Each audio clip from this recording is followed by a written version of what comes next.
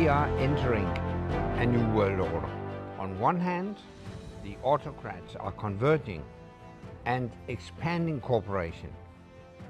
The bad guys are working together and seeking to advance authoritarianism. On the other, democracies are becoming more transactional. Globalization has given way to power competition. And the world order that kept us in freedom, prosperity, and relative peace is undergoing generational change. The fundamental need for freedom remains the strongest force on earth. Daily, we see people campaign, fight, and die just to be free. But those forces of freedom are facing a challenge not seen for decades. We must rise to the challenge. This requires new ideas, stronger cooperation, and above all, it demands that we invest in defense. That is the insurance policy for our freedom and security. I'm delighted to invite you to the 8th Copenhagen Democracy Summit, the venue where all forces of freedom unite. We will focus on how to build a stronger military backbone for our free world, how to ensure Ukraine regains its security and gets a lasting, sustainable and fair peace, and how to make businesses and investment flows work towards the open, free and enterprising world that supports economic growth. Rising to this challenge will not be easy, but the alternative is unthinkable. I look forward to welcoming you to Copenhagen. Our work in defending freedom is now more important than ever. So let's get to it.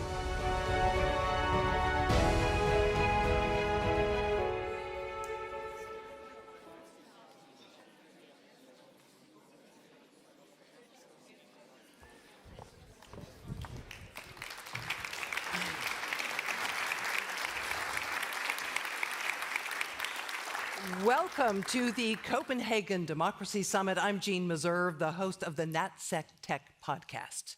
And my name is Gordon Rapinski. I'm the executive editor for Politico in Germany and host and author of the Berlin Playbook. This is the 8th Copenhagen Democracy Summit. In the early years, we spent a lot of time talking about disinformation, and we were not wrong. Fake news has fanned the embers of discontent and distrust and disillusionment, expanding and multiplying the threats to democracy, fueling the rise of leaders who care more about their own power than their own people, eroding and eradicating fundamental democratic rights and values like due process, an independent press, the right to legal representation, freedom of thought and expression, threatening traditional democratic alliances, emboldening democracy's enemies. And that's before we factor in Vladimir Putin's second smash and grab in Ukraine and the flexing of China's economic, technological, and military muscle by Xi Jinping. This year, here in Copenhagen, we will discuss defense and create plans to act decisively, effectively, bravely, and together. Your participation is essential here at this summit and beyond. A reminder to use your program app to keep track of where we are in the program. Some of the sessions allow you to ask questions. To do that, go to the specific session within the app and you can enter your questions there. If you have any problems or concerns, the reception desk will be happy to help you out. Gordon? Thank you. And along with all these very important topics, in this very important week, we have a couple of really exciting speakers and panelists joining this conference. There's Kaja Kallas, who will join us, two former UK prime ministers and the former Taiwanese president, Tsai Ing-wen, along with many other very exciting speakers and panelists. There are two media partners with this conference. One is Politico and one is Berlingske, and you will will see the moderators here just behind me and find them again on stage. And now, let me introduce our host, the founder of the Alliance of Democracies, the former Prime Minister of Denmark, the former Secretary General of NATO, Anders Fogh Rasmussen. Anders.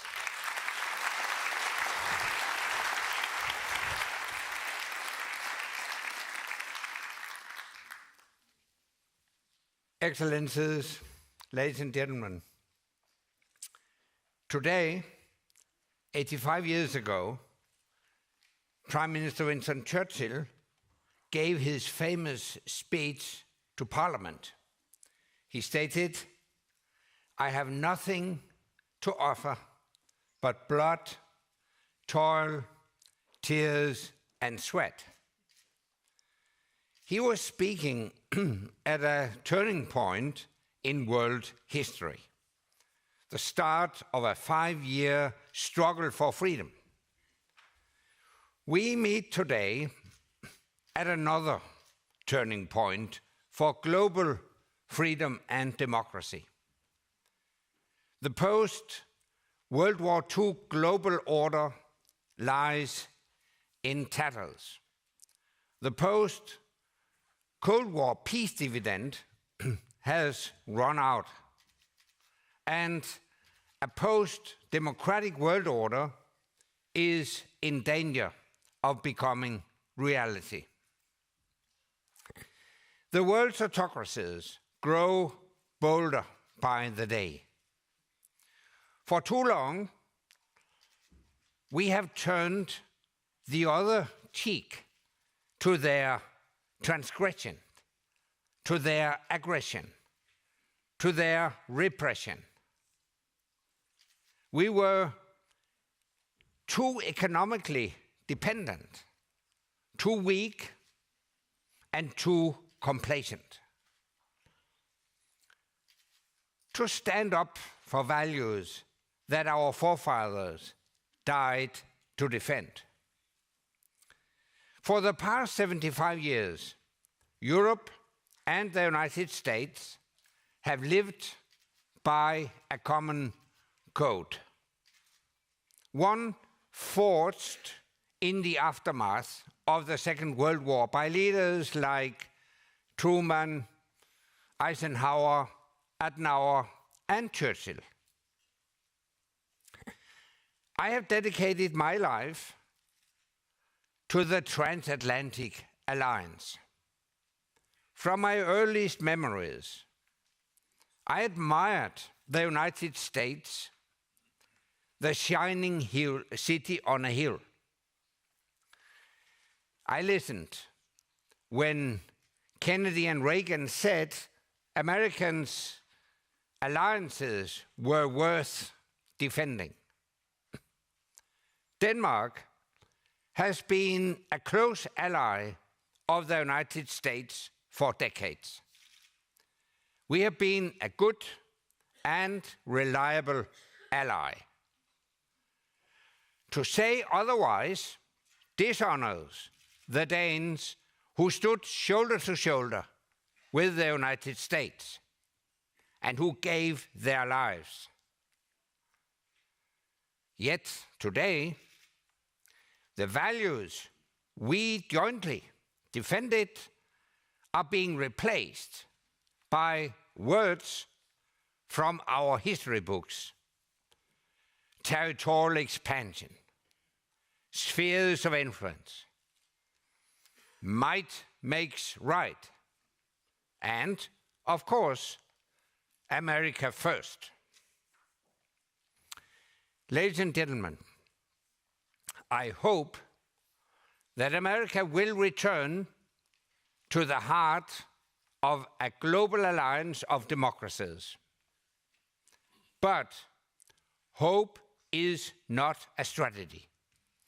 And that's why this year's Copenhagen Democracy Summit will take a different tone. We need new thinking and new formats. Europe must throw off its naivety and complacency to rebuild a world order based on the rule of law, to stand up for free trade, and to deliver peace through strength. Freedom is not free. It requires investment and sacrifice. Today, I have published a 5-point plan for European defense. It sets out what is needed for Europe to defend ourselves, by ourselves, because we are running out of time for our leaders to turn words into actions. Russia is not waiting. Last year, Russia spent more on defense than all of Europe combined. Moscow's defense spending will exceed 7% of GDP. If we want to prevent another war in Europe, Europe must rearm intellectually, morally, and militarily. Not in 2030, not in 2035, but now. We must bring our economies on a war footing. European public spending in defense must surge to 4% of GDP or more.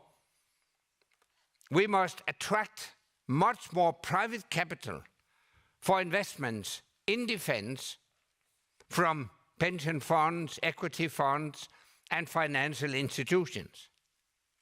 Because an investment in defense is an investment in freedom and peace. Ladies and gentlemen, I know Putin. He has his eyes on NATO territory. And our intelligence services tell us the same thing. We can stop him only by rebuilding our deterrence. Effective deterrence requires that our enemy realizes that the price of aggression is unbearable. Effective deterrence requires our enemy understands that our strength, our will, our resolve will deny him victory. How we end the war in Ukraine will be a litmus test for the free world. Europe is beginning to grow a backbone with plans for a coalition of the willing. But plans are not enough. The coalition of the willing must not become a coalition of the waiting. Ukraine needs ironclad security guarantees, not just assurances that will be forgotten when bombs stop dropping. Make no mistake, frontline democracies around the world watch Ukraine with existential concern. Taiwan wants to know if we stand firm against authoritarian aggression. So, for the world's democracies, now is the time to show the world's dictators our collective strength. The challenges before us may be grave, but I remain an optimist. We can forge a stronger alliance of democracies, not based on geography, but on shared values and common purpose.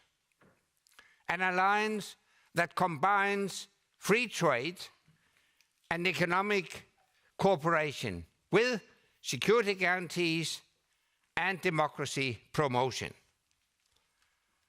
An alliance that recognizes the defense of democracy demands both soft and hard power.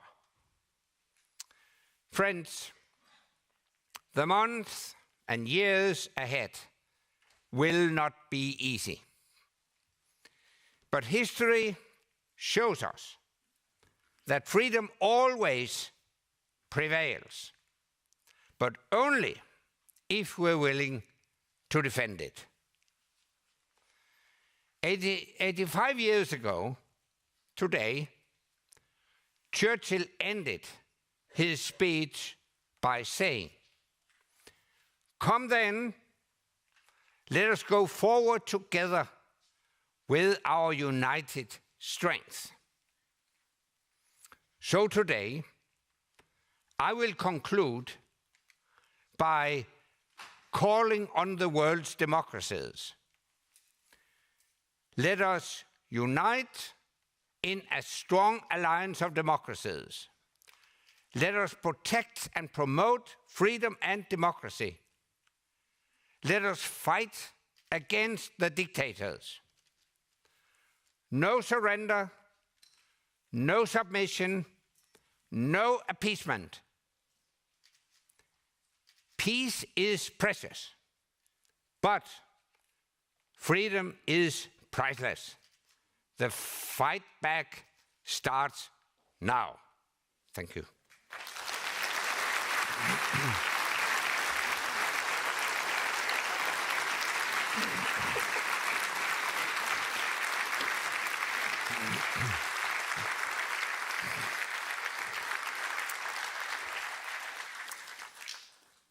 Now, ladies and gentlemen, it's a great pleasure for me to introduce on the screen Andriy Yermak, head of the office of the Ukrainian President Zelensky, as our first keynote speaker of the Copenhagen Democracy Summit 2025.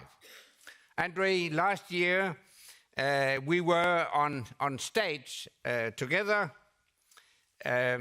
I understand very well that you're very busy right now, and I'm delighted to be together again this year, now in a virtual setting. Andriy, first of all, we would like to know, will you and President Zelensky go to Istanbul on Thursday? And as you are directly involved in the talks around a possible ceasefire, what key message from Ukraine do you want our audience to take away on the ceasefire negotiations? Dear Anders, dear my friends, dear everybody, good morning, first of all. And for me, it's a big honor to be with you this morning and to have this opportunity to speak. Yes, the President Zelensky, as a strong leader of the strong nations, he takes these proposals, and he's planning to go to Turkey, and he's ready, as he a lot of times said, he is ready for any format of negotiations as a way to achieve just and lasting peace. But I'd like to emphasize two things. First of all, we are truly want to achieve a peace, an end of this war. Ukraine didn't start this war. Ukraine a victim of aggression. The aggressor, it's Russia. And the second, we don't ready to surrender for it. We are open for negotiations, but our position is very principled and very strong. First, it's ceasefire. And this was the proposals of the President Trump during our meeting with Americans in Jeddah, Saudi Arabia, approximately more than 2 months. And President Zelensky, Ukrainian delegations immediately accepted these proposals. But we saw that 2 months, Russia continued the playing games and refused for this ceasefire.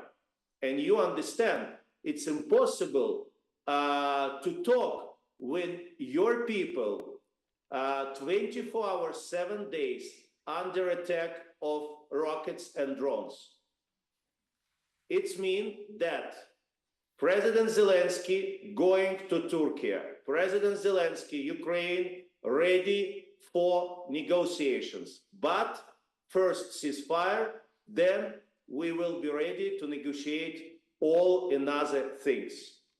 We are fighting for our freedom, we are fighting for our independence, but we are fighting also for the security of the whole Europe. Thank you very much. The question is, if Putin doesn't go to Istanbul, will Zelensky go anyway?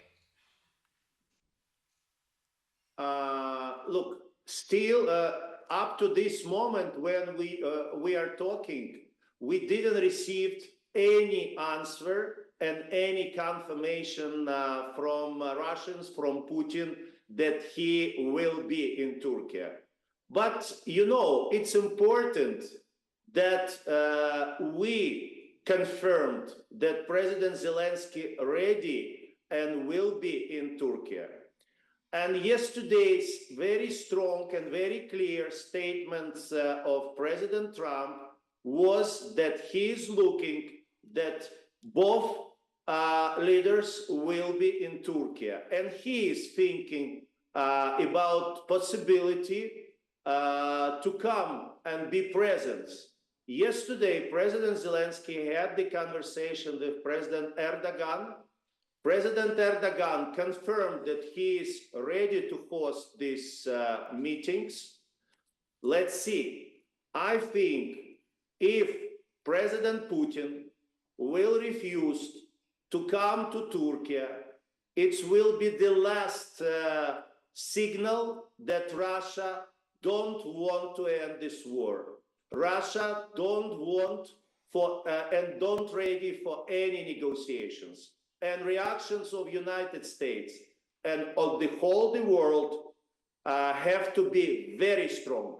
New sanctions, new military aid to Ukraine, because it will be clear demonstration of the position of Putin and Russia. I think here in Copenhagen we fully agree that Putin doesn't have an incentive to engage in negotiations as long as he thinks he can win on the battlefield. So the best way to help Ukraine now would be to arm Ukraine to the teeth so that you will go into those negotiations from a position of strength. Which leads me to a new question. Whatever might be the outcome of this negotiation, I think Ukraine will need security guarantees, will need to be protected against a new Russian attack. What is your expectation as far as security guarantees are concerned? Which conditions would you like to see fulfilled if Europe, for instance, would be to provide those security guarantees? Dear Anders, thank you for your so important questions. And you and me and our colleagues, a lot of times and talk and working with the group which we are created together to prepare some recommendation of this issue. Now we have the following situation. First of all, we have long and unfortunately not positive experience during the terms when Ukrainian independence states exist. Unfortunately, Budapest Memorandum, it's not secure our territorial integrity. All another agreements and decisions doesn't work. It means that we are very seriously looking for all proposals and all options which now we have on the table. I can say that for now, we definitely have the list of these security measures and security obligations of our partners. But we in much more better position now, because really in the table a lot of different, very interesting and very strong options for the security guarantees. But what I'd like to emphasize, first of all, and you're absolutely right, that the most serious and most strong guarantees, it's a strong, equipped, prepared, trained military forces of Ukraine. And we are working with our partners. We are exactly understand what we need, because we are more than 3 years on the war, and we exactly understand what we need to defend our country and to make everything that this or another terrible war never happened again. Of course, we still think and sure that the most serious security guarantees as a membership in some alliance, it's membership in NATO. And it's still on the table. We think that it's the questions just between NATO countries and Ukraine.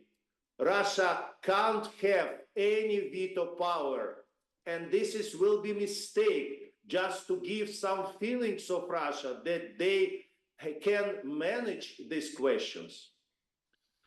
Unfortunately, we see now that not all members of the NATO ready to support the full membership of Ukraine now. But we continue to work. There is a lot of and some very interesting proposals, like, for example, to use the Article 5 for Ukraine without full membership. Also, we are looking that the mineral deal, which already signed between Ukraine and United States and ratified last week with the incredible results by the constitutional majority of the voices in our parliament, it's one of the very strong elements of the future system of the security guarantee of Ukraine. Of course, and now it's a very good that all the European countries recognize that security of Ukraine, it's security of the whole Europe. Now we are working with the partners. We had great historical visit of the 4 leaders, Great Britain, France, Germany, and Poland on Saturday in Kiev. And all of this, it's demonstrated that we created coalition of willings, which work, which developed, and this is all demonstrated that we now in the very constructive, very concrete discussions about the future security guarantees for Ukraine. Thank you very much, Andrei. I fully agree with you that the most effective and least expensive way to secure or to guarantee security of Ukraine in the future would be NATO membership. I also agree with you, this should not be discussed with Putin. This is an issue between Ukraine and NATO. So you touched upon your new mineral deal. Do you think that mineral deal could be a stepping stone for stronger security guarantees for Ukraine? I think that, and this is position of President Zelensky, it's position of Ukraine, we are looking to have with our partners, first of all with United States, the partnership, strong partnership not for now when we're fighting and when we have this terrible war against Russia, but and for the future. And this is a very strong steps forward to build this strong economical partnership with United States as one of the biggest strategic partners of Ukraine. And this is, again, it's the good steps forward to look to the future, to look to the reconstructions of Ukraine. And of course, as I said, we are sure that this is one of the strong elements of the future system of the security guarantees. But emphasize one of the elements of the system. Thank you very much, Andrei, and thank you for taking time to address the Copenhagen Democracy Summit 2025. We are gathered in Copenhagen to strengthen the fight for freedom and for democracy. And you can be assured your fight is our fight for freedom, democracy, and peace.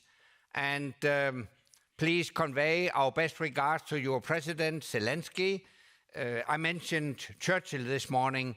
I consider Zelensky a great leader, a Churchill with an iPhone.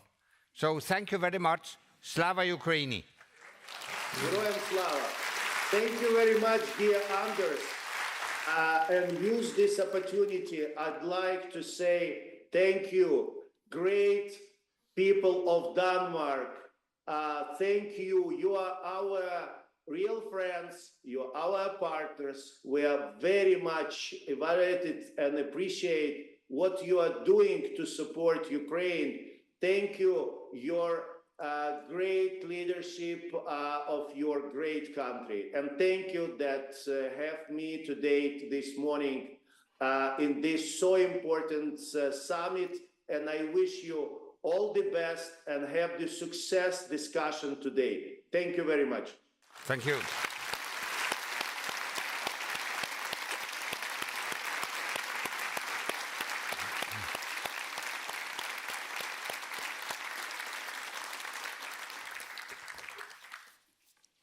And now it's my great pleasure to introduce on stage here in Denmark at the Copenhagen Democracy Summit 2025, the Croatian Prime Minister Andrej Plenković. He will address the topical question of Europe's defense of Ukraine. Prime Minister, the floor is yours. Thank you. Thank you very much. Thank you. Good morning, everybody. It's a great pleasure to be in Copenhagen at the Democracy Summit. I would like to thank former Prime Minister and the Chairman and the co-founder of the Alliance for Democracies for having invited me here to be with you today. It is an interesting morning. You heard first the speech of Andres, then Andriy, and now Andrei. So it's I've never been to a summit with such a similarity of our names of the same Greek origin, Andreas. Today's topic is, of course, Ukraine, its defense, and the context of Russia's aggression. Here, I will speak to you on behalf of Croatia, which unfortunately had a similar, but not the same experience of having been the victim of aggression. It was the greater Serbian policy of Milosevic's regime in the beginning of the 90s. And therefore, we do have some substantive and I would say knowledge that is not really common to the current leaders in Europe, because very few countries have undergone a similar situation that Ukraine is going through over the past 3 years. First of all, I would like to express our respect and our support for Ukraine, to President Zelensky and his team and the entire Ukrainian people for not only defending their homeland, but also for defending the main values that the Europe is based on, that the entire democratic world is based on, and that is the freedom, the respect for territorial integrity, good neighborly relations and everything that we were trying to build since the Second World War until today. What is at stake with the Russia's aggression that now goes on for more than 3 years is the international order. The international order based on international law, based on multilateralism, and based on mutual respect. The pattern of Russia's behavior towards Ukraine was exactly the same that we have felt in Croatia. I will explain it in 4 points which will immediately ring a bell with all of you who are observing this situation. First, there is the context of questioning the identity of a nation, linked with the necessary denazification. Then the second point which comes into question is the endangered minority, whether it's the Russians in Ukraine or at the time Serbs in Croatia. Then this minority starts proclaiming independence on the territory of a country where they live. And then as the fourth element, the neighboring liberators come. It's all the same. When I remember the Minsk agreement in 2014, it was, if you would move away the toponyms, it could have been implemented also in our country 30 years ago. Why am I saying this? I'm saying this because what is at stake in Ukraine is the future of potential negative consequences of precedent if the aggressor is awarded with somebody else's territory. That would give a green light to any bully around the world to look around his borders and see if there is someone weaker that can be pressed and shoveled and basically ending up with the taking away of the territory. Therefore, the support of Europe, the support of international community to Ukraine must continue. I think we have seen an unprecedented mobilization of the international community in assisting Ukraine politically, economically, financially, and militarily. We have done our substantive contribution ourselves, and we shall continue to do so, because that is the only right thing to do. The stake of credibility of the European Union, the stake of credibility of NATO are currently being observed and debated. And therefore, I look forward for the preparations of the NATO summit in The Hague with new ambitions when it comes to the defense expenditure, with new modernization ambitions, with new deterrence ambitions, and with new support scheme for Ukraine, from security guarantees to maintaining peace. These are the key issues which are in front of us. The European Union will continue to support both militarily, depending on the contribution of each and every member state, but most importantly, financially and economically to keep the country running. Croatia stands by Ukraine for the last 3.5 years and will continue to do so. Thank you.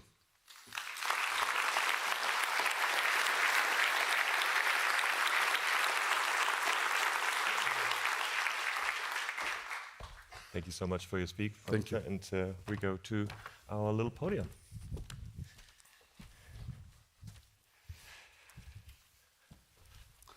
So it's an exciting week for security as well. What do you expect, what we see as results by the end of the week after the potential meeting in Istanbul? Well, first, we hope it takes place in the full composition. That would be an incredible step forward so far. I think that, as we heard from Andriy Yermak, but also from the statements of President Zelensky, that he is willing to come and to negotiate genuinely. The announcement also by President Trump of his readiness is an important signal.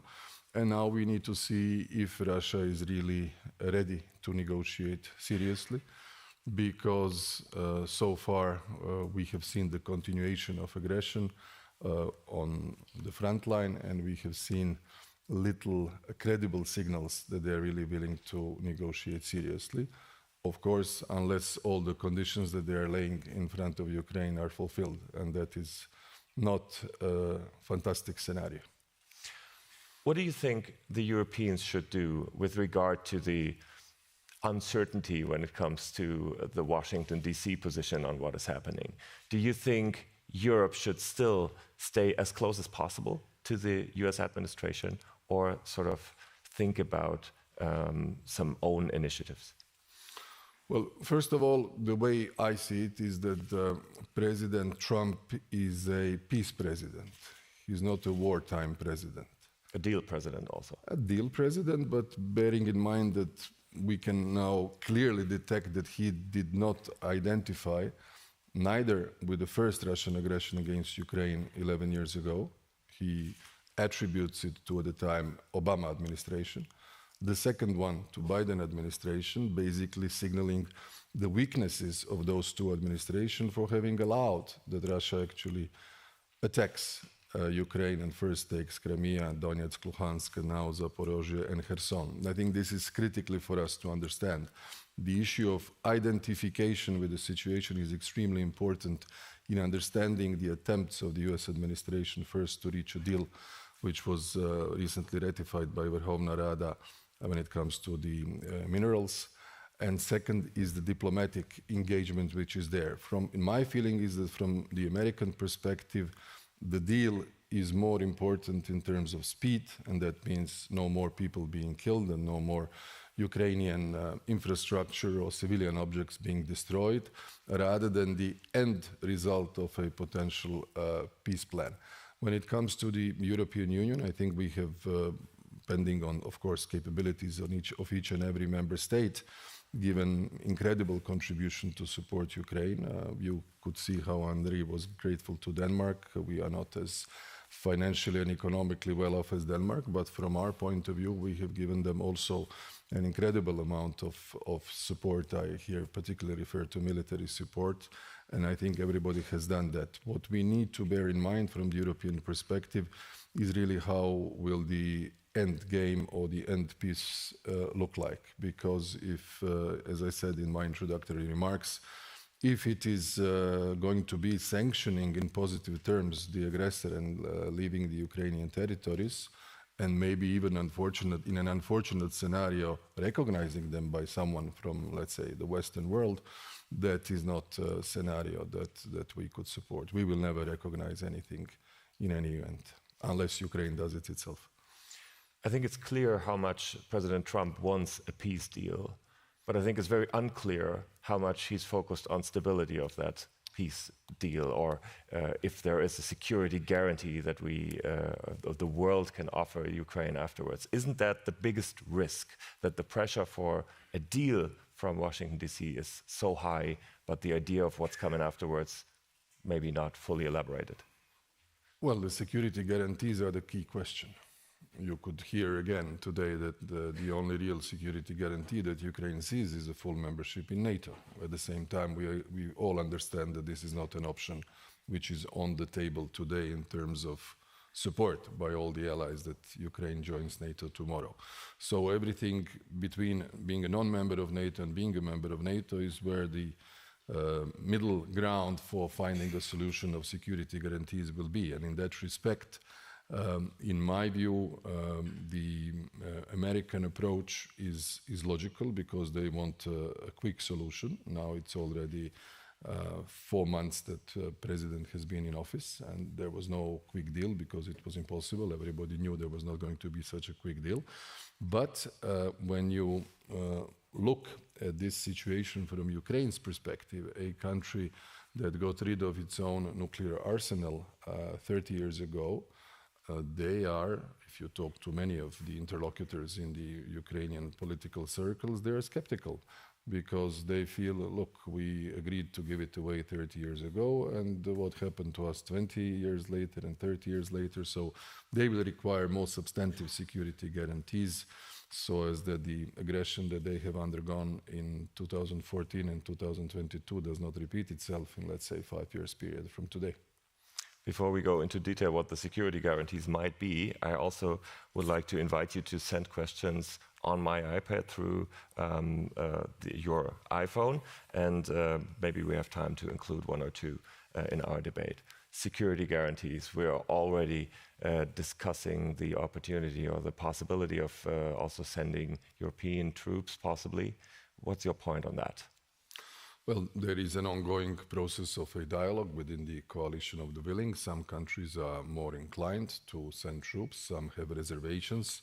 For instance, in Croatia, it is due to the position of different political actors, it is not an option for us to participate on the ground, but we are part of the coalition of the willing and we will continue support with military support Ukraine. I think they have built up a formidable armed forces which are perhaps the most numerous and the most equipped now when we look at the entire aid packages which were given, and also forged in combat, which is not a common situation anymore. And therefore, the security guarantees will come from the, let's say, a peacekeeping force that would be close to the demarcation line, or the forces which may be a little bit more in the western side of Ukraine, with specific situation which needs to be defined. What would be the role of the US armed forces, what is the backstop in a sense, what they can support and how they can help those who would be on the ground. But I think the main objective is how to strengthen the Ukrainian military so as to be able to defend its country from potential other or further Russian aggression.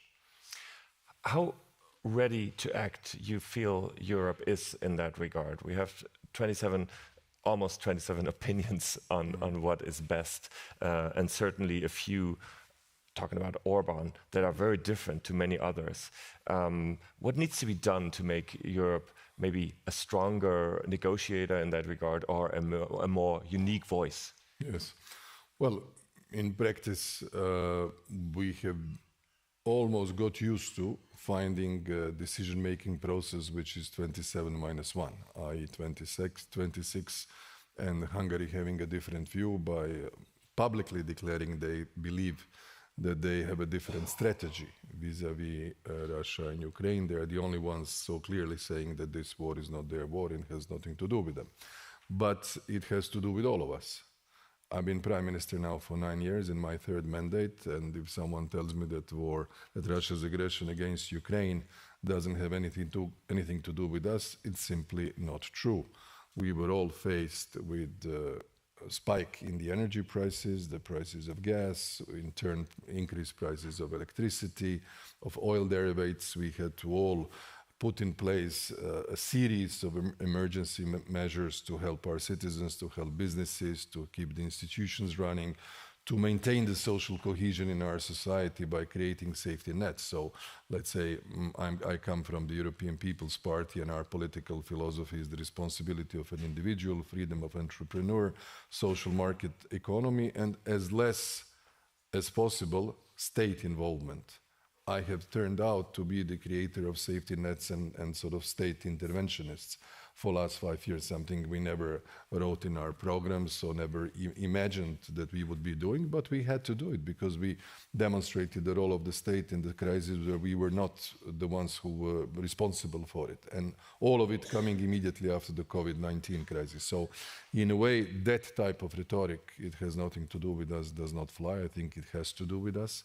And therefore, we have been committed the amount of financial support and economic support to Ukraine that the European Union has put in place, even with the revision of the multi-annual financial framework last year, is incredible. There was never even a remotely similar experience that we have done so far. So I think we are standing with Ukraine all the time, all of us except maybe 1 or 1.5 member states.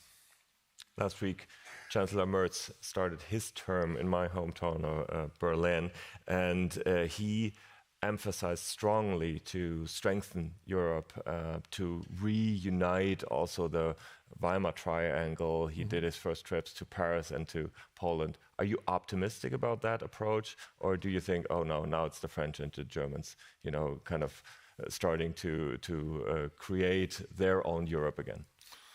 Well, on the contrary, I think that we witnessed in Europe an unprecedented situation of, let's say, 5-6 months ago, where the French government does not enjoy support of majority in the Assemblée Nationale, and we had a no-confidence situation after the problems in the coalition in Germany. So we had like the Franco-German engine ampan, if I may say, one in the midst of the early elections, which is also in the history of German politics really a rare occasion, and France that can live perhaps in a few months again the dissolution of the Assemblée Nationale or something like that. So when you have these elements which are not really the building blocks but relatively injured knees in football terms, then your action in terms of global posture is not as strong as it is once the engine is functioning. So the first statement by President Macron and Chancellor Merz is, I think, very positive. I have met him at several occasions and supported his election. I think he's a very good news for Europe. He's good news for Germany.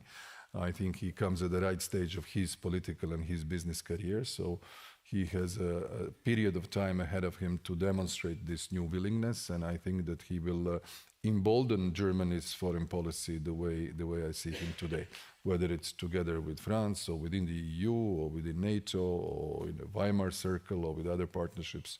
I think he will make a very good role for Germany and for Europe in the years to come. There's also the question of EU enlargement, also in the West Balkans, where you're almost directly, you have a very direct opinion on that.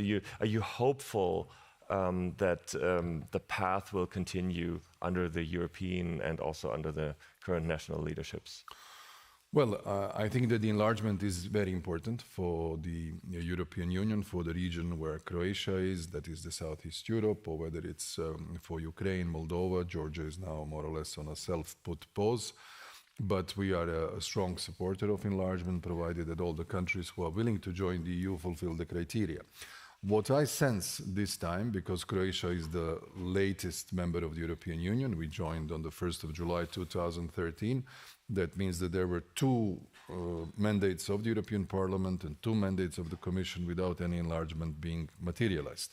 This time I sense even that the mission letter that was sent by Ursula von der Leyen to Slovenian Commissioner Kos is more ambitious, that the Commission will try to create a conducive environment that at least one of the countries who is willing to joins by the end of this Commission and this European Parliament. This is not a simple task. We are particularly interested for progress of Bosnia and Herzegovina because they are the country that we share borders at the north of the country, at the west of the country, at the south of the country. Croats are one of the constituent peoples and we want them to be equal. So we want to take Bosnia and Herzegovina by the arm and bring it closer to the EU because only the European path will ensure its good functioning. But for that, we need good willingness also of the political forces within the country.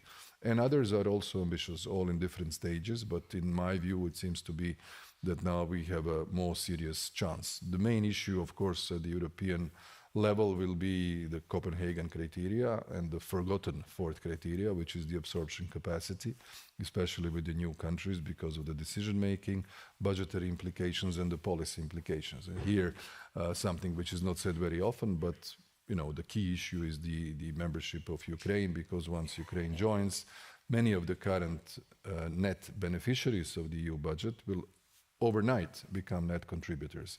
And this is going to be a big political issue in the years to come. That's why we support Ukraine. I'm not saying that we don't. One very short answer I would like to ask you for from the audience is about Ukraine. There are several questions about Ukraine. And one is, how can we create a greater coalition of the paying? Croatia is contributing a lot, but others don't.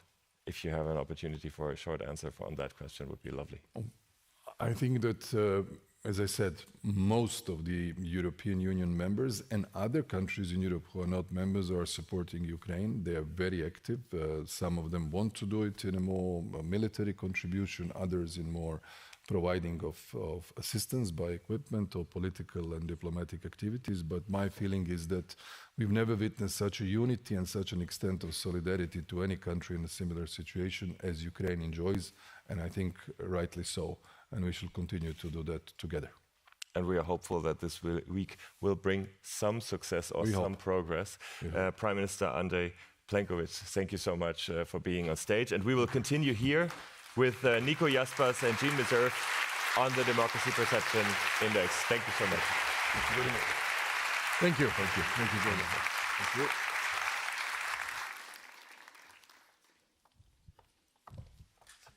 Yes, thank you. So how do citizens feel about their own governments? How do they feel about other governments? Well, for the 8th year, the Alliance of Democracies Foundation has conducted the largest annual study of the state of democracy around the world. And the results of the Democracy Perception Index are always striking. This year, wouldn't you say particularly sobering? Definitely. Okay. We're going to get to them momentarily with Nico Jaspers. Nico is the CEO at NERA Data, which conducted the survey. Nico, first, the survey this year, even bigger, even better. Tell us how. We've been doing this for 8 years now, and every time we do this, there's a half a year of preparation, everything goes into that, and then you see the data, and sometimes you're like, oh yeah, this is expected, and sometimes it's completely off what you would expect, and this year was one of these years. As Jean just mentioned, let's go. Normally we do just about 50 countries, 1,000 interviews in all these countries around the world. For this year, we decided to double it. We went to 100 countries, much bigger coverage in Africa, much bigger coverage in some of the smaller countries, which are also super relevant. We also asked a lot more questions, which we are publishing in different reports. There's so much data, I think 18 million individual answers that we collected. By the way, I see some of you taking pictures. That's perfectly fine. There's going to be a QR code at the end of the presentation, which you can scan to download the report. As every year we do a big report on this, where you have all the charts that you can look at. So big picture, what is the state of democracy? Well, one of the things, Jean, that we always ask is how is democracy perceived in general? Are people satisfied with it and so forth? And the good news, as every year, and this is one of these things that is always similar, is that a vast majority of people say democracy is important, and this is pretty much in any country in the world. There are maybe some countries where this is 50% or so, 45%, but most of the countries are in the 70s, 80%. Democracy is good. Now, there's been something that's been bugging us every year is this question, like, what do people think? What is democracy? And it's different in every country. It's different for different people. So this year, for the first time, we asked people, what do you think is the goal of democracy? And we gave them, do you see the slides, by the way? We gave them 4 different options. What do you think is the most important goal? Improving living standards, being able to freely choose your government, protecting individual rights and freedom, and promoting a fair society. The single most important thing. And the results here were super, super interesting, because more than half of the countries, I think 65% or so, said it's about prosperity and rising income levels and so forth. And fewer countries in North America, Europe, some, and India said it's about individual freedoms. And then the rest was much fewer countries. So this is really important to keep in mind what people think is the goal of democracy, especially in the Global South, when they think of democracy, what it should deliver, which might be very different from what we think. We also broke it down into different components of democracy, where we asked, how do you perceive these things in your country? That's a bit more depressing, because people generally rate, except for the Nordics always. I mean, this is part of the reason, I guess, why we have the conference here. But in general, across the world, people rate their governments relatively poorly on this, and this applies to both democracies and autocracies. So this conference is zeroing in on issues of security and defense. What were your findings in that regard? Yeah, this is a new section that we didn't have last year, or in any of the last years. We had questions here and there. And we asked a bunch of questions. One of them was support for, the opposite of what Anders this morning said, might makes right, is a global order. Do you think your country should follow international institutions, rules, even if, and that's important, we always add these 2 questions, otherwise people always say yes to everything, even if that means limiting the freedom of your own country. And you have huge support. With the exception of sub-Saharan Africa, maybe it's because some of these people perceive these rules to be made not by them. So that's something to keep in mind. But overall, huge support. We then asked whether people are willing to fight if they are attacked. This is also really interesting. We see a lot of support in the MENA region, in India and some parts of Africa, and less support in Europe for this, which is something to think about. And then finally, we also asked the question whether people support an increase in defense spending. And again, here we don't just ask, do you support an increase in defense spending? We ask, do you support an increase in defense spending, even if that means higher taxes or cuts in other areas, which is very important because this is what normally happens, right? It's not free. And you see lots of support in Eastern Europe, lots of support in Northern Europe.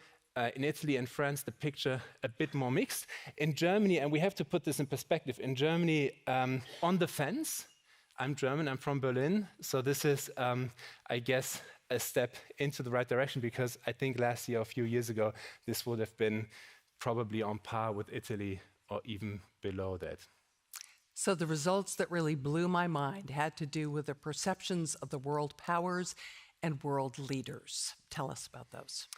Yeah, this is the thing that probably of all the results shocked us most. I came of age in the 90s, had an American flag above my bed, spent a lot of time in the US, lived there, studied there, and this is something that is actually quite depressing.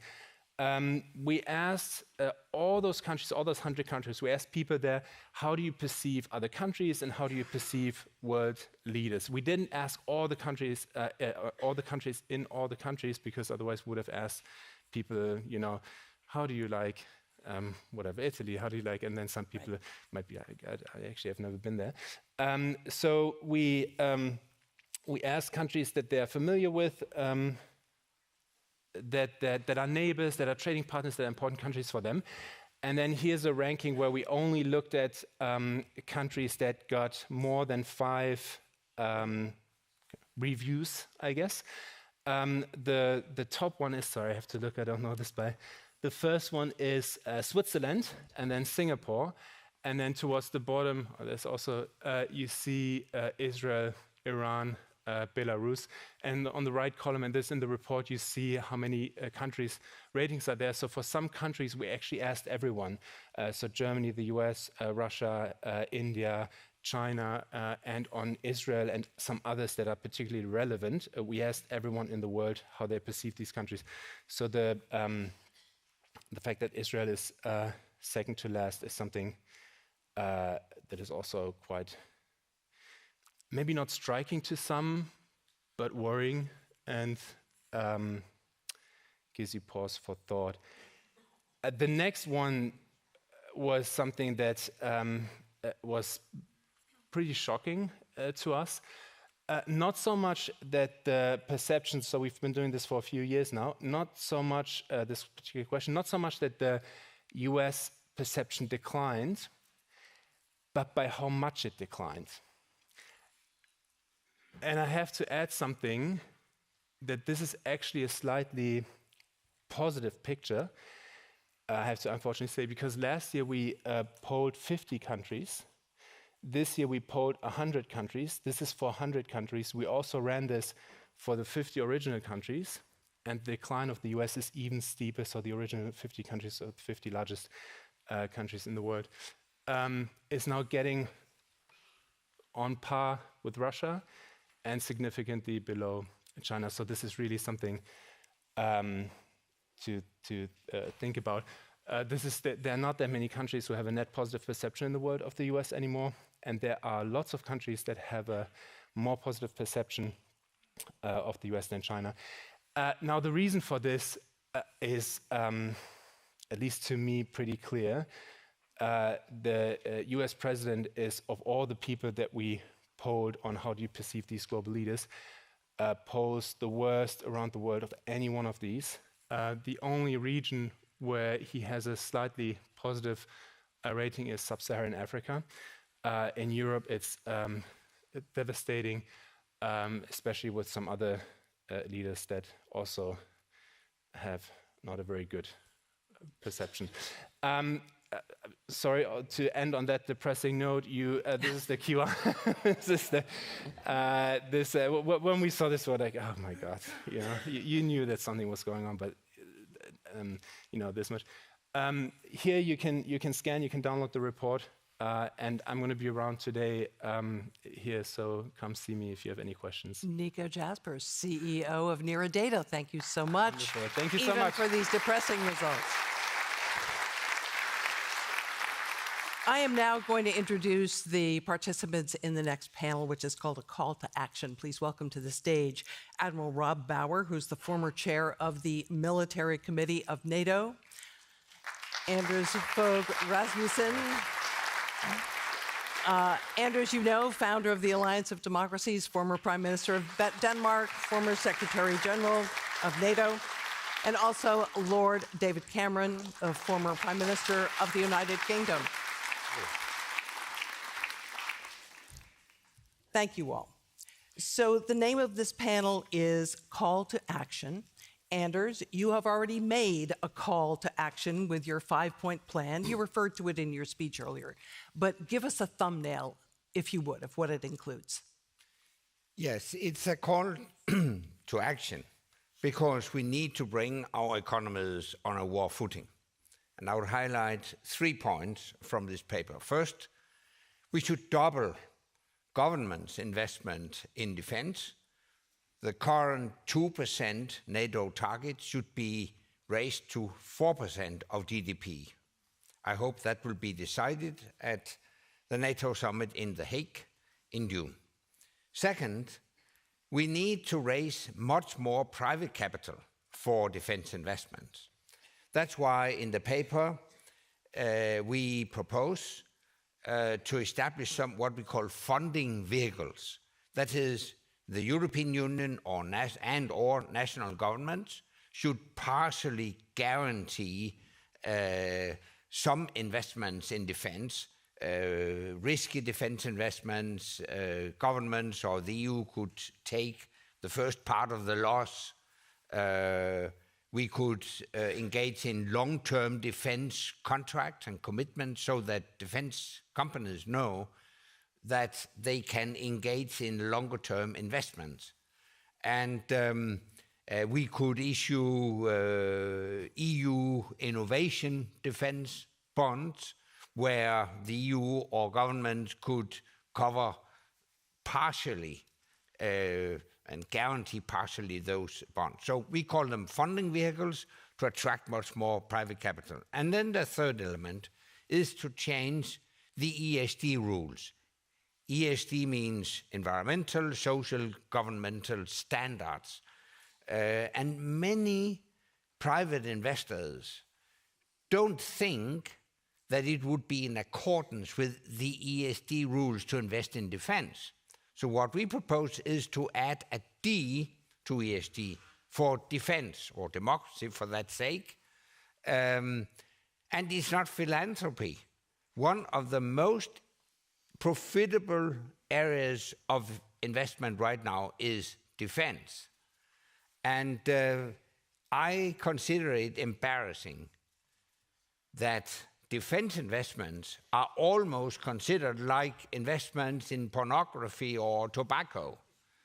Nothing is more valuable than an investment in protecting our societies, our freedom, our peace, and that's why we should change the ESG rules. You're issuing this call to action because you presume the United States will not be there, correct? Is that the right assumption? Well, I'm here because I support Anders' vision, and I think it's a very good report because it's not just about spending more money, it's about how you spend the money. You've got to involve the private sector, you've got to reform ESG. I'd also add that it's not just about the money and how you spend it. True deterrence, you've got to demonstrate you are willing to fight. One of the things that struck me as Foreign Secretary visiting KFOR in Kosovo was just how many caveats some European countries have on their forces when they're operating. And we've got to change mindset. I mean, I think much the most exciting thing that's happened in Europe for the last few years is the German decision to invest more in defense. It's fantastic, but that's got to be accompanied by a change in mindset as well, that when we put our forces into a NATO force, we make sure they're free to do what they need to do. I absolutely think we should not give up on the United States. To me, our history teaches us that we're safer in Europe when the United States is in. And we should do everything we can, including increasing our spending on defense, to convince the Americans to stick with us as allies based on the values that we share. Now, I know this is difficult at the moment, perhaps particularly difficult here in Denmark, but we shouldn't give up. We've got to try and persuade them that it's in their interest to have a free and safe and democratic Europe and to have success for Ukraine as an independent sovereign country. That's an American win as well as a European win. So don't give up, but be prepared in case they're not as reliable, and that's where all the investment is so important. Admiral, where do you stand on this issue of the U.S. and where it will be if Europe needs them more? I think it's very important for all of us to understand that the US, and it's across the US, is sick and tired of the Europeans and Canada not paying enough on defense and expecting the US to do it for us.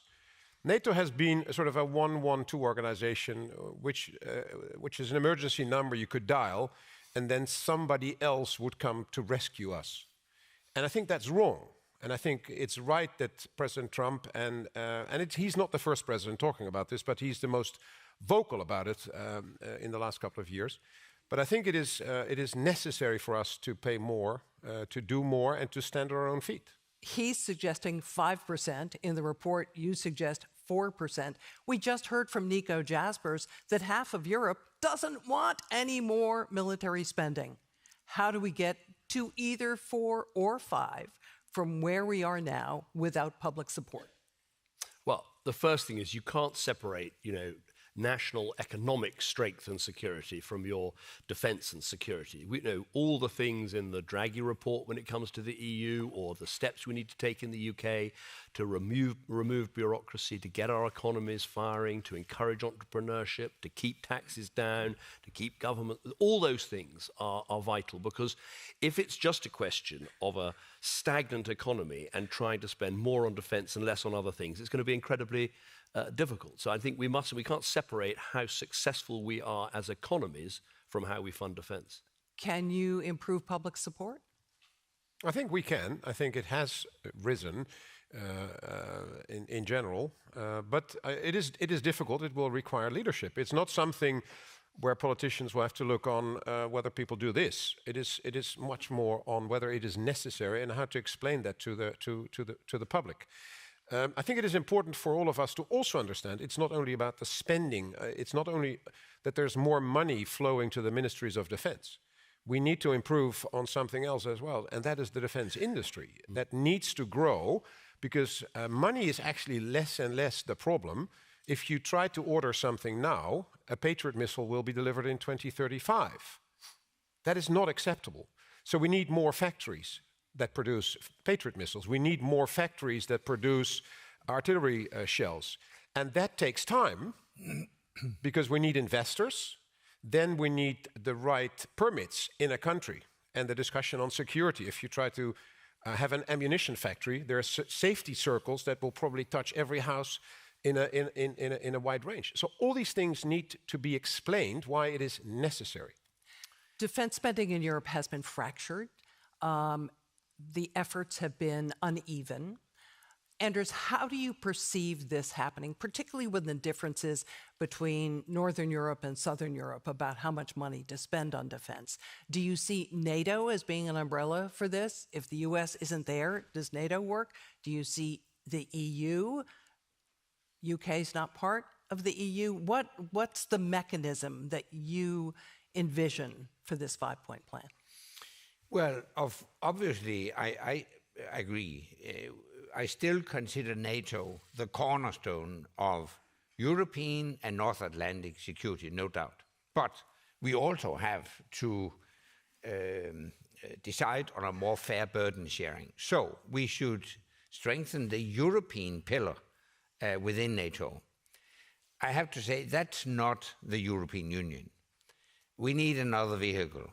And I think it should be a coalition of the willing, led by France and the UK, the two nuclear powers in Europe, joined by other European countries that are willing and capable of contributing what is needed to first deploy a peacekeeping force to Ukraine, next to be the backbone of this stronger European pillar within NATO. And I hope in that respect that France and the UK will put at the disposal for Europe their nuclear capabilities to create a new nuclear umbrella. Let me remind the audience, I do want to take some questions from all of you. If you go to the app and go to this section, which is called Call to Action, you can put in your questions there. Can I add one thing here? Absolutely. Because I think it is extremely important that we do not forget Turkey. And there's a very sensitive discussion between EU and Turkey all the time. If you look at the defense industry, Turkey has an enormous defense industry that would be extremely helpful in solving a number of these problems. So if we want to work on, let's say, a stronger European part of NATO, then I think we should include Turkey in this as well. I just want to agree with Anders. I mean, I think the JEF is the Joint Expeditionary Force, which Britain's part of, is quite a good model for European countries cooperating within NATO and actually building something very effective. And I just want to add a point on what the Admiral said about the lead times in procurement. I mean, if we started magically spending 4%, we could easily waste that money if we don't spend it differently. I think what Ukraine shows us, and this is in your report, that the two key things there are both mass and technological edge. So you do need to have more stocks of ammunition and Patriot systems and missiles and the rest of it. But you also need the technological investment so that you've got your drone program, you've got your AI capabilities. And that is where you have to involve the tech sector, the private sector, and venture. If we commission and procure in the same way that we've done for the last 10, 20 years, as the Admiral says, we'll get the weapon systems in a very, very long time to come. Admiral, how do you divide the money? How much should go towards emerging technology? How much should go towards the basics? Well, a lot of the basics are missing. We have disinvested in defense for more than 30 years. McKinsey calculated the how do you say that? You mentioned it this morning. The deficit, the peace dividend. And McKinsey has calculated this to be 8.6 trillion US dollars, which is 8,600 billion US dollars, which was spent on other things than on defense. So infrastructure, education, healthcare, etc. So we shouldn't be surprised that defense needs some serious upgrading, not only in quality, but also in quantity. So it is about mass, especially in the land forces. So if people think the next war is only going to be cyber and AI and quantum, well, dream on. That's not the case. If you want to hold territory, you need soldiers on the ground still, whatever the 21st century brings in terms of technology. So it's a combination of mass, and then, as we see in this war, it's First and Second World War tactics and 21st century, like hypersonics, AI, etc. So you need to think about the right balance between very expensive weapon systems like F-35s, aircraft carriers, nuclear submarines, on the one hand, in lower numbers, and then higher numbers, cheaper weapon systems to actually kill things like the drones.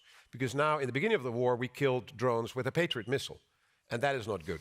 Or a Patriot missile or a drone killed a very expensive weapon system.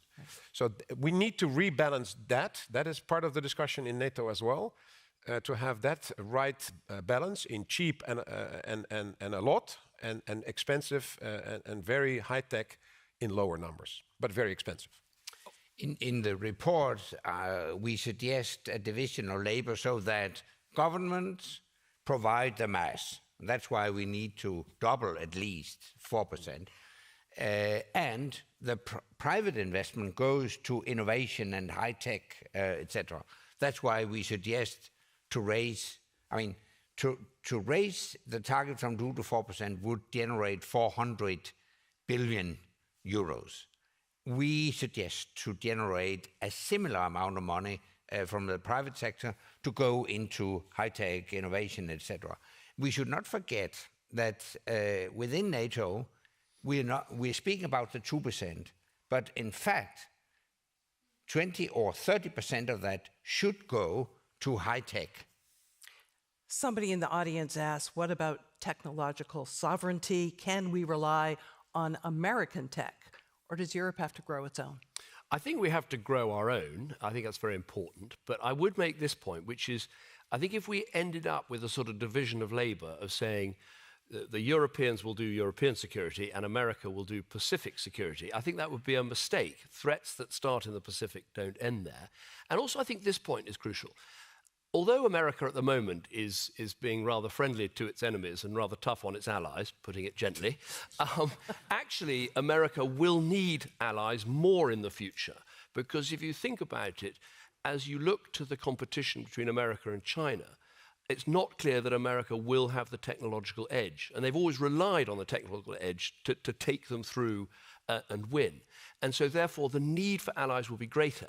So that means one of the things we should be thinking of, as well as how we increase spending to defend Europe, we should be thinking about how do we make sure we are a capable ally with the United States.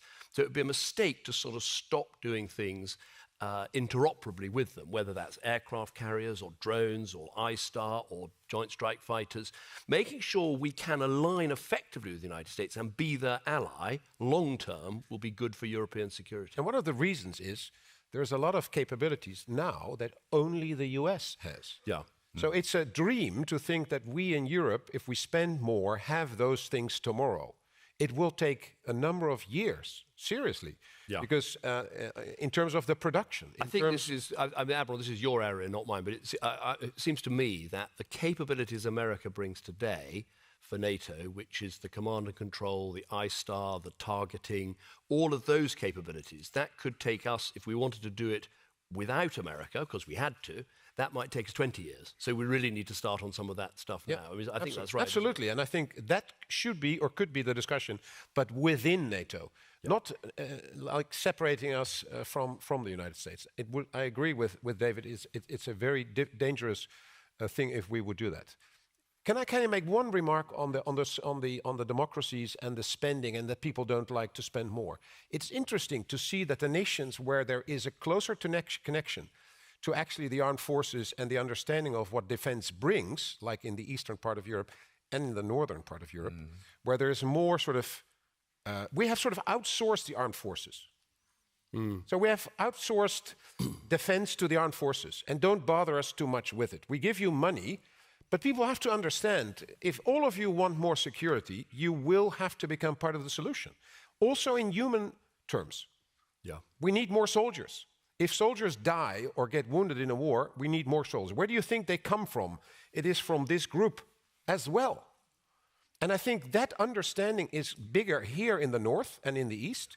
So actually to have that closer understanding and the willingness, therefore, to spend more on defense is connected to this thinking that you are part of the we instead of only thinking about ourselves. And I think linked to that is we should be doing more to think how our reserve forces, and territorial forces and other forces, are going to help the skills in our armed forces over the long term. Because if you think about it, people who go to university, then maybe they serve for a few years, they join the reserves, they will go on and have expertise in technology, expertise in communications, expertise in science or medicine.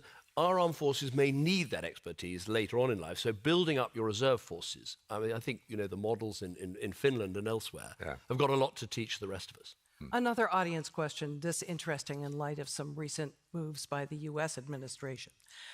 When you say investment in defense, does that include investments in soft power? And if so, what does that look like? Yeah, obviously it is investment in soft power, but let me caution against counting it to increase from 2% to 4% or 5%. So when I said an increase from 2 to 4%, it's without creative accounting. It's real stuff.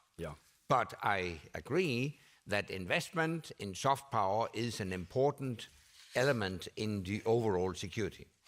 Yeah, I agree. I think both the US and the UK, to an extent, have made a raid on the soft power, on the aid and development that I built up a lot as Prime Minister, and put that into defence. Now, I understand the pressures are great and you have to make difficult decisions, but I think if you overdo that, it will be self-defeating, because you will see more instability in the world, we'll see less economic development, we'll see more migration, we'll see all sorts of pressures, because we're not actually helping developing countries to develop. Our aid budgets are in our national interest and in our national security interest, as well as having a sort of moral aspect.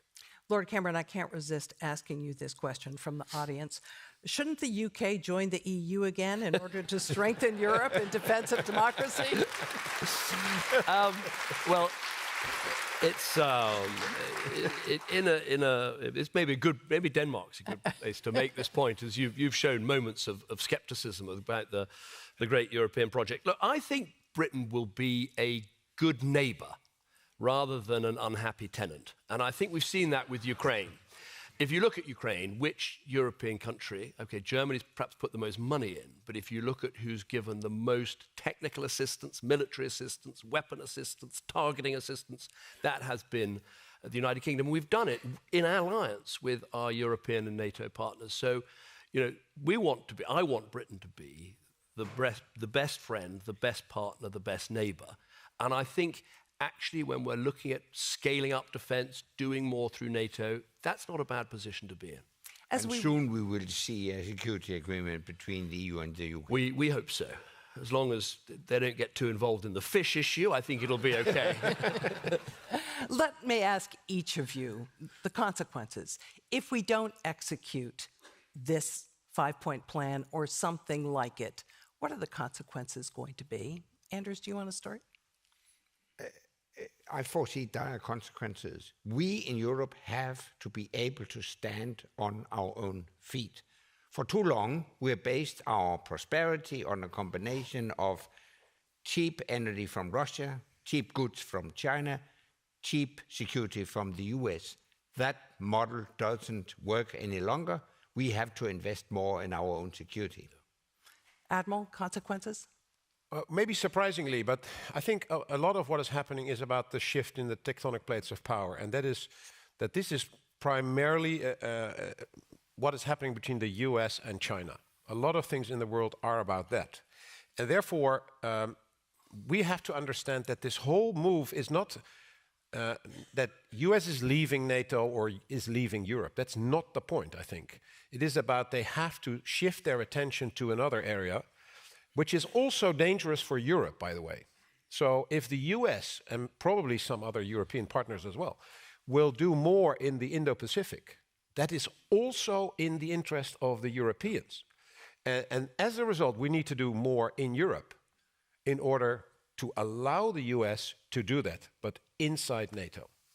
Lord Cameron, final I think word. there are absolutely two futures for us in Europe. There's one where we build up our defences, build up our capabilities, and crucially have a reasonable outcome in Ukraine, where Ukraine wins what I would call its war of independence. It's clear at the end of this that it is an independent sovereign country that can choose its future, choose how many armed forces to have, choose which alliances to make, choose whether to join the EU. That future is a good and secure one. The alternative, I think, will be very uncertain and very worrying. And the frustrating thing is I think we're so close to that first future. We've just got to persuade the American partners that really putting some pressure on Putin can lead to a positive outcome in Ukraine. And we will respond with the defense spending and the investment that we're all talking about this morning. Do that, and I think we've got a bright future. Lord Cameron, Mr. Rasmussen, Admiral Bauer, thank you all. Thank you. Appreciate it.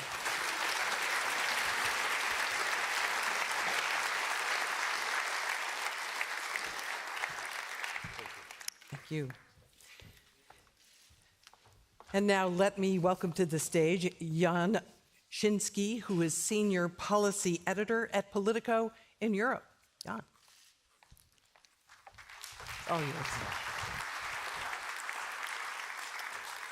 Thank you very much. And I'd like to welcome Mihai Popșoi, the Deputy Prime Minister and Foreign Minister of Moldova, for our conversation.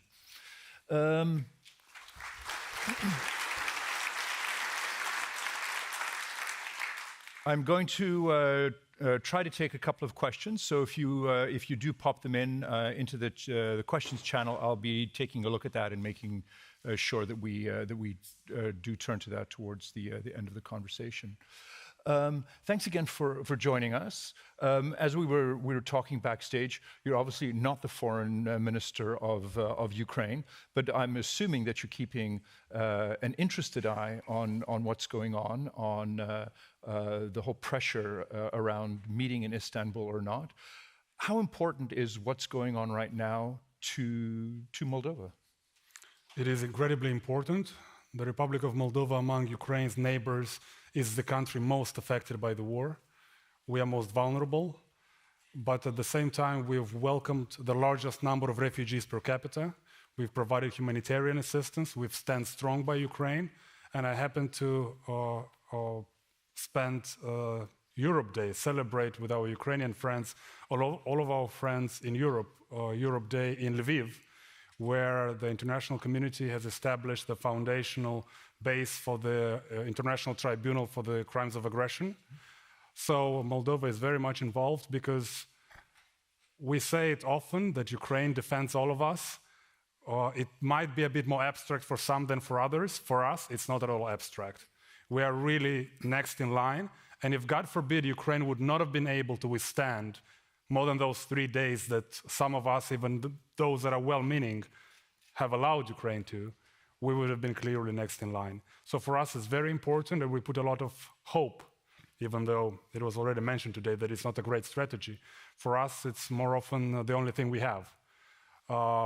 We hope that the talks will go well. First of all, we hope that they will happen, because it might be a bit too optimistic to think that they will go well from the very beginning. This concept of peace through strength really resonates with us. Peace is what all of us want, and strength is the only language that Putin understands. So we are very much looking forward to all of our friends, and of course our friends in Washington, to lean in on the strength part, because that's the only thing that works. Appeasement never works, and us in Europe certainly know a thing or two about that. And I'm sure our American friends are coming around to understand that strength is the only mechanism that results can be achieved with. And we very much hope that in Istanbul things will go forward, and the Republic of Moldova, Ukraine, and the entire region can start to think and have a more positive outlook towards the future, because the past 3 years have been anything but. Has been a bit of a roller coaster of anxiety. One day you have some positive views, some positive news, and the next day you have some hardly depressing developments. So we very much look forward to the discussions in Istanbul, and peace is something that we've been craving for, and Ukraine has been craving for not just 3 years, but frankly going back to 2014, to the annexation of Crimea. So how worried are you about the implications of a bad peace deal? There's been some talk from the White House that there would be a de jure recognition of Russia's control of Crimea, that there would be some sort of a land for peace deal, that Russia's occupation of territories in eastern Ukraine would in some form be recognized. You've got your own issue with territorial integrity, a breakaway part under Russian control in Transnistria. So how worried are you that this would be the first time since World War II that there is a recognition that an aggression is rewarded by permanent border changes? It's not great, diplomatically speaking.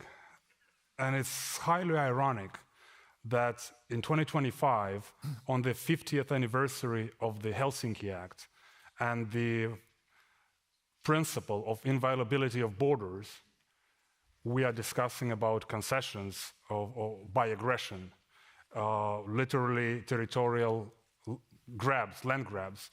This is not something that our predecessors in 1975 were hoping for, and this is certainly not making justice to them.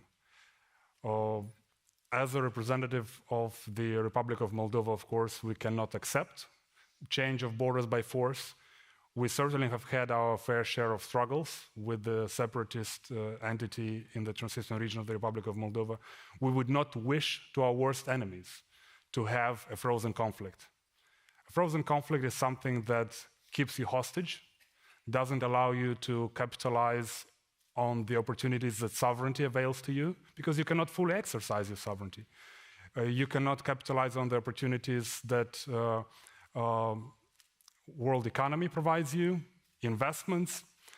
So that is certainly a significant challenge for the Republic of Moldova in the past 30 years, as the Kremlin has kept us hostage as much as our citizens from the Transnistrian region.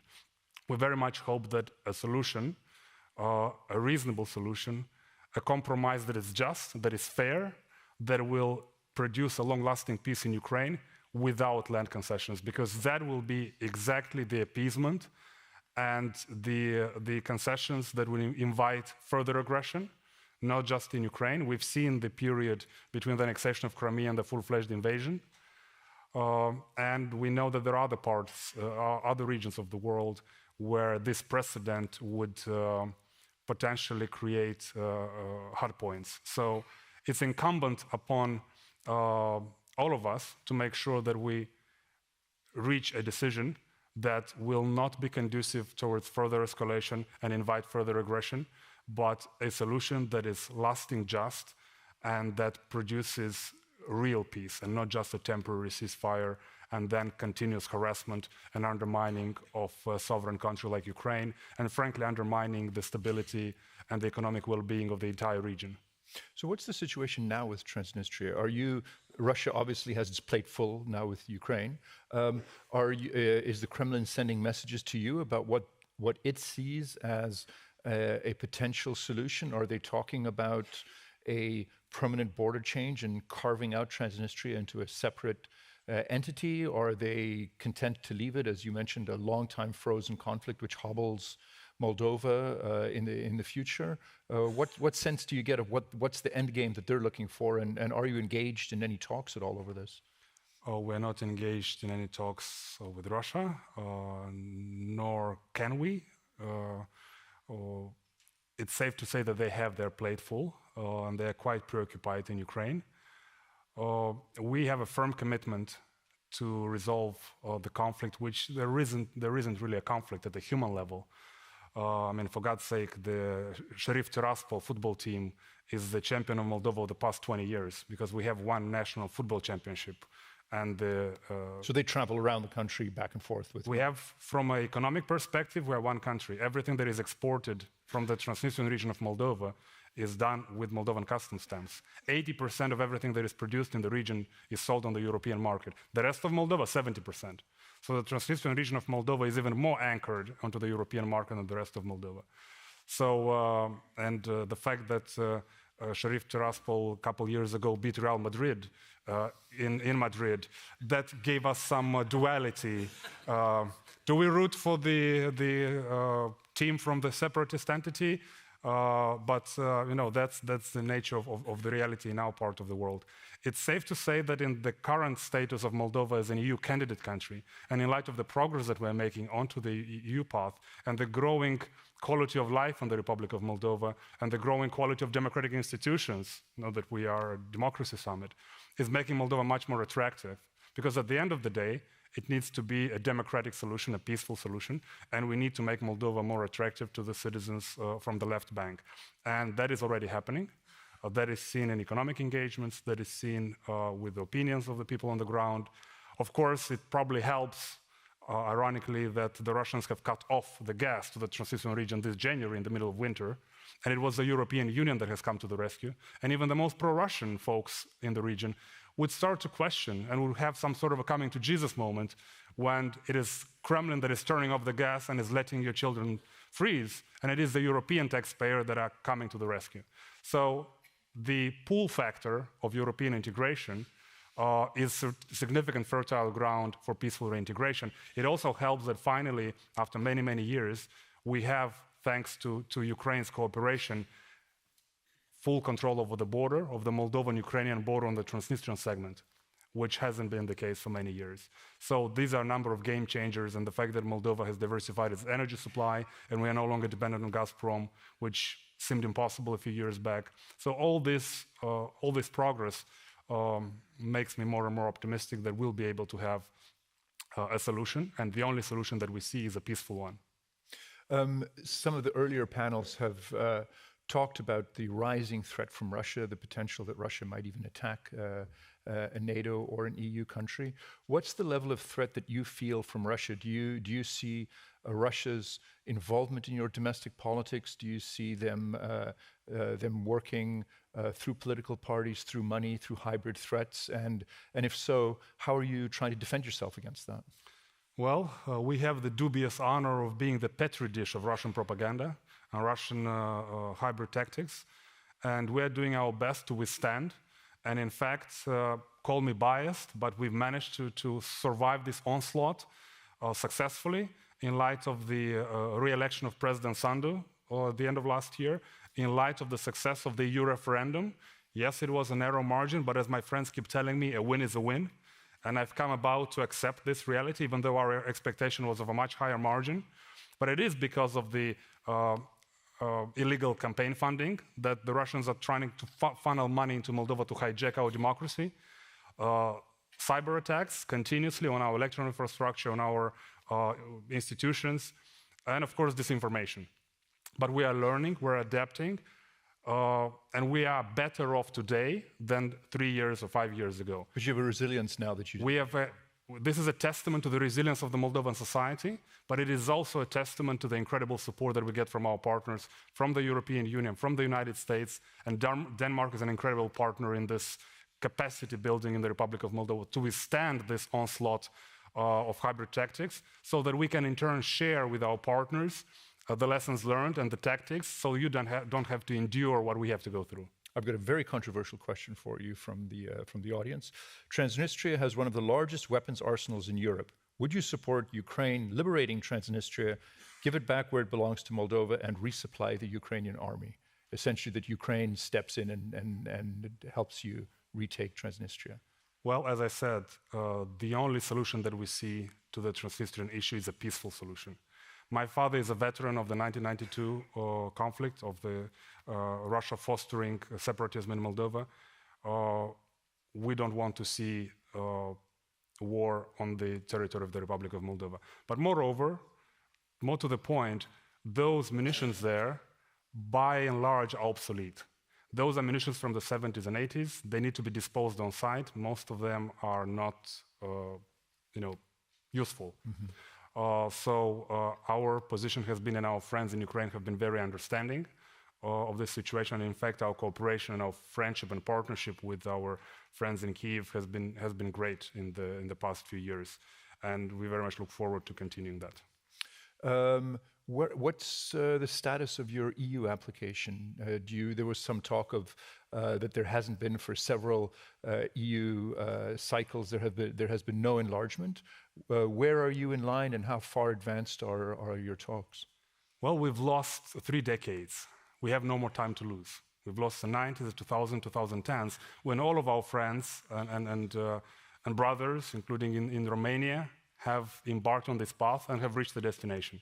We are now firmly on this path. We are a candidate country. We are eagerly awaiting to open the first clusters of negotiations. We're finalizing the screening process. We've been incredibly thankful to the Polish presidency to trying to do more, but for reasons beyond their control, we are a bit stuck at this moment. We hope that there is going to be a solution for Ukraine and Moldova to move forward. We very much look forward to the Danish presidency in the second half of the year to spearhead this effort, because we have delivered on our commitments, first and foremost to our citizens, because, EU integration is great, but the reforms that we're doing ultimately serve the interest of our citizens.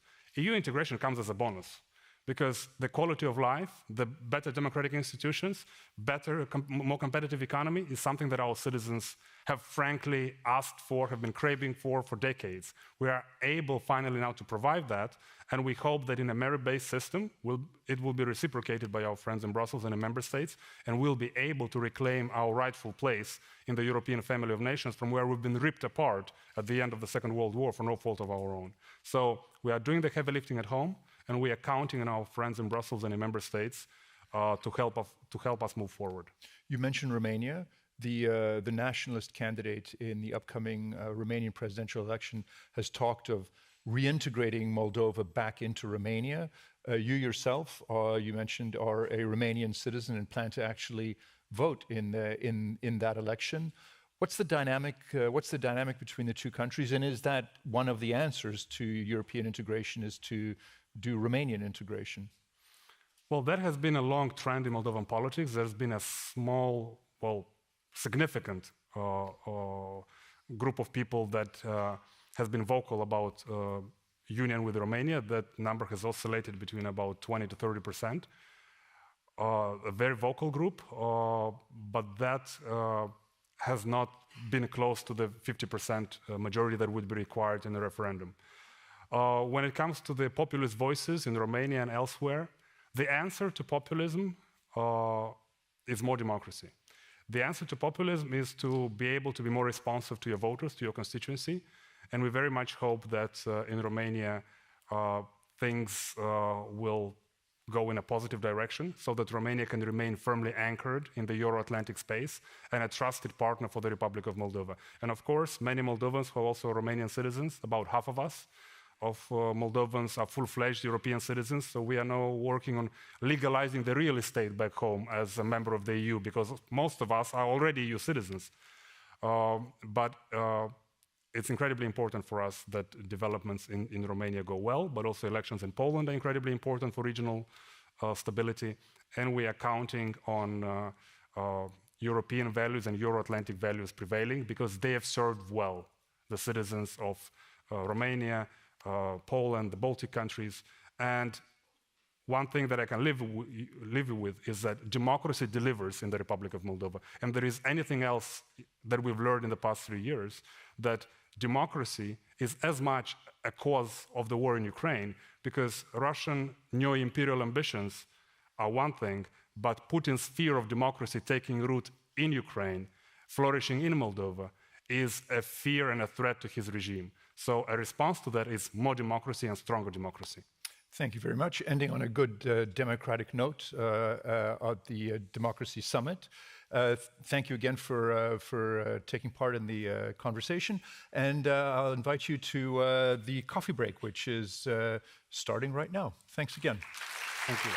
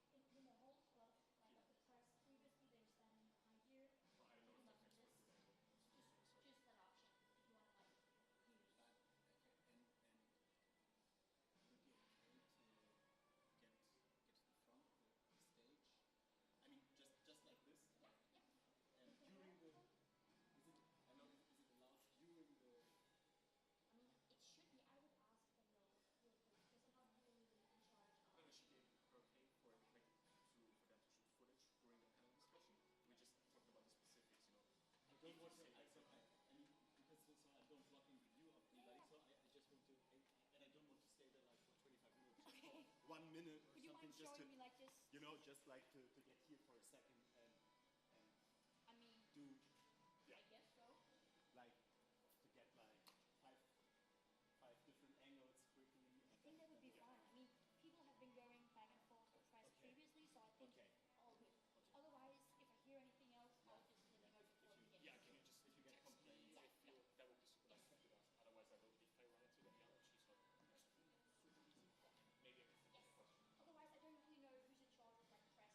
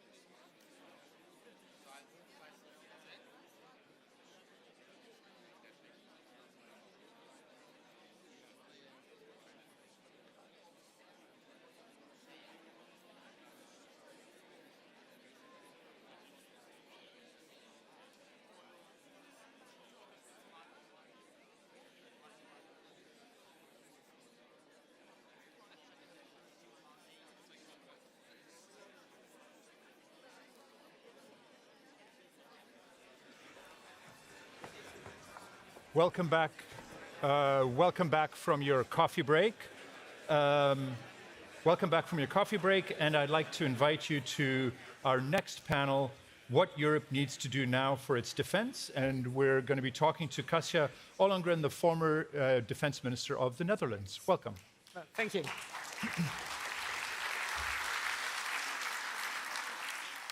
And again, I'll try to take a question or two. So if you do use the CDS app to pop in a question, I'll see it pop up on my tablet, and we'll try to address some of those.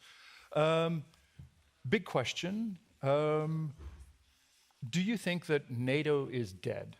In a sense, starting at the top, in a sense, there was NATO had this implicit guarantee that if a member country was attacked, the US cavalry would come charging across the horizon and rescue you.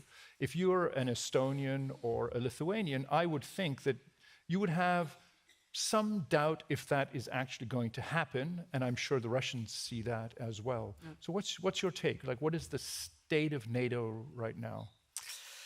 Well, I think there is reason to worry, and not because NATO is dead, and even not brain dead, as was assumed at some point.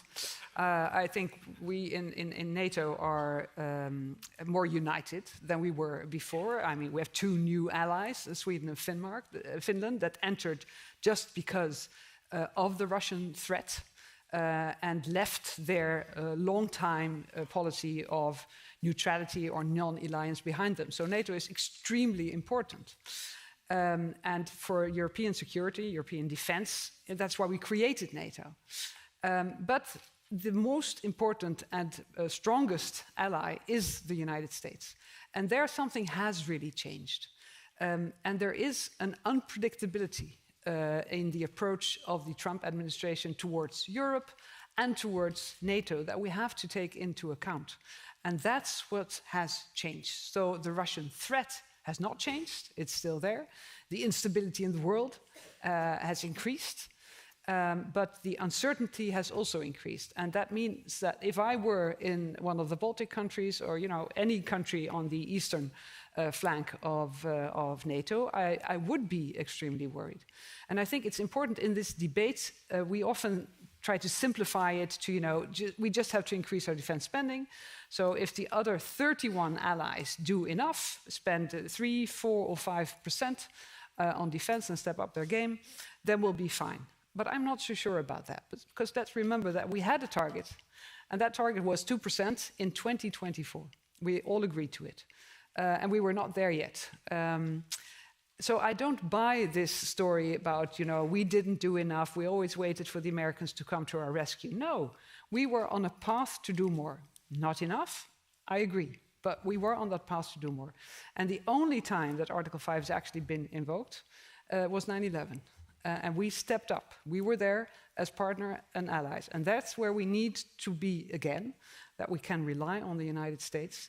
Of course, while doing more, and I think there should be a burden shifting inside NATO, that the European countries and Canada must increase their capabilities and their possibilities and take over from the United States, but we must have this 100% reliance on what is going to remain the biggest and most powerful country within NATO. Because there's the sense that if you talk to people in the European defense area, that if Trump has mentioned the 5% as a potential target, Mark Rutte has talked about well north of 3% that'll be discussed at the summit in The Hague, that this is sort of the entry ticket for staying in America's good graces. Trump himself has said that he would have doubts about defending a country that didn't spend as much as he thinks is appropriate. But is that unreliability that you mentioned mean that even if you reach those spending targets, you still really can't count on the Americans, and that Europe needs to do much more on its own? Well, the point is the unpredictability. I like to think that if we agree on a new target at the summit in 6 weeks' time, that will also mean that the Americans will reassure us on that point. But I think that the whole approach, the American approach, is the one week it's this and the next week it's something else. And that's what worries me. So I do think it's very important to, at the summit, have this new target, have all NATO allies agree on this new target. And I think that the Sec-Gen, Mark Rutte, is taking the right approach. Already floating, the idea of let's have 3.5 on hard defense spending. Let's look on other spending like military mobility infrastructure, space assets, things like that, things that you also need for your security to reach the 5%. I think on the European Union side, we're doing the right thing by creating the fiscal space for countries to make these investments. So I think the summit could be a success, and I think it's also a necessary step to reach that budget. But then still, we don't have a plan for if the US wants to pull back its rotational troops, for instance, 20,000 Americans on a rotational basis. If they want to pull them back, we have to take over. And there is no plan for that. If the United States want to pull back some of its capabilities, heavy lifting that we simply don't have in Europe, there is no plan for the European countries to take over. And that's, I think, what's needed, and that should be the next step after the summit in The Hague. You mentioned no plan, but is it also that Europe doesn't have, at the moment, the capability, that it simply doesn't have the industrial capacity, doesn't have the weapons systems, doesn't have the, it's in the pipeline, it could happen in 10 or 15 years, but at the moment, there's just massive gaps that the Americans must fill, or else the Europeans just simply can't do that on their own. No, but the Americans are also struggling. I think in one of the previous panels, Admiral Bauer mentioned that if you order a Patriot missile today, you will get it in, like 10 years' time, which is not acceptable. So the industrial base is struggling in Europe, but also in the United States. And I think there we have to make a switch. Looking at Europe, the defense industrial base in Europe has to grow. It has to become more tech-heavy. I think we also have to realize we have to invest in the new defense capabilities and not in the old defense capabilities. We have to learn from the war in Ukraine, and we have to make choices. And if you plan on the basis of the old plans, yes, then you're going to invest in more tanks. So we also have to have new tanks looking at and prioritize certain capabilities. I think air defense is one obvious capability we have to prioritize. Heavy lifting also, but also intelligence, surveillance, and reconnaissance would be one priority for me, where you cannot invest, as the Netherlands or Denmark on your own. Doesn't make any sense. So we have to join forces. Yeah, certainly on the American capacity, manufacturing capacity, I also cover Poland, and you could see that the Poles were trying to buy stuff from the Americans, and the Americans directed them to the South Koreans because they simply couldn't meet that production capability. What's your take on the EU used to be a very marginal player in defense? There's now a lot of talk about large spending instruments, about allowing EU countries to tweak their budget deficit limits to increase defense spending. Is it your sense that Europe is taking appropriate steps when it comes to budgets, to financing, to be able to meet this challenge? Well, I think that the European Union can and should do two things. So it is create the budgetary instruments and fiscal space to meet the challenge of the increased defense spending of all European countries, but especially, of course, the European countries that are in NATO. And secondary, use the regulatory instruments that the European Union have to create a European defense market, a European internal market for defense capabilities, which doesn't exist. It's very national, and that's one of the problems that we have. But I do think that we should. The European Union and NATO they shouldn't compete. The European Union is not a military organization. NATO is.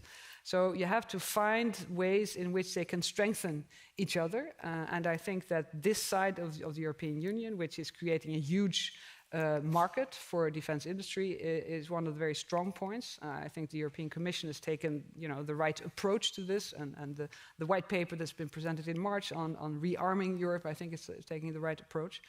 And I do hope that they will succeed in doing this in the European way, which is not only the European Union, but include other European countries like the UK, Norway, Turkey, and because we need to see this from the region that Europe is. And of course, it all started, I think, for us with the invasion of Ukraine.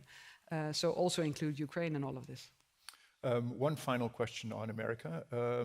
We're in Copenhagen, the capital of the Kingdom of Denmark. Another part of the Kingdom of Denmark is Greenland. The king has been there. Ministers and prime ministers are in Greenland all the time. There's serious worry about the territorial integrity of Denmark. Donald Trump has talked about potentially, he hasn't ruled out using armed force to take Greenland. That's a fairly astonishing thing to be talking about at a democracy summit in Copenhagen. What do you think about that? Well, astonishing, as you say. I think it's quite shocking that we're in this situation where they're talking about Greenland, Canada, Panama, and they seem to be serious about this. And I think we are used to a United States that's the leader of the democracies of the world. And that's where we, you know, where we would like to see the United States, and not as a country that is questioning the territorial integrity of other countries. I think the whole basis of our support for Ukraine is the support for the United Nations Charter, for territorial integrity, for sovereignty of countries that cannot be invaded simply by their neighbors just because they are bigger and stronger. And now this is exactly what the President of the United States is alluring to. So I think it's very worrying, and I think we should really unite as European countries behind Denmark, behind Greenland. And from the beginning I've said, you know, if the goal is the minerals, the rare earth minerals in Greenland, well, let's talk about that, not us, but Greenland and the United States. If it's about military presence in Greenland, I don't think that the United States would have to do anything but ask. We've known in the past there have been huge military bases on Greenland. So it's not about that. It's something different. And we might be returning to a situation in the world where, you know, might makes right. And that's very worrying. And I think we have to do everything we can to push back on that. Great, thanks.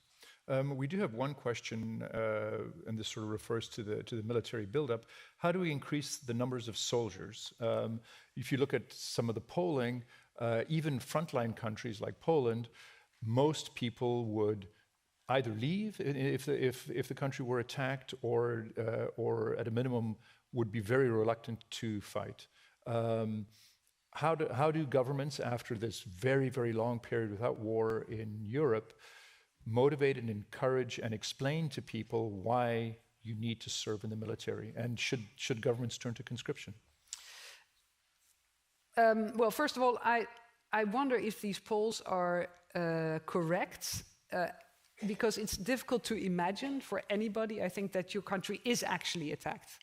And it's even more difficult to imagine what you would do in such a situation. And probably you would do something different than you think now. I think we've seen that in Ukraine. We've seen that in the past in wartime. People do extraordinary things when they're under attack. So my own country, the Netherlands, is also very low on this. But I like to think that in an actual situation of war or invasion, people would think differently. It's the instinct that we have to defend what you have. And secondly, on conscription, yes, we all have different systems. So in the Netherlands, we have the possibility to reactivate conscription, but we haven't done so. Finland still has its conscription, and we know that the Finns are very strong in a military way. They have huge reserves in terms of people that they can call upon. And I think we all are working in the same direction, which is some countries reintroducing conscription, other countries like the Netherlands trying to build up a sort of, in the Swedish way, to call upon young people and those who are interested, to offer them the possibility to have a military education and the experience, which is seen very positively.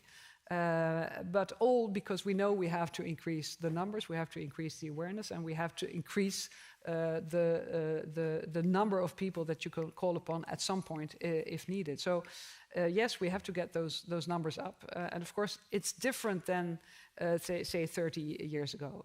You need different skills also in the new type of warfare and defense and deterrence. And I think we have to focus on that as well. It's not only about the numbers, it's also about what are these people able to do.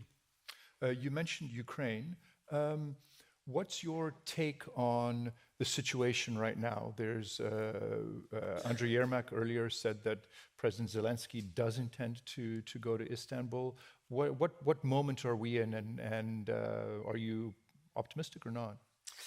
Well, I must say I think that President Zelensky is doing exactly the right thing. And I hope now, with the support of Donald Trump and the US administration, and certainly with the support of the European countries, as we saw last weekend, which was really a strong signal of support. But I think this week is going to be crucial, because we will get the answer from the Russians and from Putin if they're actually willing to engage in serious talks about a ceasefire and, at some point, sustainable and lasting peace. If they do not accept that you cannot start negotiations until you've actually created the ceasefire situation, then I think that is a sign of ill will, a sign of that there is no interest on the Russian side in stopping this war. And that would also be a very clear signal to the Trump administration that has from the beginning calculated that also the Russians would be willing to do this. Well, if they're not, we're in a different situation. And then everybody knows, including the Americans, that there is no alternative to huge support for Ukraine and huge sanctions and pushbacks on the Russians. Do you see the danger point of Ukraine getting pushed into a very unfavorable peace deal that will open them to a future Russian attack from this American pressure just to end the fighting, but not necessarily in a way that is sustainable over the long term? Well, I was more worried about that a couple of months ago when we saw negotiations going on between the Americans and the Russians with no Ukrainian at the table. I think now, last week, the Vice President of the United States said he wants to see Ukraine and Russia at one table, which is an improvement, because it's recognizing that Ukraine has a say, not only a say in this, they are the most important partner in such a negotiation. And I think it's perfectly clear to everybody now that there are some things that the Russians seem to propose that are unacceptable to Ukraine. Ukraine will never recognize the annexation of its territories. There might be other ways to solve it, but these are annexed territories and they will not recognize it. They will not accept that Putin has a say in whether or not they can apply for NATO membership. They've already applied. It's up to us and up to them. It's not up to Russia. And also, of course, Putin cannot have a say into their political system and the position of President Zelensky. These are all unacceptable and non-negotiable issues. And I think that the partners of Ukraine will support this to the very end. But if all that is, agreed on, then there are other issues that they can negotiate on. The Americans have made clear that at this moment they don't favor Ukraine's entry into NATO. What's your position? Should NATO issue an invitation to Ukraine? Well, I've been, when I was Minister of Defense, at many NATO meetings where we talked about Ukraine and with Ukraine. And at all these meetings, until last year in the summit in Washington, it was the actual invitation has really, in my opinion, already been issued. It's maybe not written on paper, but it's been promised. I think the Ukrainians really want that piece of paper. I know. The promises are not the same. They love pieces of paper to make sure that what we say is also true. But you see now where we are. I mean, we've promised them NATO membership. We've said it's not a question of if, but when. And here we are. Of course, we all know that every NATO member has a veto. And we've seen it. We've seen it with Sweden. It took about 18 months for them to join because one or two countries blocked it. So the United States has a veto in this. We all know that. But I think in the end, the security guarantees that Ukraine needs, the strongest security guarantee that you could get is Article 5 of NATO. And I also think it's not only in Ukraine's interest, it's also in our interest. It's in Europe's interest and it's in the United States' best interest to have Ukraine at some point inside NATO. They are, if we were able to get the ceasefire and the peace, they have the strongest and most capable armed force of Europe. and they have combat experience. And so we really should want to have them inside. You certainly see that in the technology, that they are just way ahead in drones and a whole bunch of other aspects. Thank you very much for agreeing to take part in the panel. And I'd like to introduce Pierre Collignon. He's the editor-in-chief of Berlingske, who is going to be doing the next session for us. Thank you. Thanks very much. Thank you.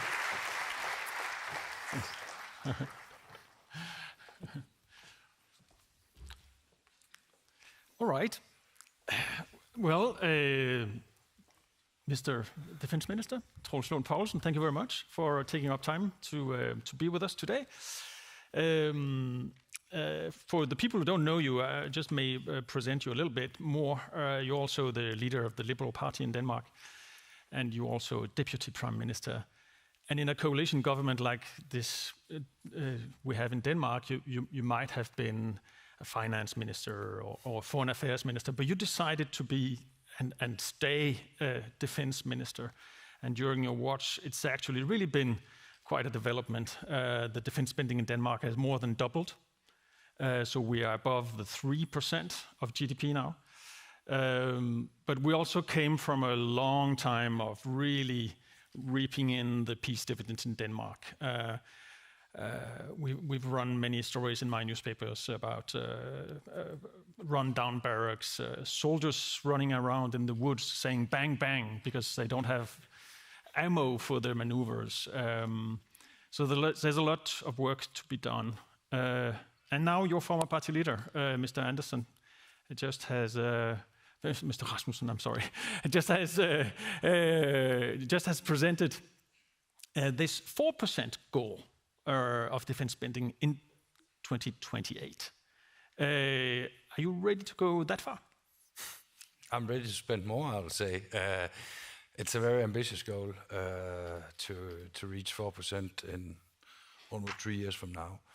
I think in that context we also have to discuss together with our NATO partners what the capability targets will be. Right now we are discussing that. We will be able to invest more because there will be more need for new capability targets. That will be finalized in the next month or something like that. And that will, of course, also influence on the budget in the future and how much you should spend. Right now it's 2%.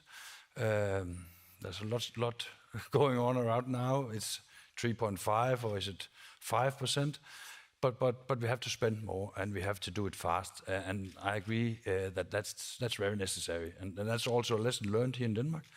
As you just mentioned, I think 3 years ago we spent 1.4%. This year, hopefully, we will be able to spend 3.3%. But it is very ambitious to ramp up the spendings in so few years. One thing is to get the money, but it's even more difficult, I would say, to get it spent wisely. Yeah, and to get, for example, production ramped up. Let's talk a bit about that, and let me remind also people you all can try and send in questions here, and I can read them.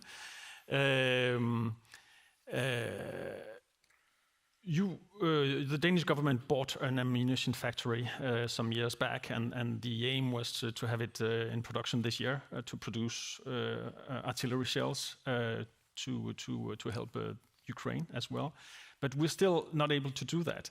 So what's the problem there? Now we are saying that factory may be working in 2 years' time.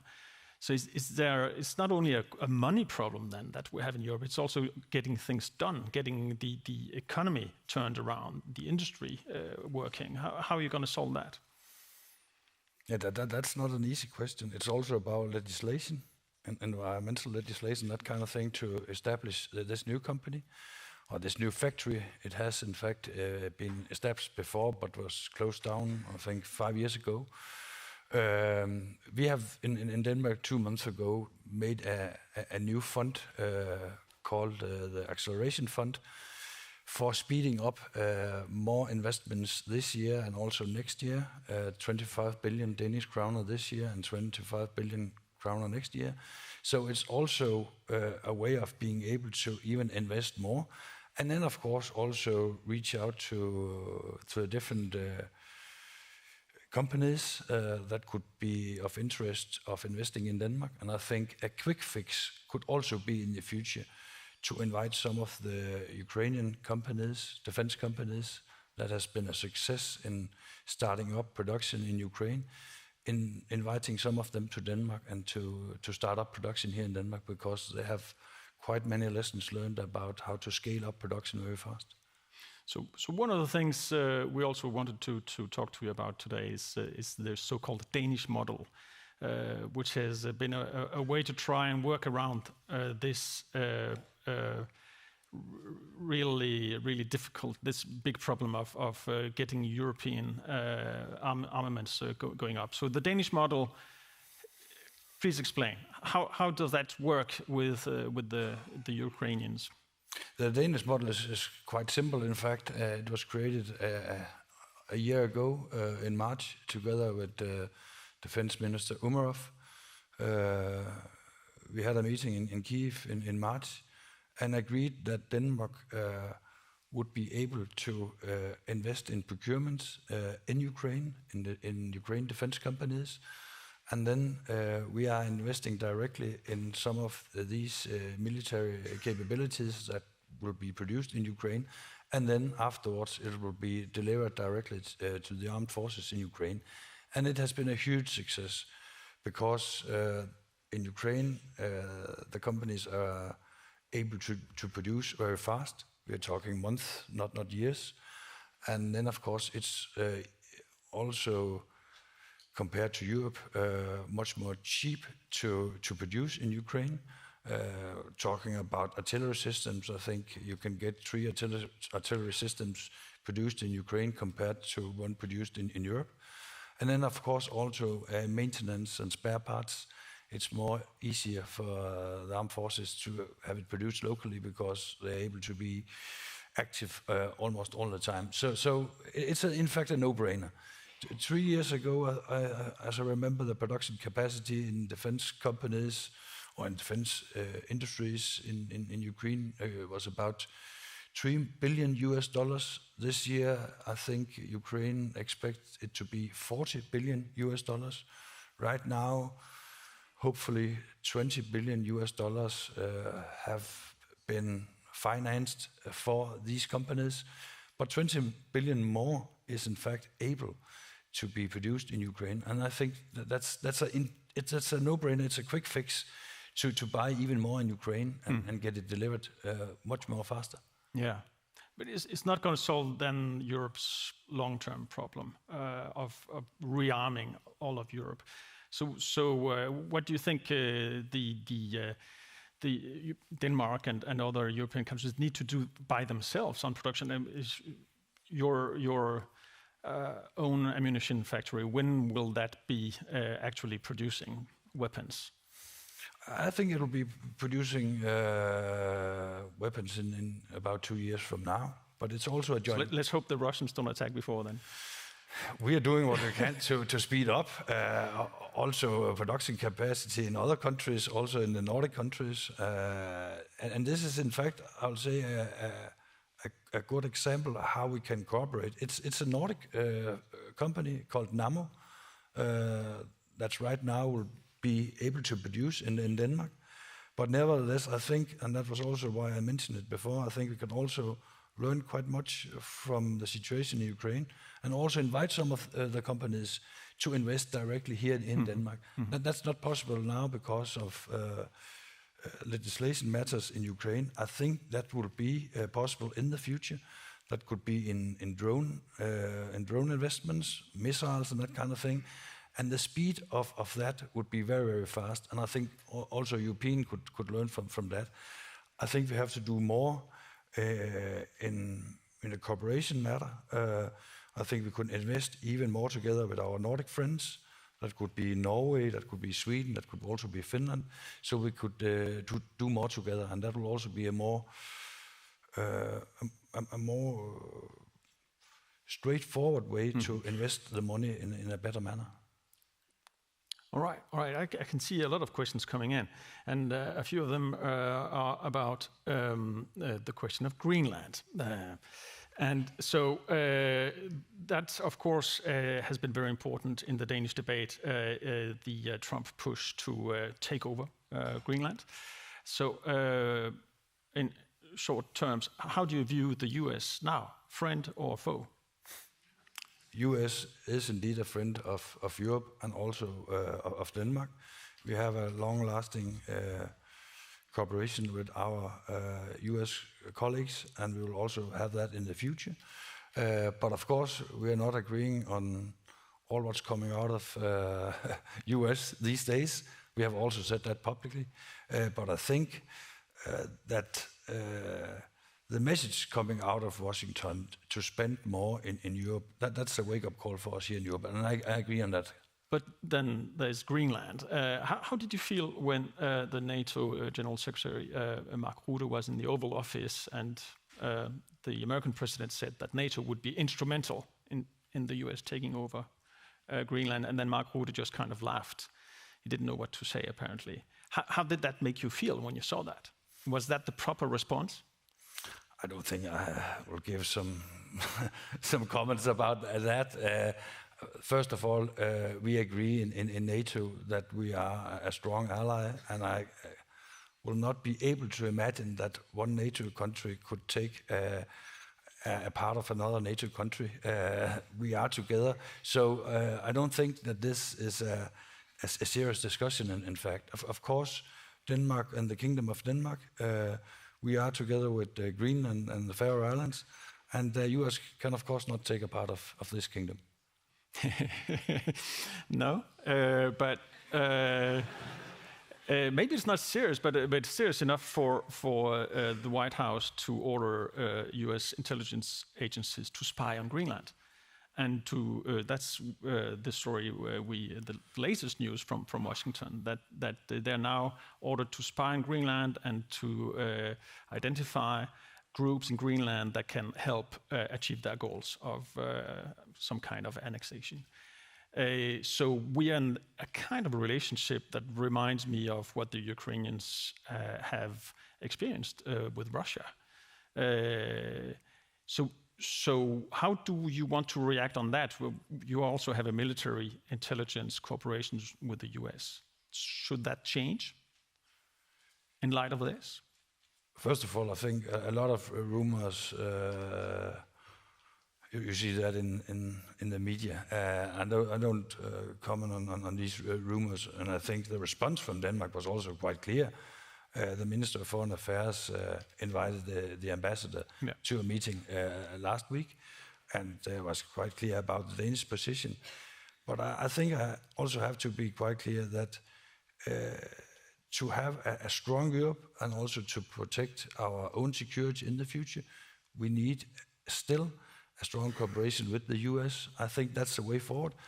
But I think also in that context that Europe should be able to have more capabilities in our own backyard, to say that. So we have to spend more to speed up these investments here in Europe, because we are too dependable on some of the US capabilities. So no changes in the Danish-US intelligence cooperation? I don't comment on these things in a public matter. All right. Some people in the audience would like to know, so you said you didn't say exactly yes to 4% in 2 years' time. That's correct. But you said spend more. Yes. So even spend more than today. So at some point, we will have to make priorities in Denmark. I know our economy has been doing so well that it's not been that hard so far. But will you be ready to argue for sacrificing social services, for example, to invest more in defense? I think, in fact, it's a quite silly discussion, because it's not about cutting down spendings.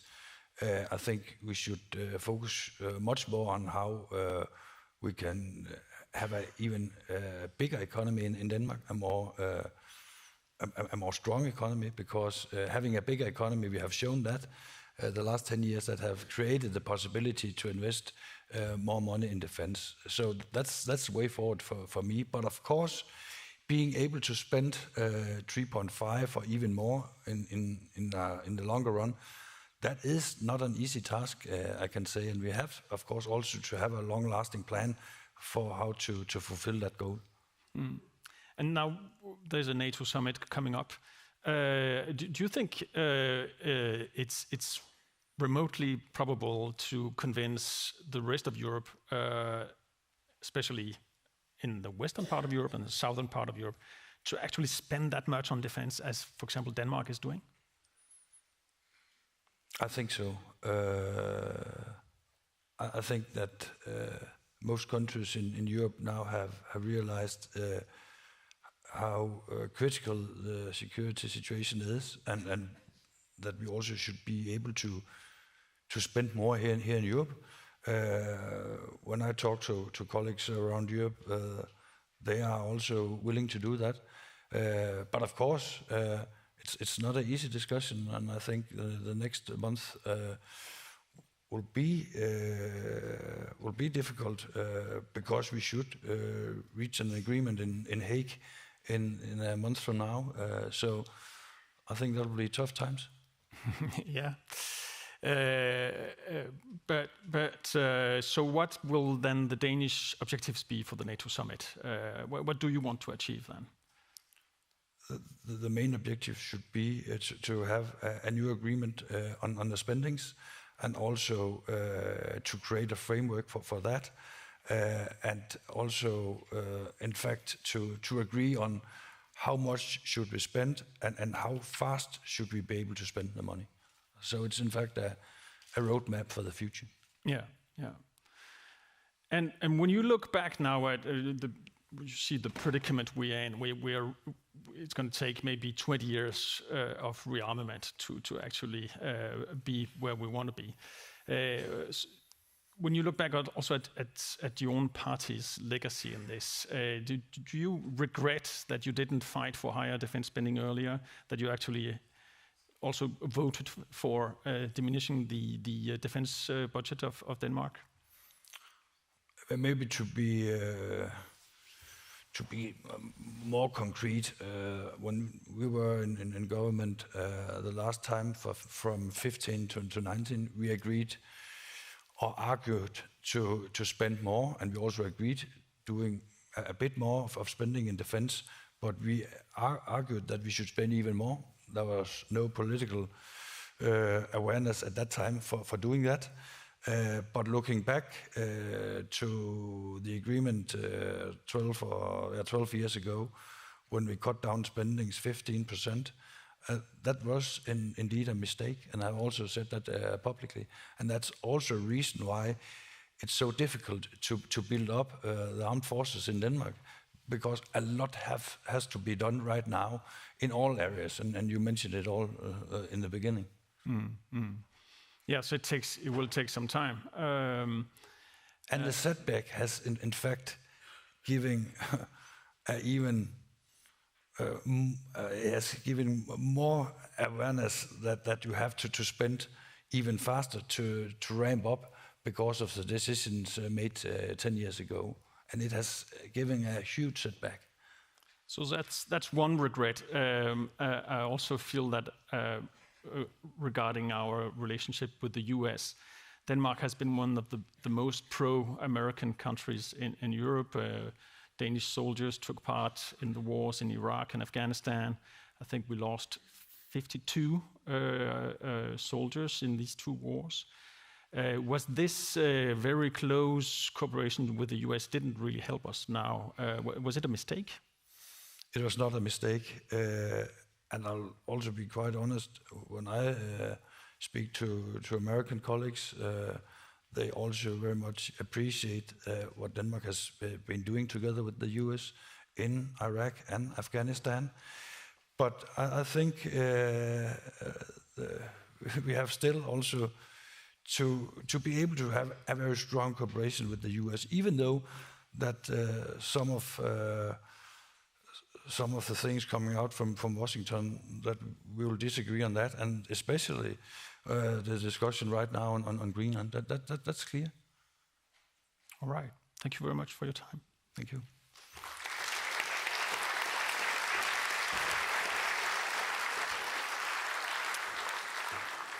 And now let me introduce the Irish Commissioner for Rule of Law, Democracy and Consumer Protection, Michael McGrath, who will talk about how we confront hybrid threats. Thank you very, very much.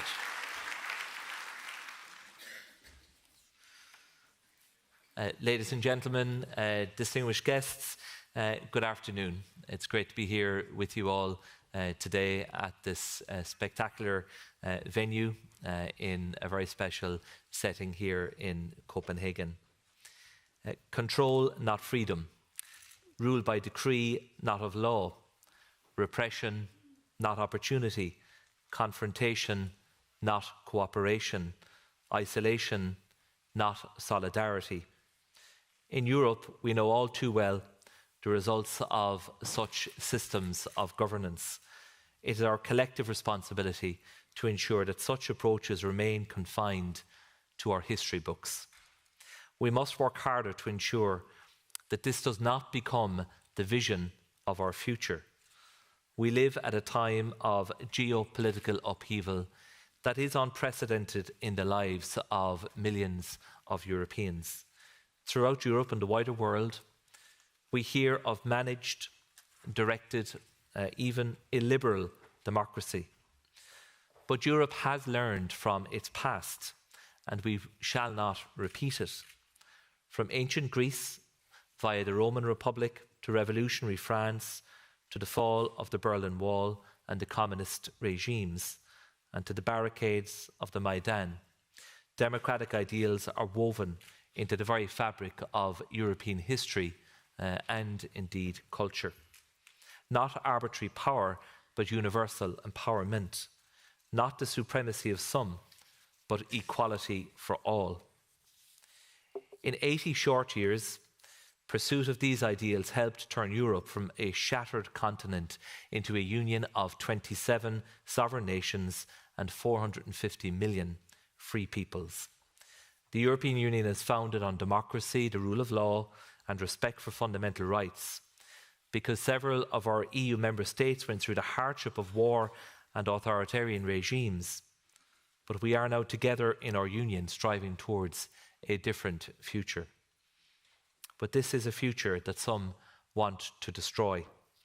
As the Russian war of aggression against Ukraine and hybrid war against Europe makes painfully clear.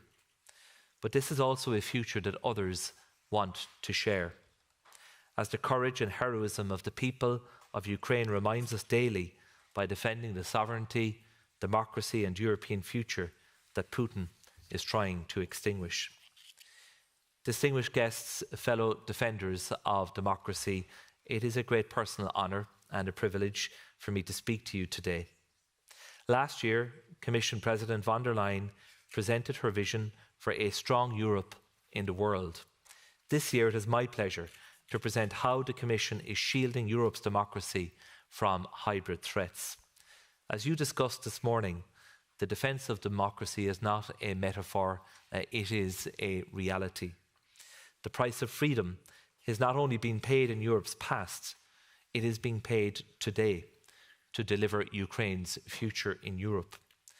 And like so many of you, I have dedicated my career to upholding and promoting democracy because I am a Democrat to the core.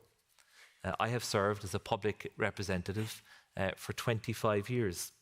I've been motivated by the belief that democracy is not only for people, it is about people in all of their diversity. For Ireland, as for so many European states, the road to democracy was certainly long and sometimes treacherous. But as Robert Schuman laid down in his iconic declaration made 75 years ago last week, Europe will not be made all at once or according to a single plan. It will be built through concrete achievements which first create a de facto solidarity. This step-by-step approach, building consensus and solidarity, achieving success and learning from failures, is the complex beauty and power of democracy. But this very power makes it a threat to the opponents of democracy who try to undermine it through many different hybrid means. Globally, the World Economic Forum's Global Risks Report ranks disinformation as the 4th greatest risk to democracy. In Europe, the Eurobarometer reported that 2 out of 5 Europeans see false or misleading information as the most serious threat to democracy. On an unprecedented scale across Europe, internal and external actors have been attempting to impact election results and to weaken public trust in democratic representatives, processes, and democratic institutions. To uphold democracy, we should not only defend it, but we must actively promote it. Our new European Democracy Shield will seek to fend off these threats as we promote the positive and inclusive agenda of our union of values. As we are working to prepare the Shield, there are some key questions to ask ourselves. First, how can we increase societal resilience and preparedness, as well as foster citizens' participation and engagement in democracy? In a democracy, power is vested in the people. So we want citizens to use their democratic power to chart the course of their countries and also of the EU. Through critical thinking, digital and media literacy, citizens can navigate the increasingly complex online information environment.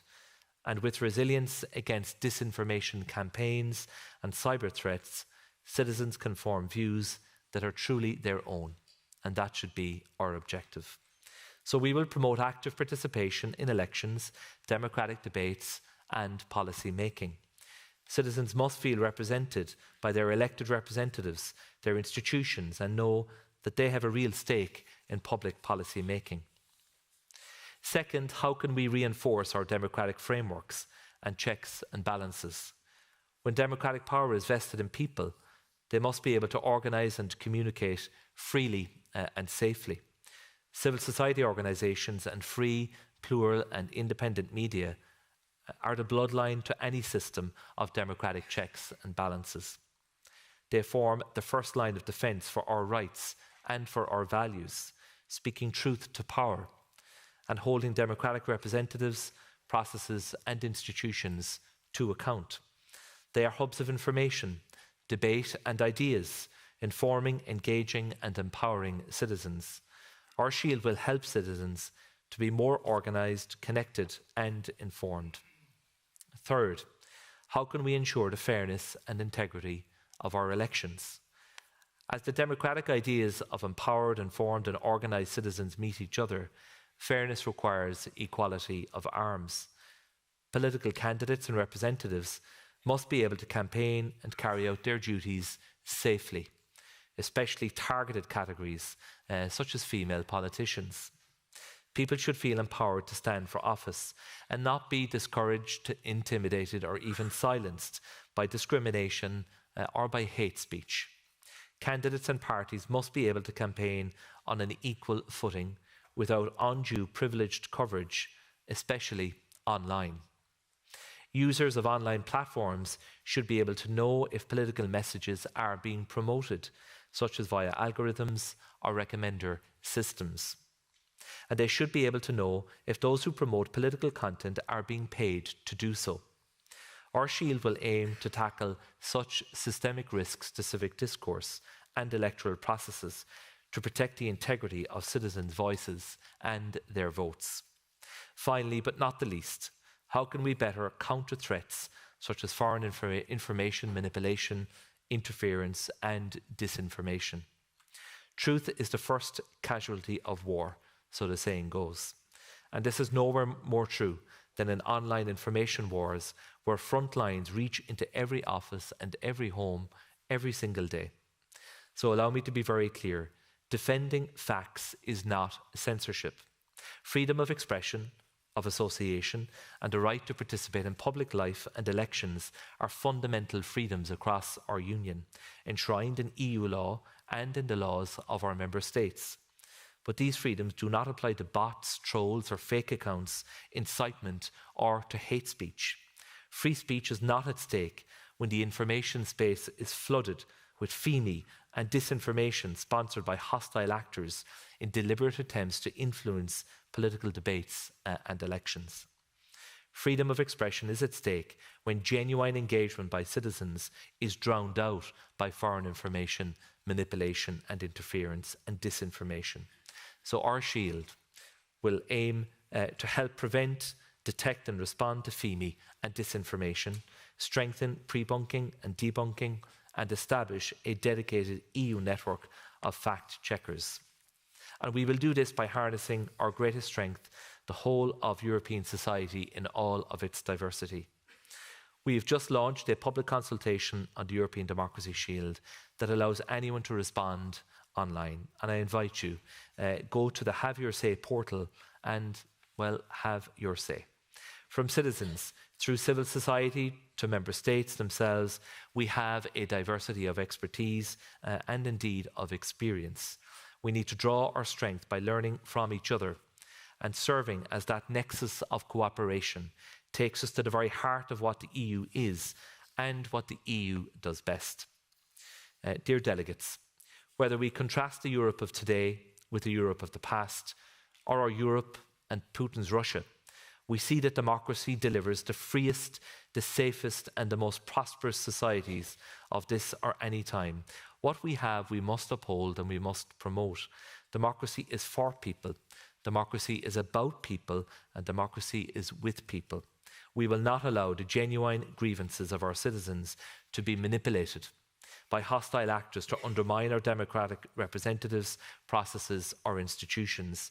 With the European Democracy Shield, we will seek to fend off these hybrid threats and empower free citizens to make their own independent decisions about the future of their European democracies. Thank you for your attention.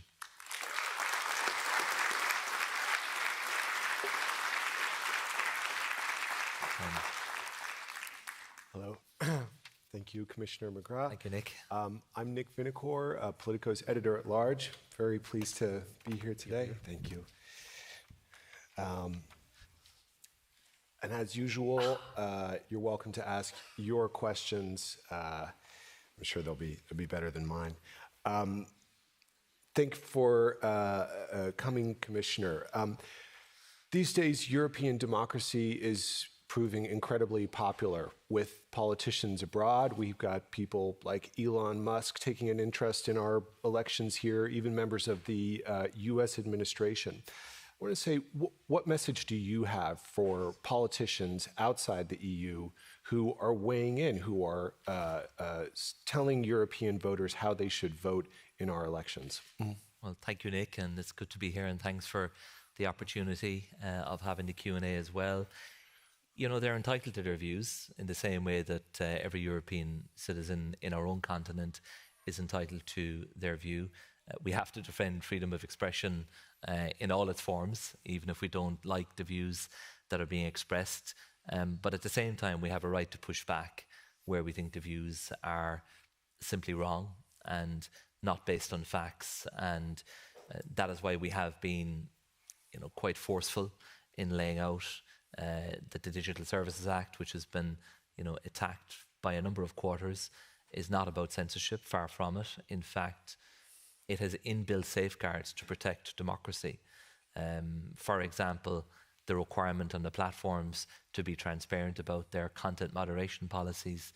So if you post a comment that may not suit the political agenda of anyone controlling a platform, they might take it down, but they owe you an explanation, and they need to be clear as to what their content moderation policies are, and they need to be transparent. So this works both ways. Freedom of expression must be protected. The DSA is not about moderating content except for illegal content, which of course has no place online or offline. But that apart, I think in the Europe of today, there has never been more opportunity to express an opinion, and never more opportunity for that opinion to travel far and wide. And any of us just have to, you know, open up our phones and look at the platforms, and particularly any of us in politics won't have to scroll very long to see a lot of very harsh criticism. And so be it. You know, that's the entitlement and the right that people have. But we also have to ensure that undue influence, such as using the extraordinary power of technology through algorithms or recommender systems to amplify certain content and drown out other content, with the potential that has to influence elections, we can't be blind to that risk, because it is a real risk and it can have a very material impact on the outcome of elections. So it is a difficult balance we have to strike to make sure we absolutely defend freedom of expression at all times, and explain that the measures we're putting in place are to protect and defend that, and are certainly not about censorship. Right. The very opposite. Right.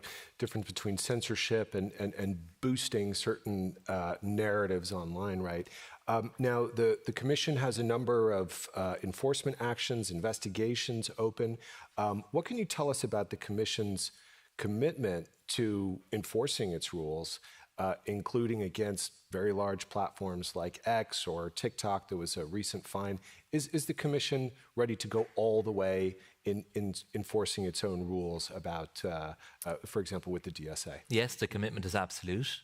And I know sometimes this gets dragged into political debate and into perhaps other negotiations where it's not relevant. But the co-legislators have made their decision. The DSA is the law of Europe, and we are duty-bound to implement it. And we will do so, and we will enforce it fairly. We too have to be bound by due process, and so there can be a frustration sometimes about the length of time that actions take. But the counterparty has a right to challenge the assertion of the Commission. They have a right to be heard, and they have a right to due process. So it does take time. There is no silver bullet, and we have to make sure that we are rigorous in our approach, because ultimately any decision of the Commission can be subject to court challenge, and of course so often is, and the Court of Justice will do their job, and if we have not fully complied with the law that we are entrusted with, then that will be called out, and that would be very damaging in itself. So again, we have to get the balance right. We have to act, have the political will and courage to act, but also do so in a way that respects due process and respects the law itself. Yeah. Thanks. We were back there a minute ago, and you mentioned that you'd recently been to Hungary. Speaking of democracy, what did you find there? What state is democracy in Hungary? What were you hearing from some of the civil society actors that you met over there? Well, rule of law is a fundamental pillar of democracy. Without rule of law, democracy is undermined, and the Commission's views on the rule of law situation in Hungary have been well documented, and various actions remain underway. A lot of public money has been frozen or is not available to Hungary, up to 18 billion euro across a whole range of different programs because of rule of law breaches. I wish it were otherwise. I wish that Hungarian students could avail of Erasmus, that universities in Hungary could avail of Horizon funding. My door remains open to engage with them and to find a way forward, but there has to be a willingness on their part to do so. I was very concerned at much of what I heard from civil society and from media organisations. The space within which they operate is shrinking, and they feel, I think, the cold winds coming at them when they seek to do their work on a day-to-day basis. And their work is vital. It's an intrinsic part of any democratic society, and they must be defended, and the European Union will do so.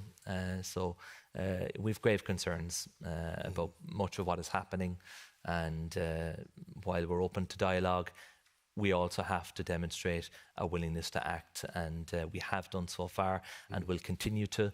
Again, there's no silver bullet because the processes take time, and there are various actions that are before the Court of Justice, various infringement proceedings. Money has been frozen. There's an Article 7 procedure before the Council since 2018. There hasn't been a sufficient consensus among member states to advance that. It's their prerogative, it's their choice, and we have to respect that. President von der Leyen has asked the Budget Commissioner, Piotr Serafin, and myself to work on building a closer link between respect and compliance with the rule of law and access to EU funds. We already have strong tools in place, like the conditionality mechanism, but we need to now answer the question, is there more that we need to do to strengthen that link? And that work is underway now in the context of the multi-annual financial framework. All right, interesting. I want to just take one question from the audience since our time is very limited here. So sort of from the other side of the aisle, about the AfD, German intelligence agencies classify AfD as a right-wing extremist group. Is this already a violation of free speech and opinion, in your view? The classification? Yeah, I suppose, yeah, the classification by German intelligence of the AfD. Well, look, it's a classification by the national authorities. It's nothing to do with the EU institutions, and very often decisions that are made at a national basis, including court decisions, whether it be in Romania or France, get blamed on the European Union and the European Commission. You know, we have to be very clear on where the demarcation is between our role and responsibilities and the competence of the national member states and their respective authorities. You know, people are free to vote for who they choose, but they should do so based on having the information that they need to make an informed decision. And that is where the Democracy Shield comes into play, and it will examine the areas that I spoke about in my speech earlier on. We aim to conclude it in Q3 of this year. That was going to be my question. The consultation is open for another few days, the 26th of May, so please do make your voice heard. It will be in the form of a Commission communication that could lead to legislative proposals. Okay. That's not yet decided. And I mean, I would make the point, there's no predetermined outcome. We've given the headings that we are going to examine, but we're open to other ideas as well. I think we certainly need to coordinate a lot of the good work that is being done across the different services in a better way. There is a lot of good work being done, and to be fair to the last Commission and Parliament and the Member States, they introduced a number of very important tools, some of which have yet to fully come into effect. We have a Media Freedom Act that kicks in August. We have a political advertising regulation around the transparency of political ads, which is important to come into effect in October. So what we will seek to do is complement all of that work, complement the DSA provisions, complement the provisions of the AI Act that seek to protect democracy as well, and see what more needs to be done. Brilliant. Well, there we have it. Q3, maybe a communication, maybe legislation. For the EU geeks here, that will mean something. Thank you very much, Commissioner. That's all we have time for here. Yep. I would like to welcome our next moderator to the stage, Jean Meserve, and thank you very much. Thanks again. Okay. Thank you.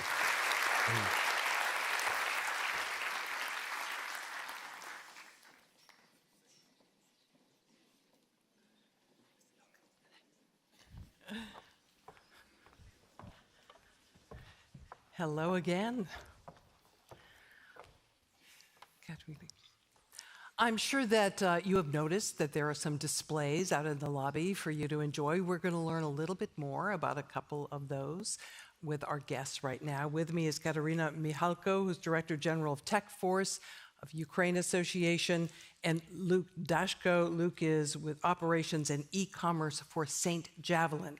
Katarina, let me start with you. We're going to hear a lot more about Tech Force a little bit later, but talk to us about the art from Ukraine that you've brought here, what it is, and what message you hope it imparts. For sure. Thank you very much for having me. I will briefly introduce Tech Force. It's a coalition of 60 private producers of drones, military drones in Ukraine, and we basically, in total, have more than 95% of market. And we were reflecting, along with producers, what the idea behind these products are. Like drone market in Ukraine, it's not like traditional arm industry, because it's not about killing people. It's about, first of all, protecting our common democracy in Europe. And for sure, it's about saving lives of our people. Because when you have a drone in the front line, it means you could save a soldier there. So the robotic systems, they could run in operations, they could replace people in these territories, which is like not safe to be for a person. So a piece of art in the venue, in the main venue in this conference, it tells a story how a small but smart state could face an enemy who is rich and who uses not ethical instruments and tactics to fight Ukraine. So drone industry in Ukraine, it's about these asymmetric solutions when you could fight a bigger enemy with a smaller power, but with the smart, intelligent solutions. So a piece of art in the whole, it's a part of UAV, which is under use in Ukrainian army. It fights every day for Ukrainian democracy, for democracy of European Union. And please come there, and I will be happy to tell you more in the foyer, and you could see this piece of art and see how Ukrainians use their ability of smart solutions and our philosophy of the art of winning. Thank you. Katerina, thanks. Luke, yes?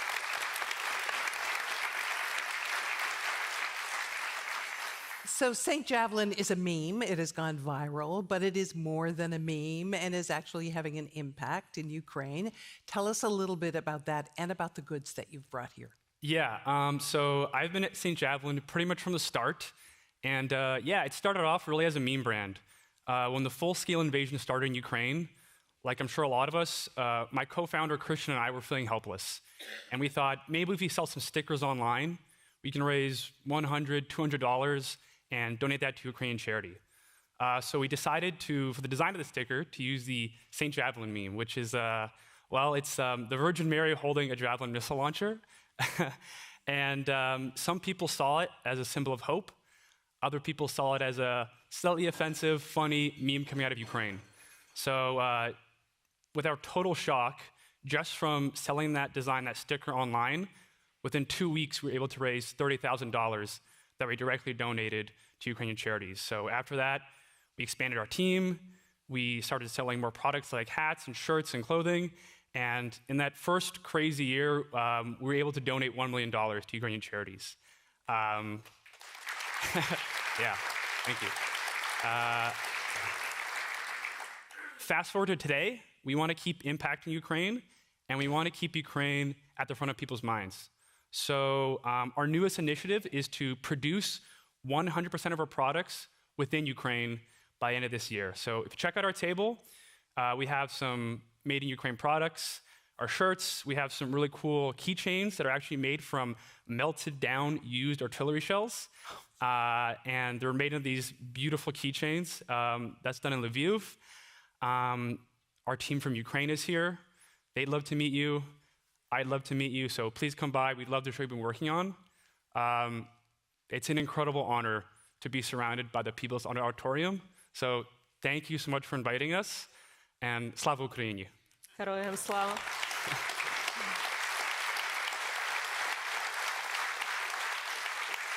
Luke and Katerina, thank you both for that. And as mentioned, the products are in the lobby. The artwork is in the lobby, so go enjoy during lunch, which is now. But I want to urge you to be back here in a timely fashion at 1:45 because we have a notable speaker then. Kaya Kallas will be here. She is the European representative for Foreign Affairs and Security Policy, and she'll be making remarks. So go forth, enjoy the art, enjoy the products, and eat. Thank you both. That was fun. I want to go out and see these keychains made out of artillery.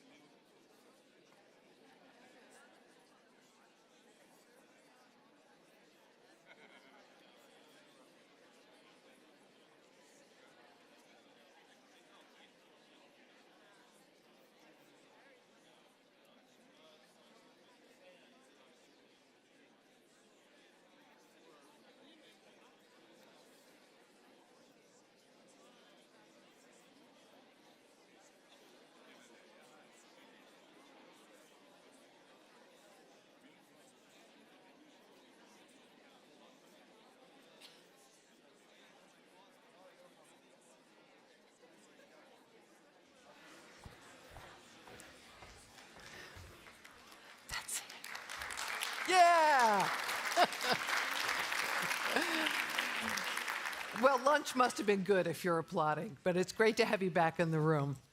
Our next guest's unwavering support for Ukraine has earned her the moniker Europe's New Iron Lady. It has also earned her a spot on the Russian Interior Ministry's Most Wanted list. It also happens to have earned her an invitation to the Copenhagen Democracy Summit. Welcome, please, the first woman to be Prime Minister of Estonia, the European Union's High Representative for Foreign Affairs and Security Policy, Kaja Kallas.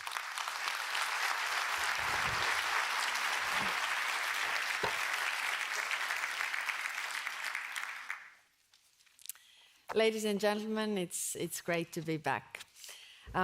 This gathering matters more than ever because democracy no longer is the global norm.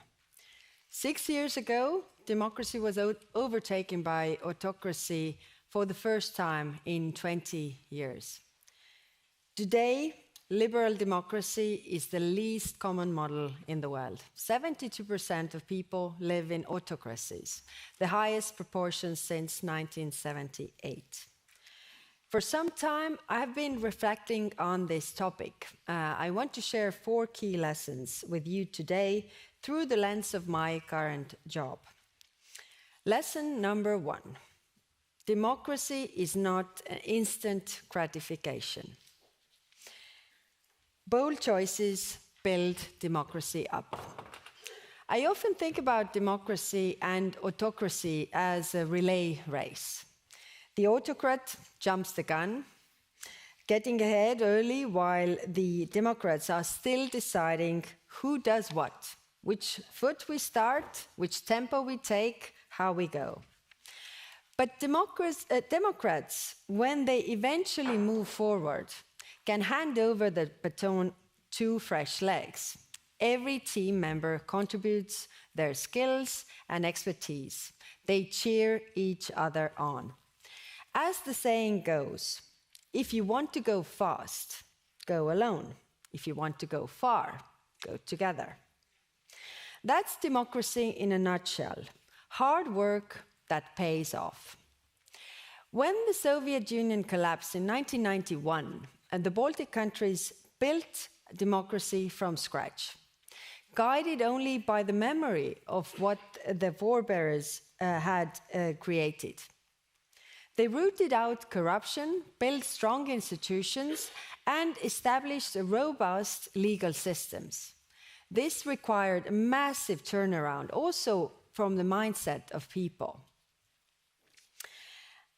I was recently in the Western Balkans, where countries face many of the same challenges and choices that Baltics made in their reforms to join European Union.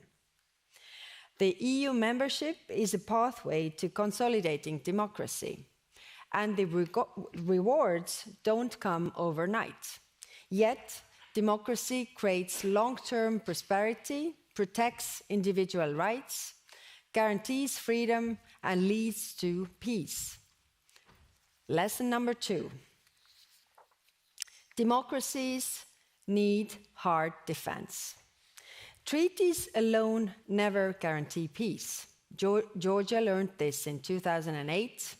Ukraine learned this in 2014 with the annexation of Crimea, and now through 3 years of full-scale invasion of Russia. We have the answer to the question of how to stop Russia's historical cycle of aggression against democracies in our hands. Strength is the answer. Strength deters aggressors. Weakness invites them in.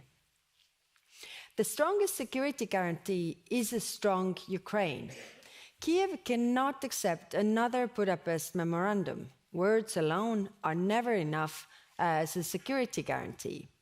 That is why the European Union and its member states are the biggest supporters of Ukraine's military, and why robust security guarantees must be part of any peace agreement of Ukraine.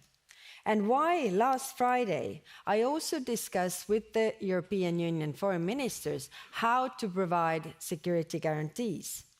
Because the war will end And once it ends, it must end for good. To achieve that, we also need to increase pressure on Russia and strengthen Ukraine on the battlefield today. Russia has asked for sanctions relief. We know that the sanctions are working. They wouldn't be asking it otherwise. Last week, we proposed the 17th package of sanctions. We also set a 2027 deadline to sever energy ties with Russia. Europeans will deprive them of the means to hold us hostage over energy ever again. And we've just made available €1 billion for Ukraine's defense industry to support Ukrainian companies and secure additional military aid. Peace has never been free. The peace dividend is actually a myth.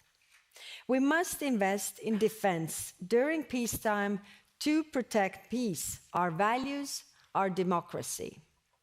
And this is why the European Union is pulling every financial lever to strengthen European defense. With the new Rearm Europe plan, we will be able to mobilize up to €800 billion. When the EU acts together, we have a huge amount of strength. It is time we transfer our economic might also to military power. Lesson number 3. Our adversaries are always ready to exploit the divisions in our democracies. Democracies run on disagreements. As George Orwell wrote, if liberty means anything at all, it means the right to tell people what they do not want to hear. In democracy, we base our disagreements on facts, but we are right back in the age of untruth. Fact-checking has fallen out of fashion. We form opinions and debate based on data. Policymakers take decisions based on data. And fact-checkers provide data. Wherever there is a massive public communication, including social media, we need fact-checkers. Otherwise, we only leave the door wide open to exploitation. A second major problem is that foreign actors deliberately muddy the waters to exploit the divisions. It's a hybrid warfare tactic that often accompanies hot war. And this is Russia's playbook, but not only Russia, but China, Iran, as well as others, operate massive military campaigns specifically to manipulate information spaces in democracies worldwide.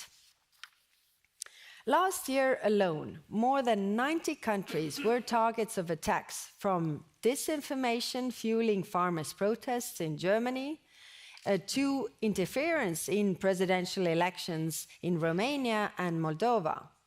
The evidence of foreign interference is there for all to see.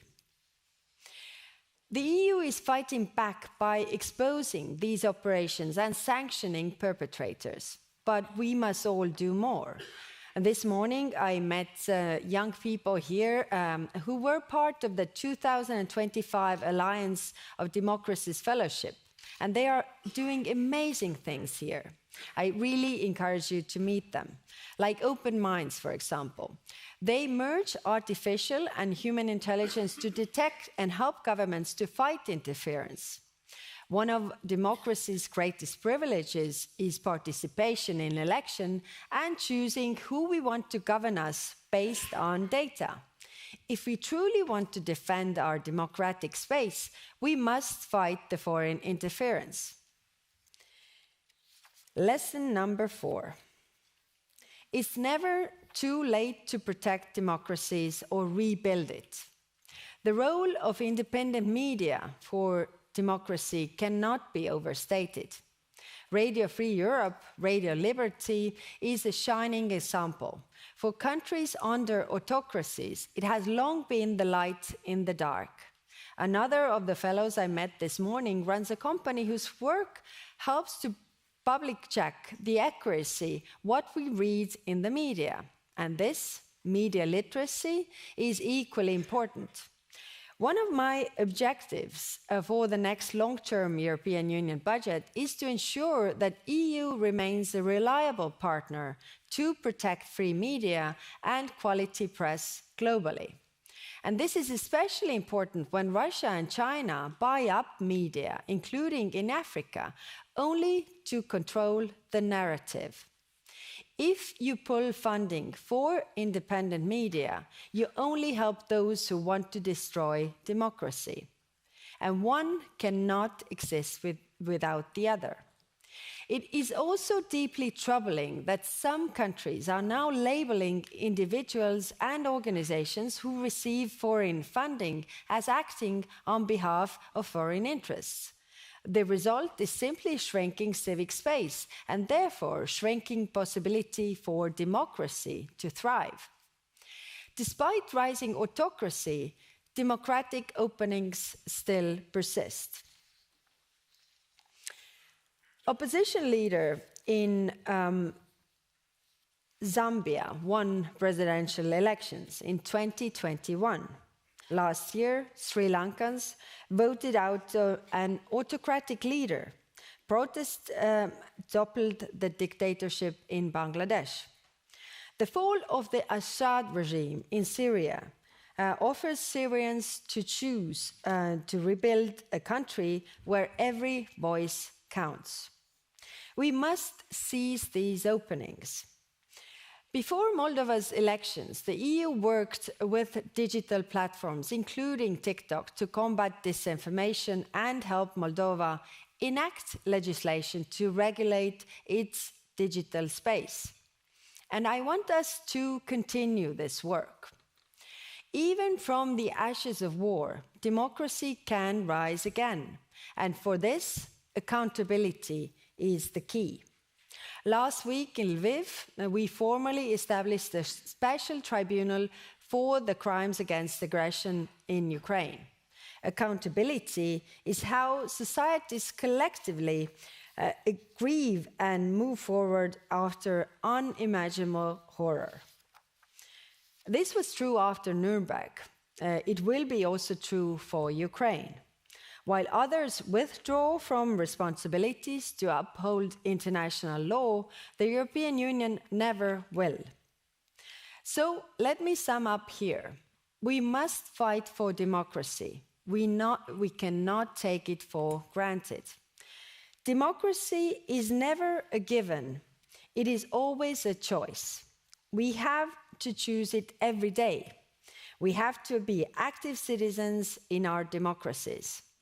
Democracies have to defend themselves with hard power, because if we don't, there are always others who will exploit our weaknesses.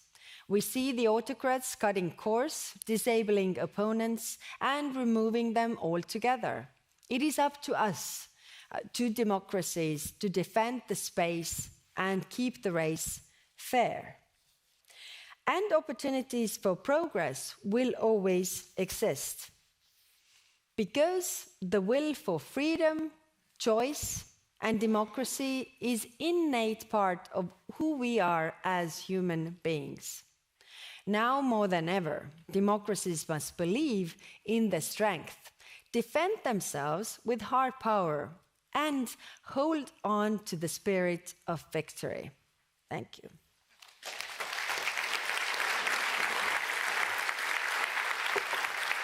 Thank you.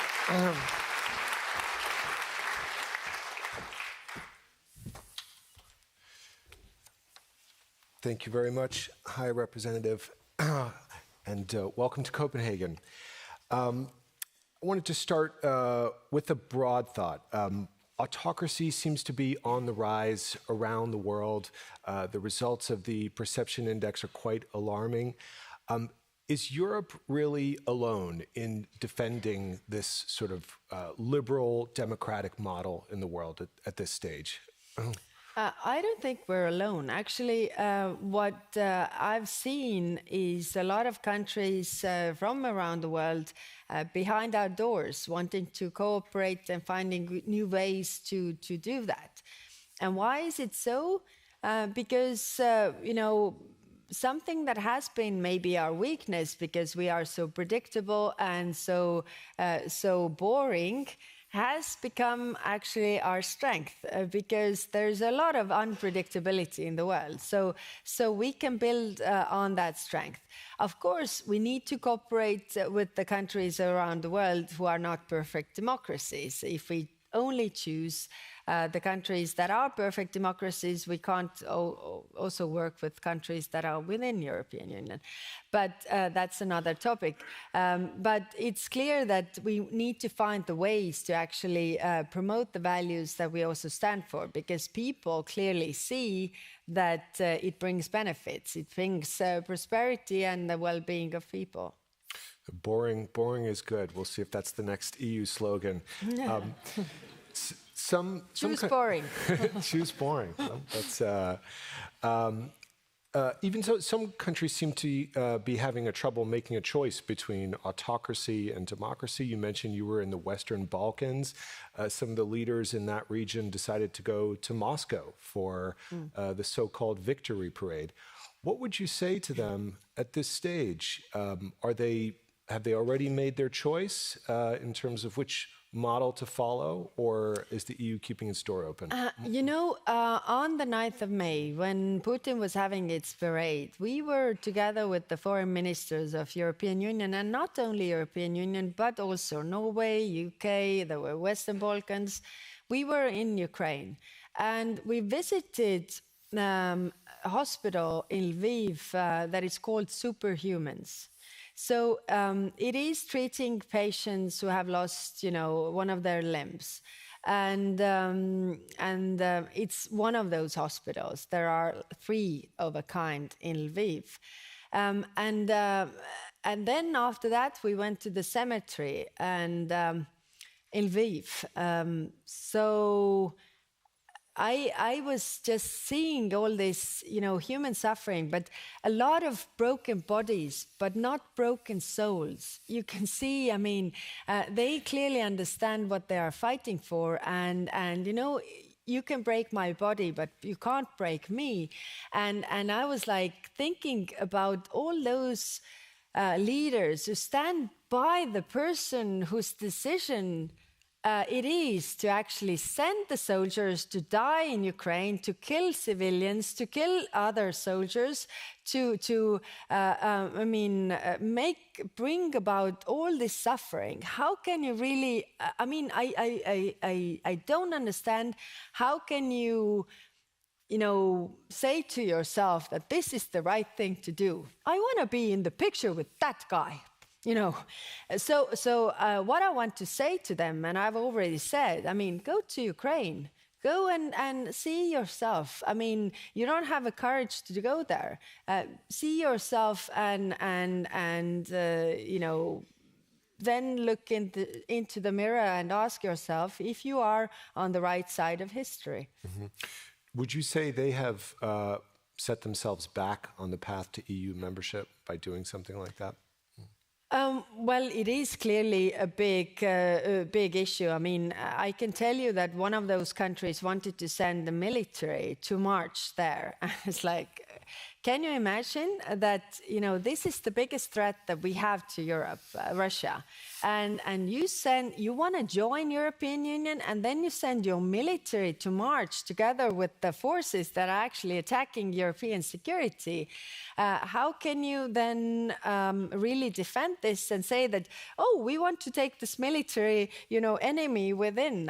It will be a complete no-go for many European countries, and it is hard. Show me who are your friends, and I will tell you who you are. It is. We have 27 member states in Europe, and I can already tell, 10 for whom this is highly problematic. Right. Understand. You're doing a lot of traveling as befits your job. You just come here from London, where you're with a group of EU foreign leaders. You urge Putin to respect the 30-day ceasefire. The question is, what's next from the European side? He doesn't seem to. There were more drone attacks this morning. what do you see as the next steps to keep up pressure? Yeah. I mean, it is clear that in order to have peace, you need at least 2-to-1 peace. It only takes 1-to-1 war. And we see Putin has shown very clearly that he still wants war.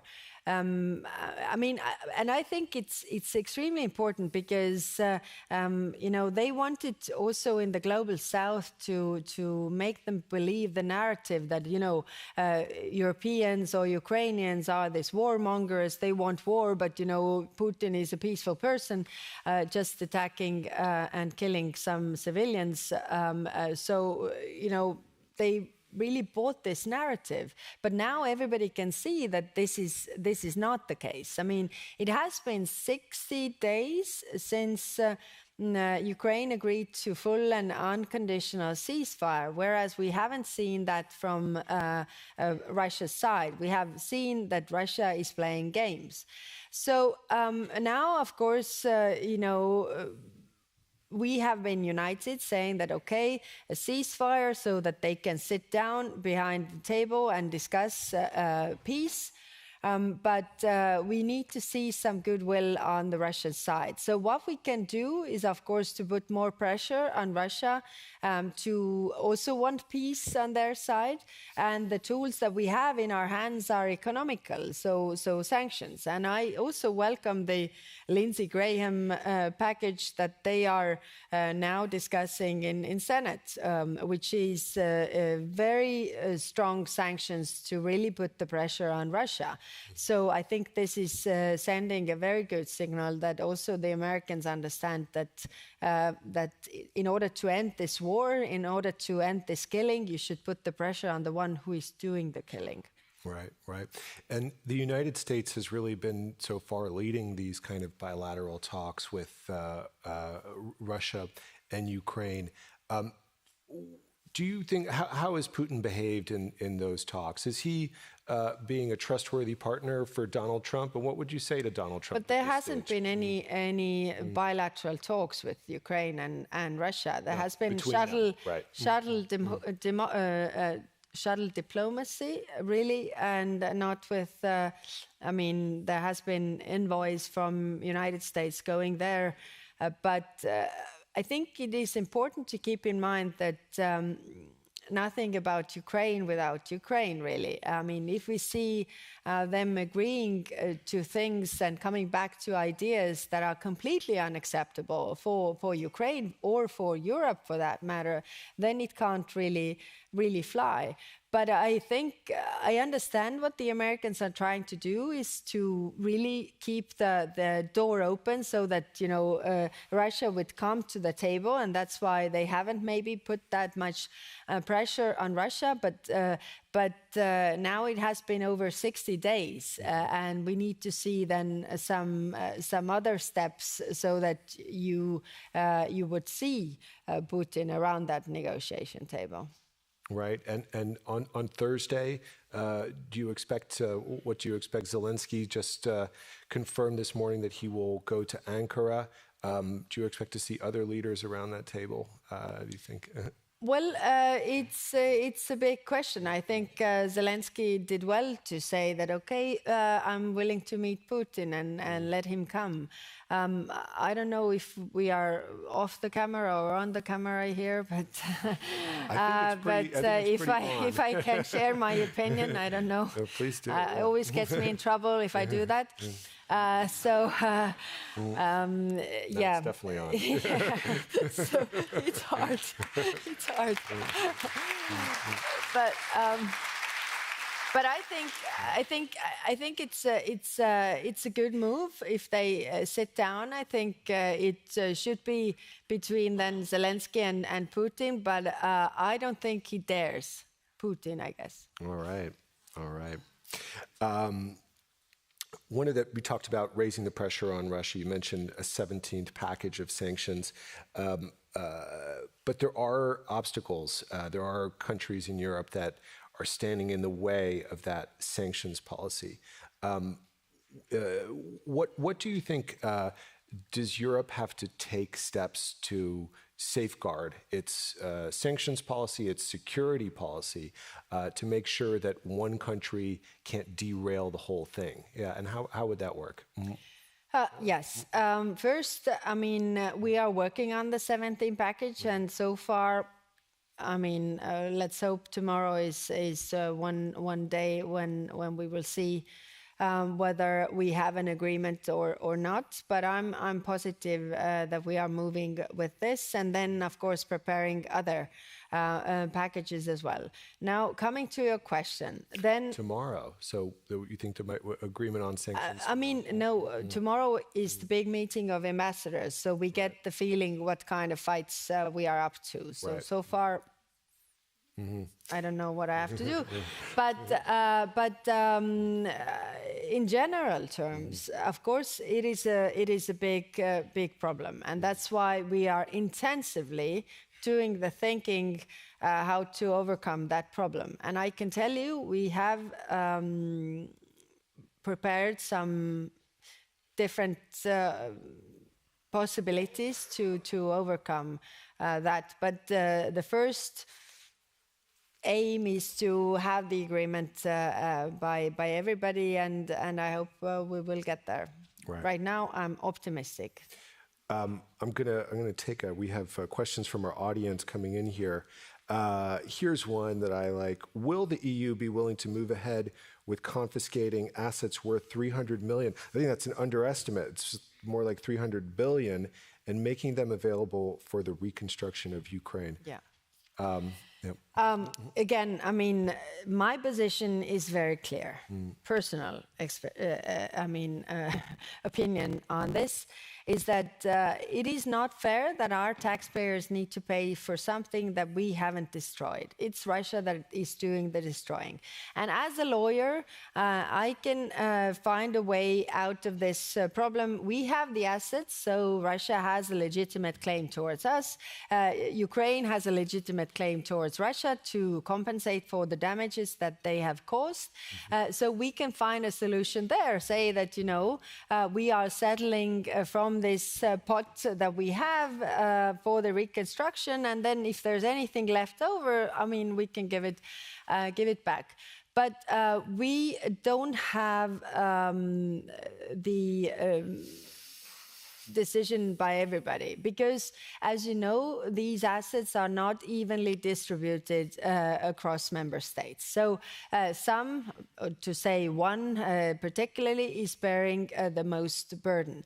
So what is my approach now? Of course, these things entail risks, but I think it's important that we really think about mitigation of those risks, because we need to have an exit strategy as well. We can't possibly imagine that, Russia hasn't paid the damages to Ukraine, and then we will simply give back what we actually have in our hands and start to claim it from Russia. I mean, it is, in Estonian we have a saying that better a small bird in the hand than the big bird on the roof. So we have the small bird. Let's not give the small bird away when we can actually use that. But we are working on that to bring everybody on board to go forward with the proposal. Yeah. I want to take you to the Middle East for a second, because you're not just focused on Russia and the European neighborhood. You're spending a lot of time over there. The other day, you got a letter from the Dutch foreign minister sounding the alarm about the humanitarian situation in Gaza, and he asked to review the EU-Israel Association Agreement. I wonder, have you prepared a response? Have you thought about how you might want to respond to him? No, I mean, this is a big problem. And of course, before that letter, I had also, expressed and talked to the minister of Israel and proposed, different things. Because, the problem is the humanitarian aid. When they are saying that, it's weaponized by Hamas, Hamas and only given to people that are close to Hamas. It's like, but then the response would be, float Gaza with humanitarian aid so that there would be no deficit, and it can't be used. Also, like you say, it can. So we are also offering, our help. We have the EU-BAM Rafah border crossing mission. I mean, we are also ready to increase this to help with the distribution of humanitarian aid, but we are not allowed to. So, for me, it is immense frustration that we can't really do anything. So, I mean, of course, discussion about this agreement we will have. I know what it's going to be the end result, because I know the positions of the member states. And even if we would, suspend this agreement, it wouldn't stop the killing, and that is the problem. Really, what I'm. Where the frustration comes, because we all see this is untenable, the loss of life, the human suffering, and we really need to help them. We are together, with the Arab countries discussing what can we do, but again, we need our American friends on board to understand that this situation is completely untenable. Well, we heard you there. Flood the Gaza with aid. Your call to Israel. Thank you so much, High Representative. Thank you for this interview.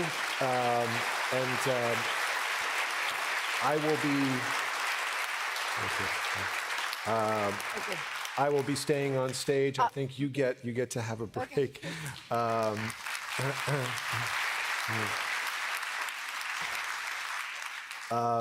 Very excited about our next panel, which is In Defense of Democracy, the Capital Risk Takers. I'm going to be joined up here, is it now? I think it's now, by Jens Molk-Hulst, the CEO of Akademiker Pension, Evelyn Bukatsky, CEO of D3 Venture Capital. Welcome. Thank you. And Rob Murray, founder of the Defense, Security, and Resilience Banks. Thank you very much for joining me here up the stage. I'll start with you, Rob, since you're... I'm Jens. Oh, excuse me. I was okay. I was... apologies. It would have been much more interesting. I want to ask you, in terms of the way Europe's market is for investment right now, we see that the capital markets remain fragmented, with a lot of money being held in savings rather than invested. Do you think this situation with fragmented capital markets, is this becoming a security issue as well? Because we don't have the sort of depth of capital to invest in our defense industry here in Europe.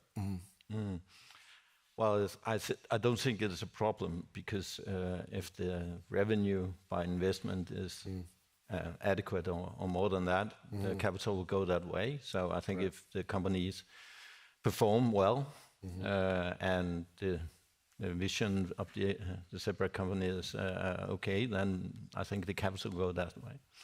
I think it's not a problem, and especially in Denmark, where we have these large pension funds. We have a huge number of money, and actually the money can go that way if the revenue is adequate. Right, okay. Any other views around the table? What would you say about Europe's capital markets? Are they fit for purpose for ramping up investment in the defense sector? Yeah, I think Nicholas, the challenge we've got is that needs to be a recognition that Europe right now is in a state of war. And we need to understand that our capital market structure, the architecture, be that the rules that are put in place through Basel III, Basel IV, all these kind of regulations, be it the way in which investments are made and how they look, it's all geared for a peacetime environment. And so that doesn't quite stack up with the reality, the geopolitical reality that we see in Europe. So it's changing, and we can probably talk more about what that change looks like, but the overarching architecture and structure and blueprint as to how we handle our capital markets is simply not fit for purpose in the environment we find ourselves in today. Okay. Well, coming from the private sector and more specifically having operations in Ukraine, I'm based in Ukraine. The way I see it is if you have both elements, the talent and the market, then investors will jump in. There is going to be no capital problem. For the longest time, the optics around defense were not good. So you didn't have the best people wanting to go into defense and therefore not the best ideas and innovation, etc. That is changing quite a bit. Now we have from the top universities people that are eager to jump into defense solutions, and you have clear call to actions around that. And then you have to fix the market side. And Ukraine did that very well, not only because of the enormous demand, but also because of the revamping of the procurement cycles. So you don't have the same issues as you had forever with the defense sector, where you really had almost no way as an innovator, an early stage company, to get into the procurement cycles. So you fix those two issues, then there's going to be no capital problems because guess what? People are after good opportunities. Right. And in terms of, you're focused on defense technology startups. How has that sector changed? You said it was a little bit of maybe an unsexy kind of field.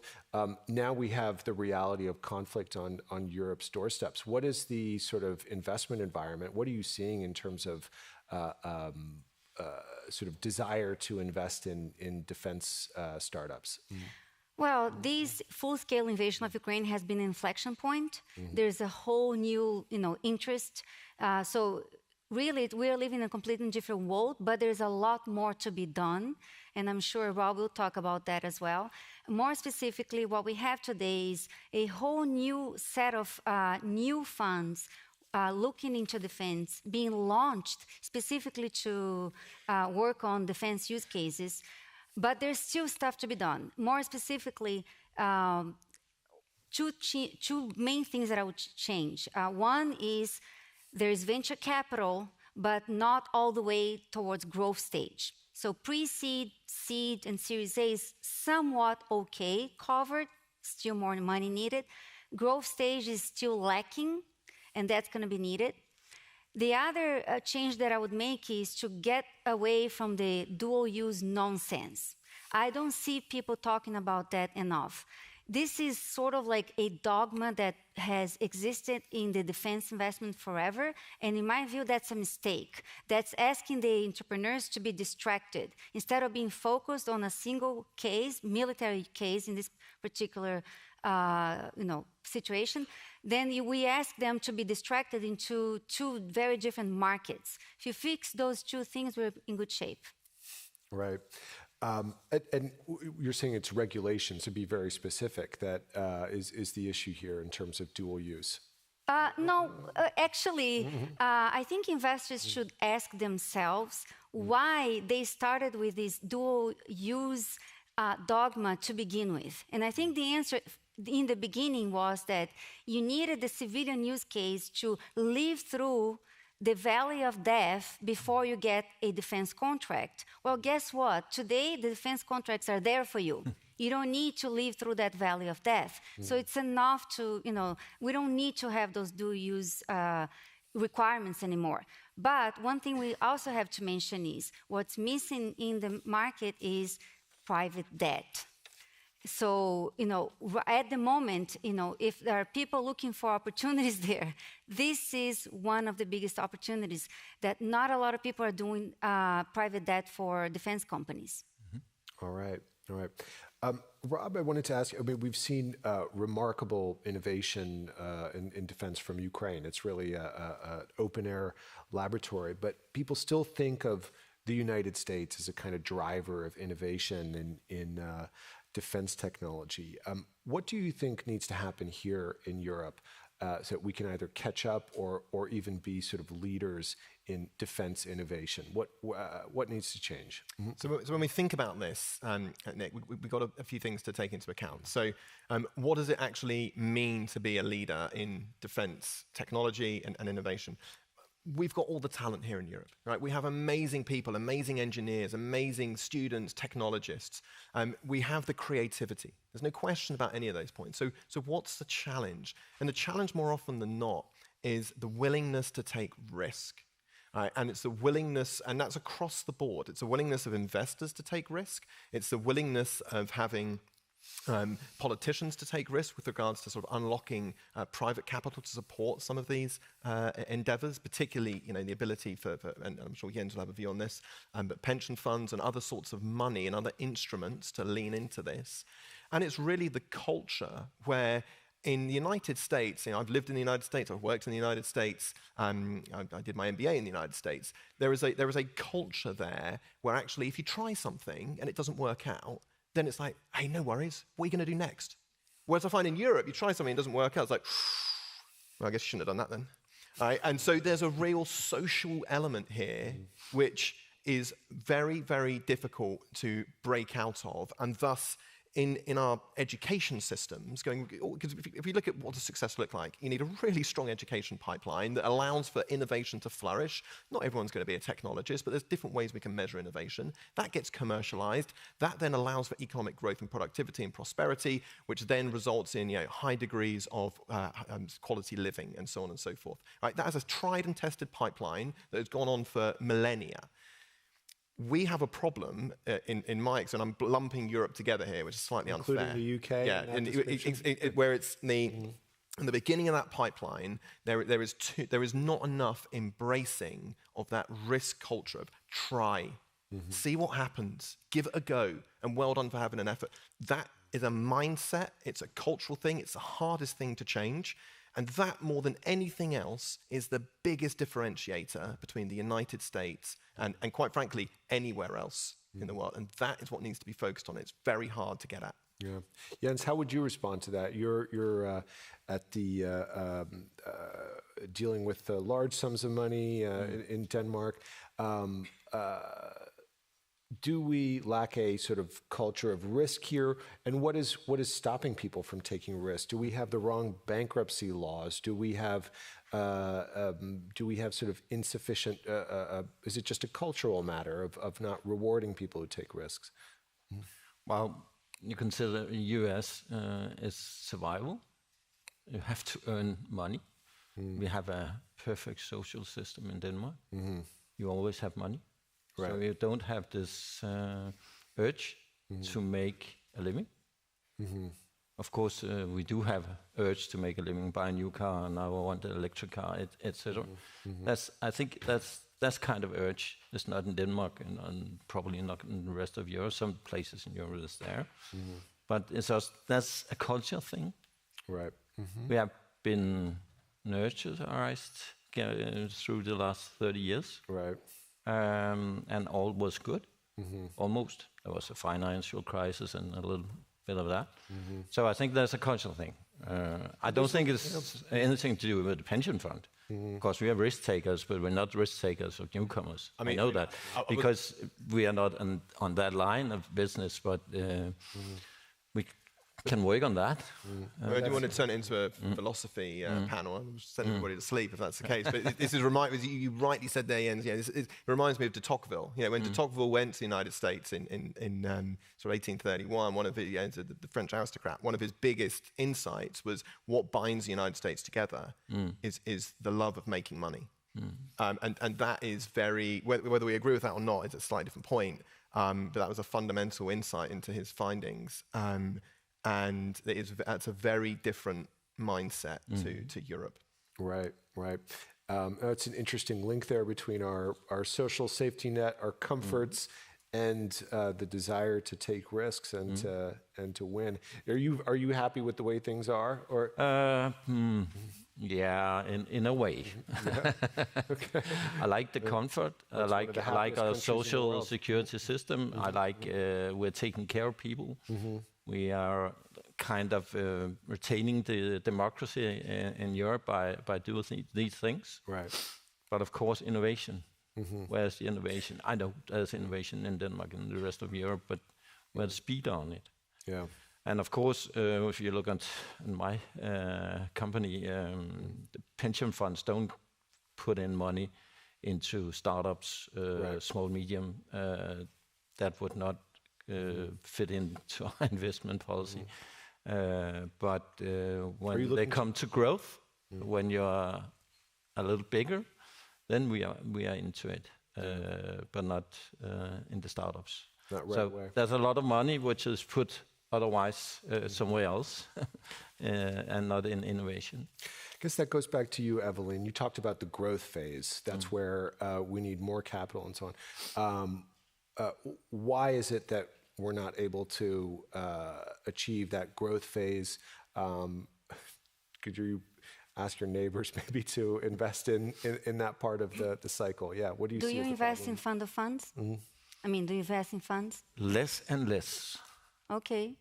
So we are making funds together with others, and then we put the money in there. Yeah. But they don't invest in funds and funds and funds because so that's too expensive. You invest in funds and they diversify the risk for you by investing in several companies, right? So that's the way for pension funds to feel more comfortable, to put money in funds that know they need to diversify. But going back to defense specifically, I find it one of the less risky sectors of all. First of all, I didn't come into this sector because of the financial rewards, even though money I will make for my fund.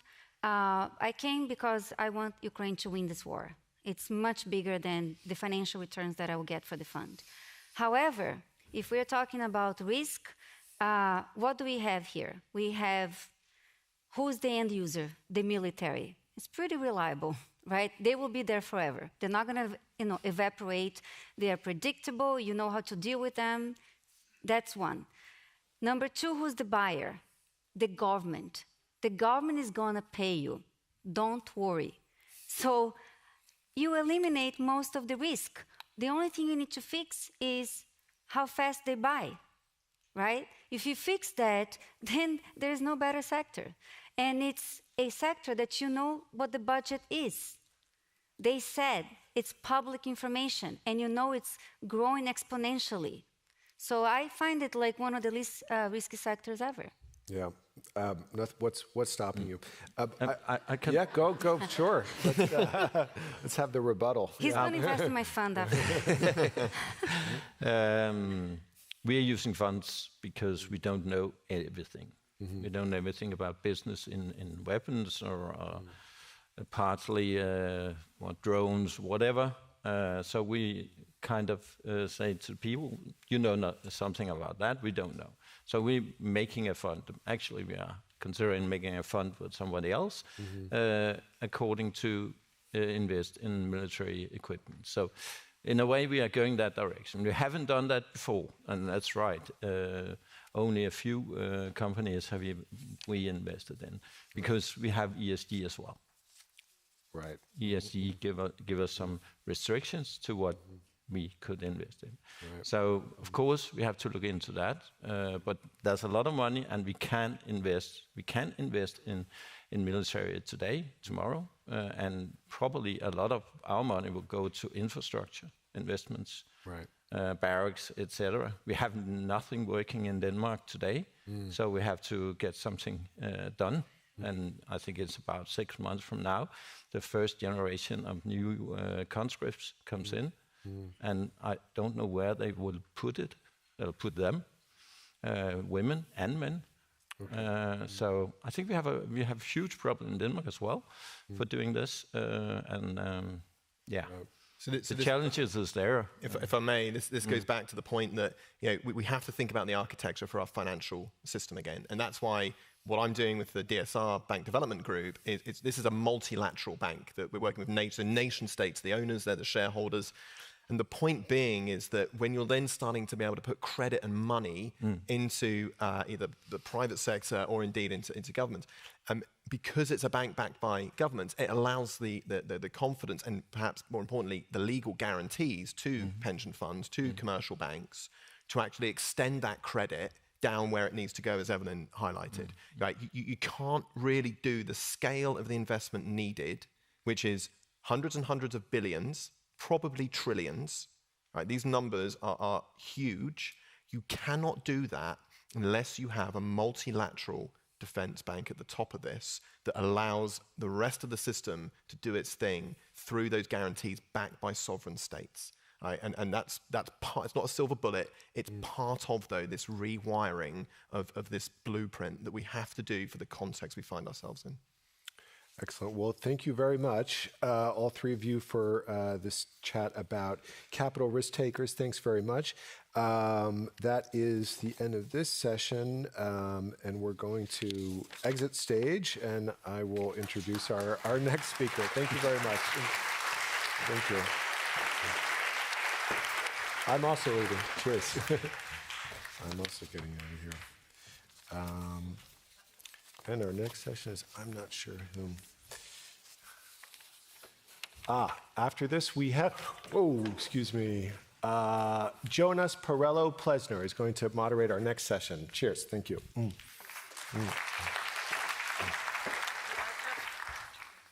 Oops. Good afternoon, democracy friends. Wonderful for me personally to be back at the Copenhagen Democracy Summit. Each year, our small, wonderful team at the Alliance of Democracy Foundation puts this together for you, and the same this year. And I'm really delighted to do that together.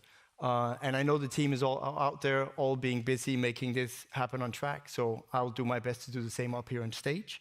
So I'm delighted to moderate this panel here. It's called Investing in Freedom, Not Autocrats. And how to invest in freedom is an important priority for us at the Alliance of Democracy Foundation. We encourage business leaders to stand up for values in the way we trade and in the way we conduct business. And we want to see less reliance on autocrats. In short, we stand for free trade among free nations. And that's also the mission of my two co-panelists, which is a privilege to introduce. First, Toll is the founder of Life and Liberty Indexes and sponsor of the Freedom 100 Emerging Markets ETF, which stands for an exchange trade fund, the world's first freedom weight emerging markets equity strategy. So we look forward to hearing about that. Matthias Döpfner is both the chairman of the Springer Freedom Foundation, that will also give an award out later here today, and of course also the CEO of Axel Springer, one of the leading digital publishers, which includes Politico, our media partner here for this Copenhagen Democracy Summit, and other publications such as Welt and Bild. And his latest book, Dealing with Dictators, on international trade politics and how to safeguard democracies, has been published recently. I have it here in a German version. I highly encourage it as recommended reading. Matthias, let me start with you. You have a long-standing career in media and in the business world. I think you could have, in Germany, chosen the easy path to go along with the sort of German consensus that business and geopolitics don't really mix. I would then ask you, why did you choose sort of the hard route and write a book like this and sort of stand up for something, also being at the same time a business CEO? Well, it's true that a couple of friends really recommended me not to write it because I would make even more enemies. But I think, you know, what's the purpose of life to somehow support what you really believe in, and that's why I became a journalist. I became a journalist because I believe in the free and open society model, in the value of freedom, in human rights, and that's basically my intrinsic motivation to become a journalist, to become a media manager, and the same motivation to write that book. I mean, I simply observed for many years how freedom and democracy is globally in decline, how autocrats are getting stronger. I was particularly worried about the developments after the annexation of Crimea and thought there's going to be more if we are not doing what Kaja Kallas just recommended in the panel, to defend democracies with strength. And when that then happened, the next step to invade the whole of Ukraine, I thought I now really have to write that book. Because business and society are absolutely connected. I mean, the war in Ukraine, the war of Hamas and the proxies of Iran on Israel, and the potential takeover of Taiwan are all related. It's about weakening democracy, weakening the biggest democracy in the world, the United States, split Europe and the United States, and a very important tool in that context is also business. Russian oil Russian gas pipelines, as well as China's abuse of the asymmetric rules of the WTO for 2 decades, which enabled them to become the second biggest democracy, the second biggest economy in the world. These things are related, and I just had this intrinsic motivation to write a book as a citizen, not as a CEO of a publishing company. And now it's come out. There's a reason actually why I took the German edition. Apart from that, it was a pleasure to read it in that language, is because that's really where the crux in Europe is Germany. It has been on Russia, as you just mentioned. It still is on China. I mean, there is an agenda that Ursula von der Leyen, the Commission President, who was here last year speaking, set in motion of de-risking. We've not really heard about that. I mean, I think it's all, of course, because it's all about President Trump and his policies at the moment. But there's still a big open question whether Europe now is ready with a much more recalcitrant US to sort of carry out that de-risking agenda and particularly in Germany. So I would ask, are you succeeding? Or are people both reading the book and saying, hey, Matthias, you did have a point by writing it? Well, first of all, I was told it's a very principal rule of diplomacy not to speak negatively about your own country on foreign ground.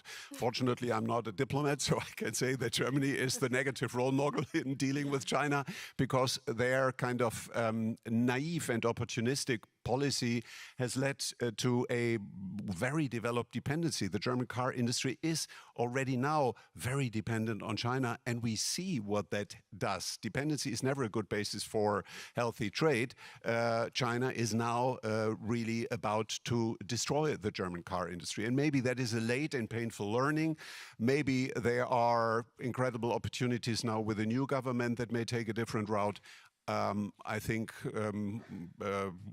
optimism is a duty, so let's hope for the best.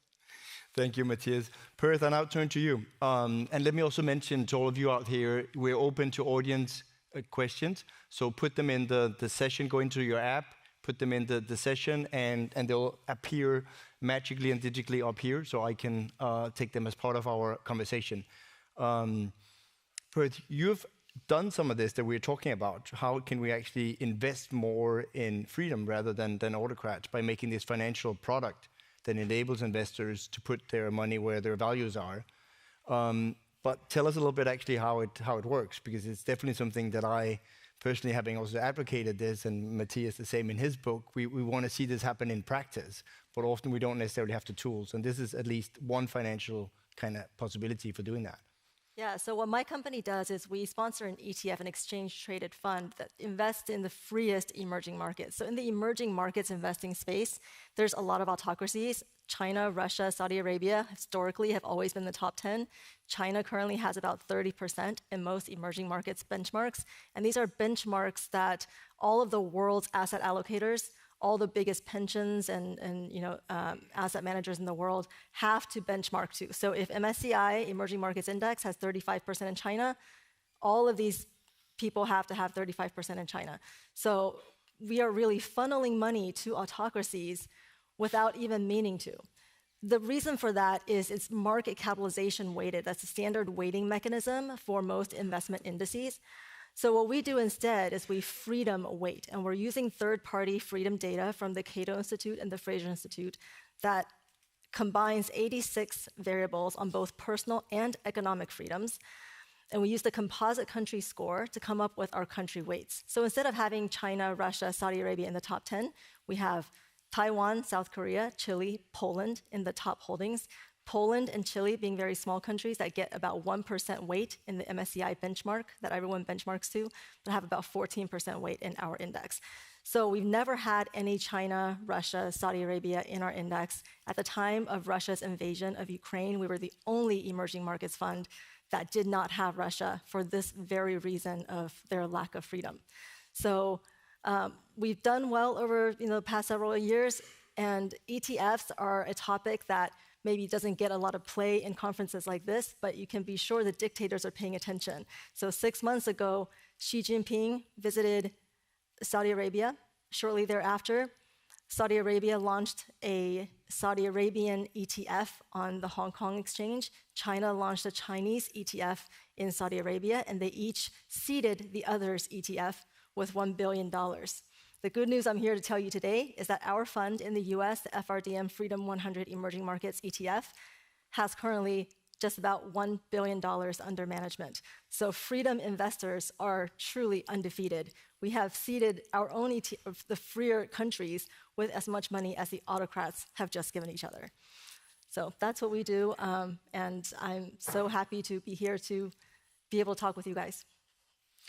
One point maybe to elaborate, because you touched upon it briefly, but I think again, the point that in all our pension funds, the way, as you just explained, I would say, give us that one more time. I mean, the fact that we actually, end up through our pension funds that are marked on the MSCI, we more or less automatically, when something is called emerging markets, we end up with whatever number it was, like 35% China. I mean, how that whole, because I think a lot of ordinary people are not really aware of this, and that's why I think there has to be alternatives, but there also just have to be a kind of awareness about all of us, the way we have pension funds. I mean, at least if I speak from a Danish case, it's mostly climate. That's the only thing you can choose, which is a good thing. Right. But you don't really have the option to say, call your pension fund and say, I want to invest more in democracy, I want to invest more in freedom. What are your options for that? Yeah, and Europe especially has been a leader in ESG and kind of the climate investing. But ESG isn't enough, because Hike Vision also has great ESG report, and so does Huawei and all these Chinese companies that are, helping the Chinese military as well. So the pensions, basically, they have to follow a benchmark. So there's a thing called tracking error, and a tracking error is how much you deviate from the benchmark, and each asset manager only has a certain tracking error budget. So they do not like to deviate from the benchmark. Also, that is job risk, right? So if you deviate from the benchmark and you underperform, then you're out of a job. But if you're tracking the benchmark, then you're fine. So most asset managers don't like to deviate too much from the benchmarks. And by mandate, most pensions cannot deviate too much from benchmarks. So that benchmark being set by MSCI is what the world's asset managers follow. So most emerging markets funds, if you're just in iShares Emerging Markets or Vanguard Emerging Markets ETF, it is going to have about 30% in China, and you're going to have Saudi Arabia in the top 10, Russia historically, also Egypt, Turkey, Qatar, UAE, just a lot of these more autocratic countries. And that's just the nature of the emerging markets universe. So that's why we started with emerging markets. There's also developed market funds, which are countries like Denmark, US, Canada, and then there's frontier market funds, which are for the smaller countries. So in the emerging market space is where the autocracy risk is the highest because of the nature of the universe. Thanks, Perth. Matthias, I turn over to you again. And now that you said before that you're not a diplomat, I'll ask you a non-diplomatic question on the new German government. I mean, the previous one made what was in German called the Zeitenwende, that there's going to be a complete change. Is there going to be that? And do you think the new Chancellor Merkel also comes from a business background? Does he really get this of like the sort of the German naivety that Wandel durch Handel, which has really been sort of the key motto of German business, has to change in a way of where autocrats use these economic levers on us? The honest answer is I cannot tell. I think he has a fair chance. I hope that he learned from the mistakes of his predecessors. I hope that he doesn't listen too much on the short-term pressure of some corporations. But I think there is reason to be optimistic. I mean, let's put it into context. I was writing that book a couple of years ago with a concrete proposal, and that proposal was that in order to avoid the rise of totalitarian systems by the rise of their economies, you have to strengthen the democratic open society economies. This you can only do if you basically cease operations of WTO, if you establish a new alliance of democratic economies based on a zero tariff trade relationship. There are very clear but simplistic and minimalistic membership rules. You can become a member if you respect the rule of law, if you respect human rights, and if you respect very basic CO2 targets. And based on that, you do tariff-free trade. The idea and the optimal outcome that I described was the transatlantic alliance starts with that. Then other democracies join, Japan, Australia, African countries, Latin American countries, and most importantly, India. And then we have a real leverage. Then we can negotiate with non-democratic countries, either symmetric terms or simply impose high prohibited tariffs on them. When the new administration in America took office, it looked at the very beginning that they would do exactly the opposite. Exactly the precise opposite of what I suggested. Tariff wars between democracies, which would only push Europe closer to China, which would strengthen China and Russia and other non-democracies and would achieve exactly the opposite. Now, suddenly, there is a surprising change and shift, and new talks and new words are in the conversations. And I was so happy to hear our Chancellor speaking to the President on the phone and suggesting, let's do no tariff trade together. Maybe there is a surprisingly positive outcome. Maybe you need the crisis. You need to look basically into a potential disaster in order to avoid it. So I would remain kind of realistically optimistic that we get a bit closer to a fairer, more symmetrical trade system based on low or no tariffs among democracies. Great. I actually have a follow-up question. I think that links to that, Matthias. Then I'll take that to you and then turn to Perth. Matthias, it's refreshing to see you as a business leader speak out on the importance of democracy and pushing back on autocrats.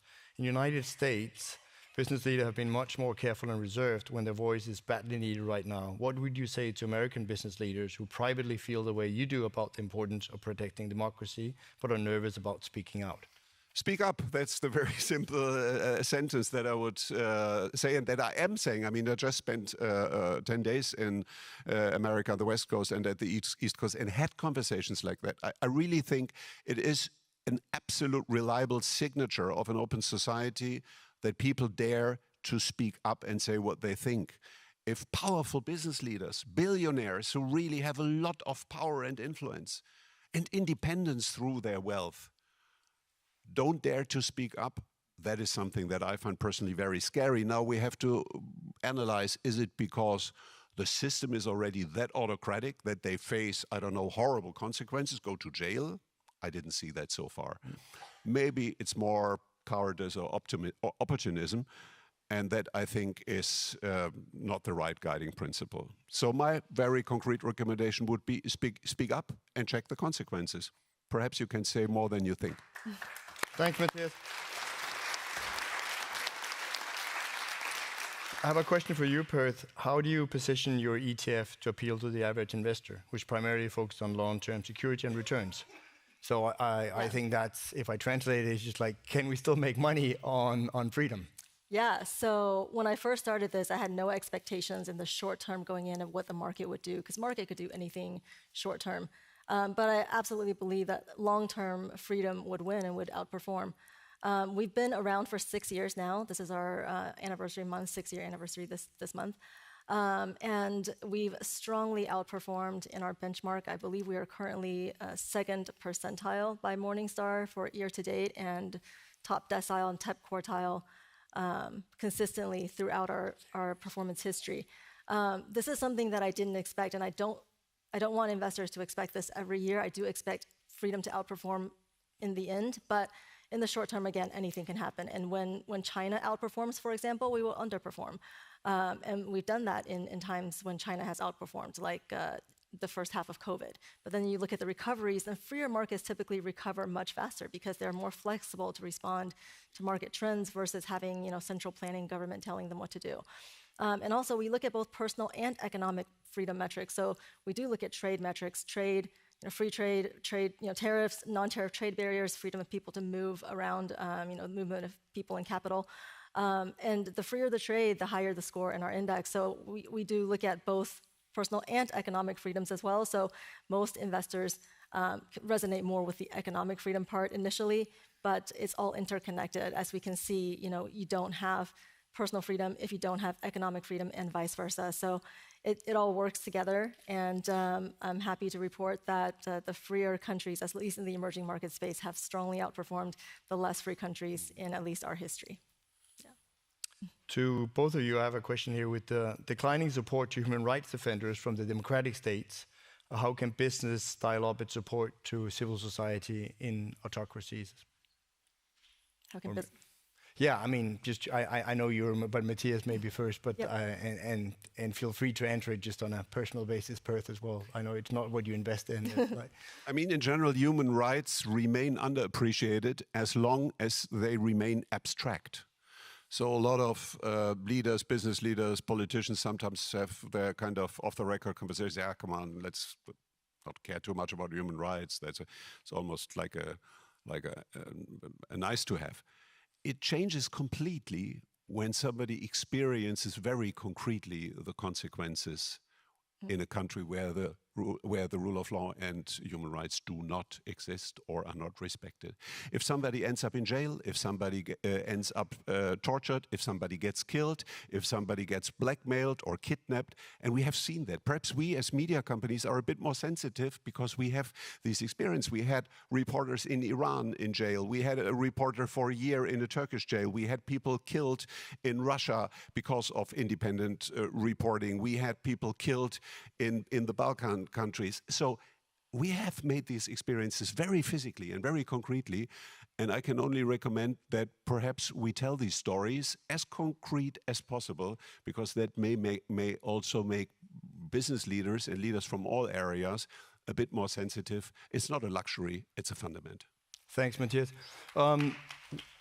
You actually join me in applauding, because we are out of time now. I could go on this topic. I think it's extremely important. Matthias Döpfner, Perth Toll, thanks a lot for sharing the stage with me. And next in line, I'm leaving it over to Jan Shinsky from Politico, who will direct our next panel in defense of democracy, the innovators, part of the series that we've set up around Anders Fogh Rasmussen's 5-point plan, looking at how we also need innovation into our defense ecosystem. But I think this topic here of how we actually can put our money where our values are is one that, at least to me also in the foundation, in the work we do, is really dear to me, of saying, is there something practically that we can do? So I really enjoy that we had kind of practical examples up here of something we can do. So thanks for being with me on stage. Let's give them a last round. Good, thanks. And I'll let Jan Shinsky take over now. Thanks very much.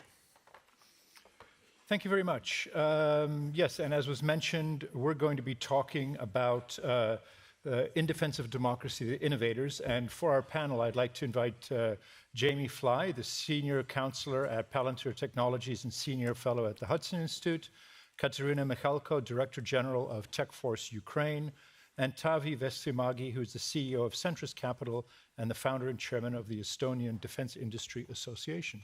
Thanks very much. We will try to take a question or two. So again, if you pop questions into this CDS app, I'll keep an eye on the tablet and try to take a couple of questions. This is sort of the theme of the afternoon, is how do we channel money into the defense industry. I'd like to start with Ukraine. Seems to be a really interesting example of combat-driven technological arms race with the Russians. What's your assessment of where Ukraine is technologically, and should the West be looking, and is it looking to Ukraine in order to develop its own defense industries? For sure. Like TechForce, we unite more than 60 private companies which produce robotic systems, all types. It's sea drones, land drones, again, flying drones, UAVs. And Ukraine is really great in the final solutions.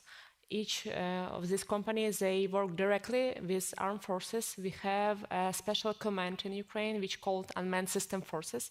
This command, it runs operation only with robotic systems and solutions, and that is why we have this direct feedback loop from the army, and we could modify and adjust the products right away, so that basically it's like one roadmap and one like common project when like private enterprise, they communicate with armies, they change their product and they supply this product right away to the front line. And it's impossible to imagine in any other circumstances. So in this bad war, we gain a lot of like battlefield tested and experience projects and products. And Ukraine have a challenge right now with two things actually. It's a localization of components, because it's one thing to produce a final product, it's another thing to have a fully localized solution. I'm talking not about only Ukraine localized solution, but also like final drone only with European Union components. It's a huge challenge for Ukrainian producers to develop such things, and we still need to order part of it from China, and it's not like ideal scenario for us. So we are looking for opportunities of localization of components for robotic solutions inside Ukraine. And another challenge is budget for sure, because only our coalition, we could produce more than 3 million of drones per year. And last year, government was capable of procuring only third part of it. So actually, like 63% of capacities, they were not under like government contracts or deals, and it means that companies, they wanted to produce, but they had no chance, because to start your military production, you still need budget. So Ukraine has this huge real-life experience in robotic system in the front line, but we need budget and we need truly partnership with European Union industry to push it for our common, like bigger security frame. So I'd like to ask Jamie and Tavi, are you involved at all in the Ukrainian industry? Are you linked with them technologically or financially? Yeah.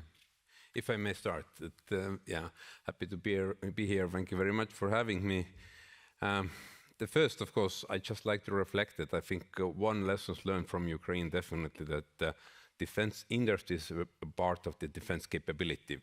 If you do not have an industry, you do not have a capability. I think I tried to argue it over the decade from mid of 2000s up to now, and up to now the armed forces start to understand that basically you just not need a stock, but you really need the capability to produce, and basically this kind of adaptability really that if the situation are going to change, you're able to adapt.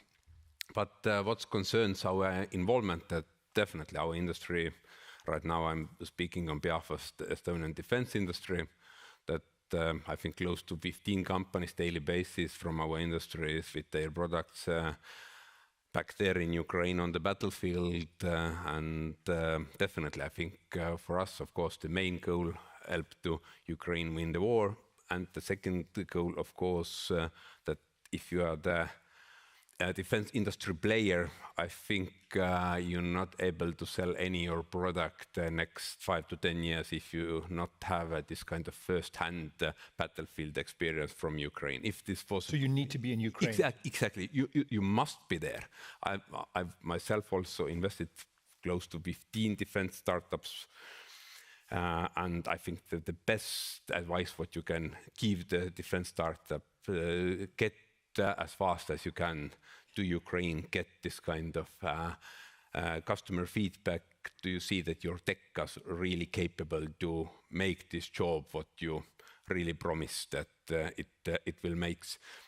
That in that respect, definitely, if you are going to the large defense exhibitions, that if it was like that in past, that there was a question from your customers that to your home country use your tech? I think right now it's two questions. The first is the same, and the second definitely, is your tech used in Ukraine? Is this first-hand battlefield experience really there?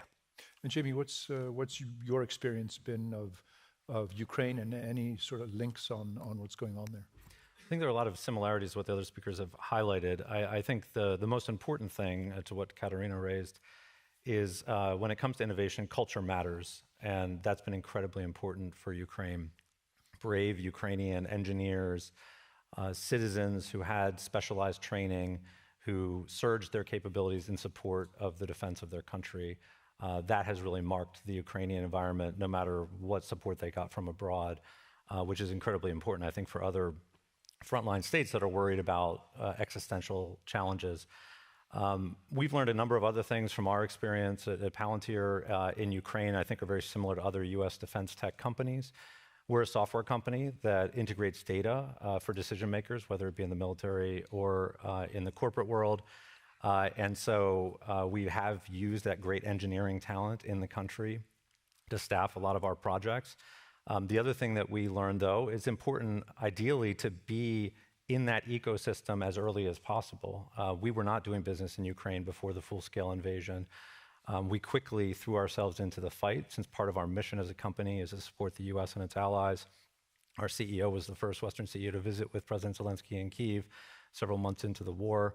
But it's even better if you can be there before the conflict starts. And so that's one lesson we've certainly taken away as we try now to deepen our work with other frontline states, be it in Europe or in the Indo-Pacific. Get there early, get to know the ecosystem. It's much easier to build those partnerships when you don't have to do it in the middle of the early part of the conflict. Another lesson, which I'm not sure, I'm hopeful that the US has learned and other allied governments have learned, but funding of innovative tech from the Western side has been a huge challenge. There's a lot of Ukrainian resources that have been thrown into the fight, obviously. But when it comes to funding things beyond hardware, what we found in the US, and I think other defense tech companies did as well, is the US Department of Defense, the US system didn't know how to fund those innovative capabilities. They were much more used to purchasing tanks, sending missiles, even providing planes, than funding innovative software and AI-defined tools. That's, I think, slowly starting to change, and especially with the new administration in the US, that's partly why you see the defense tech companies pushing DoD to change its procedures so that we don't have this challenge again, where there's another conflict, and these companies cannot even get funding from their own government. I will say, I think that some of the European governments showed that they were more innovative and flexible in that regard, and actually stepped up to help the Ukrainians pay for some of the most advanced capabilities. But the US was far too slow in the early phase of the war. Tavi, you wanted to? Yeah, maybe a short comment exactly about procurement. That I'm a bit more skeptical also about Europe and European government procurement programs. That we see this agile approach what is in Ukraine, but I think there are not so many lessons learned that how we are redesigned our procurement in Europe and European countries as well. That we still basically moving very slow. Basically, we still do those 10 years planning processes, and basically this is exactly my point, that there are not so much even the stock needed, but exactly this kind of capability, industrial capability, adaptability, that if there is something happened, that you are ready, you have this industrial complex ready to basically act. And this is definitely not only consists the hardware, the same part the software. And I think what wins Finland really did, I think it was clever that they, instead of basically buying, for instance, UHV stock, they exactly start to pay this kind of readiness payment to companies, that they really keep up this extra production capacity, that if there are one day it's really needed, this capacity is really there. Denmark has been a real leader in placing direct orders with the Ukrainian defense industry as opposed to simply sending equipment to Ukraine. Do you deal with the Danes, and what is your view on that approach to financing, to actually be pumping money directly into the Ukrainian defense industry? Yeah, actually it was a revolution for international affairs in terms of arms industry in Ukraine, because of the reason which I already mentioned, that capacities of production is few times bigger than actually ability of our state to procure it. So that we were waiting and awaiting our partners that it's vital to procure Ukrainian solutions, because our industry is so integrated with the front line, and our solutions could truly provide this asymmetric effect with huge state as Russia. They have more resources than we do. they have a more like advanced industry in terms of strategic arms. But Ukrainians, we found this like asymmetric solutions. That is why it was so vital for like European Union and Denmark to be ready to procure with their own money our Ukrainian products for our army. So like other states, which maybe is not so powerful in terms of arm industry, we like ask you to like see this example and maybe run the same program for Ukrainian industry, because like our producers, they saw this like truly strong partnership with Denmark, and that is why they would be ready to localize part of their facilities in Denmark and provide their experience to the state, and that is why like our common security would be stronger. So if like a European government is looking for an opportunity to localize Ukrainian asymmetric solutions maybe in their country, or they want to start a GV inside Ukraine, the best like first step which this government could make is to start financing the industry directly, and that is why your embassy in Ukraine, they will start working like along with producers, and it would be easier after that to like gain this experience for your own security. Thanks. There's a lot of talk in Europe about changing the funding model, pumping more money into the defense industry, defense tech as well.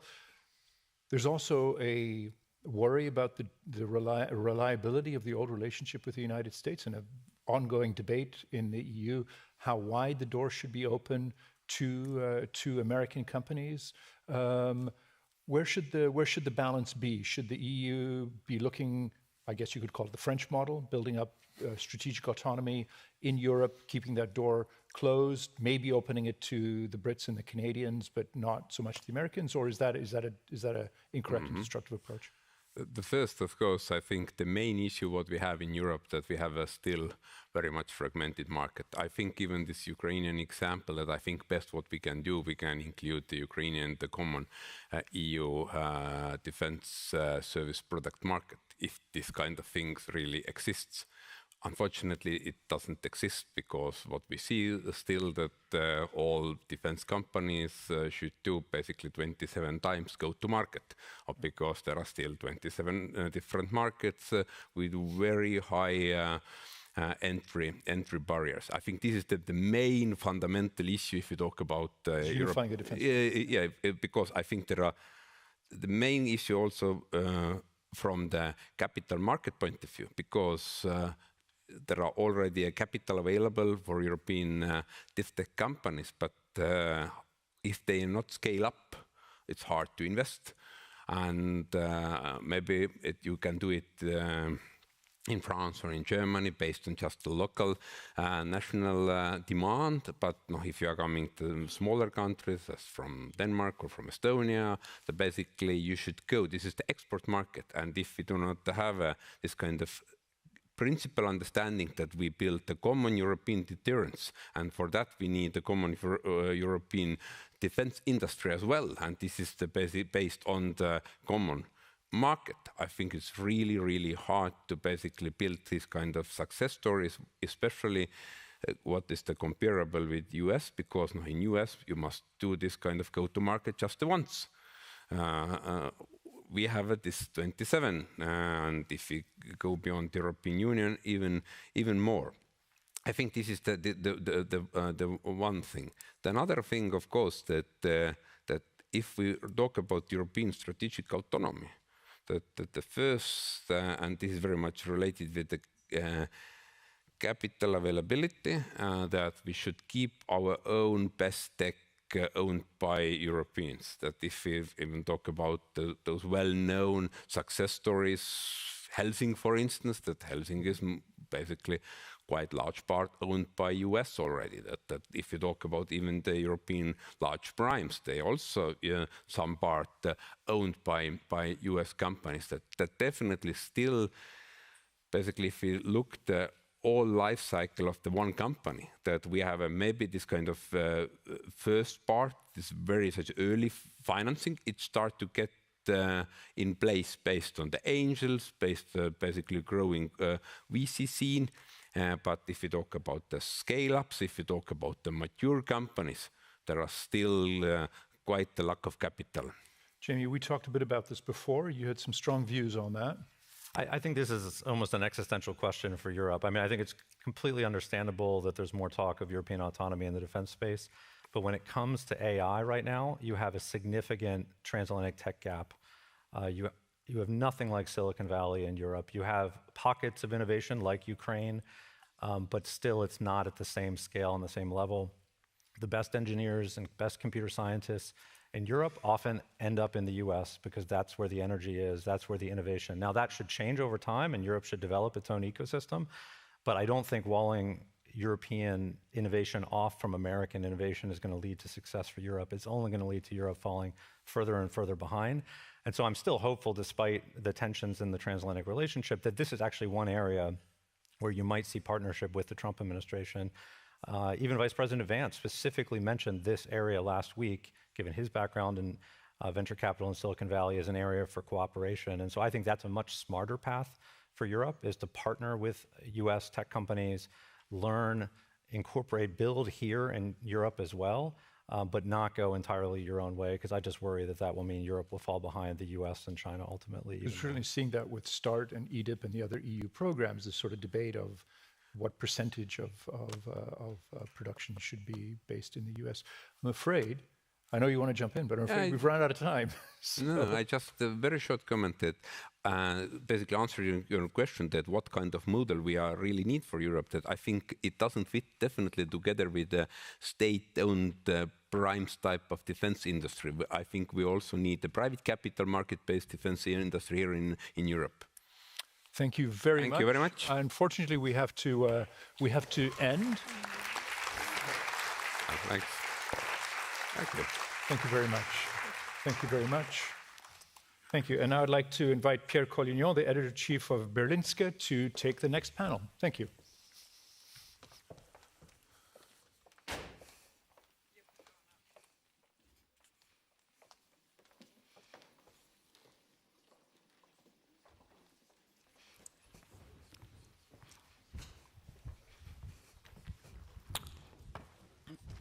Du har midten.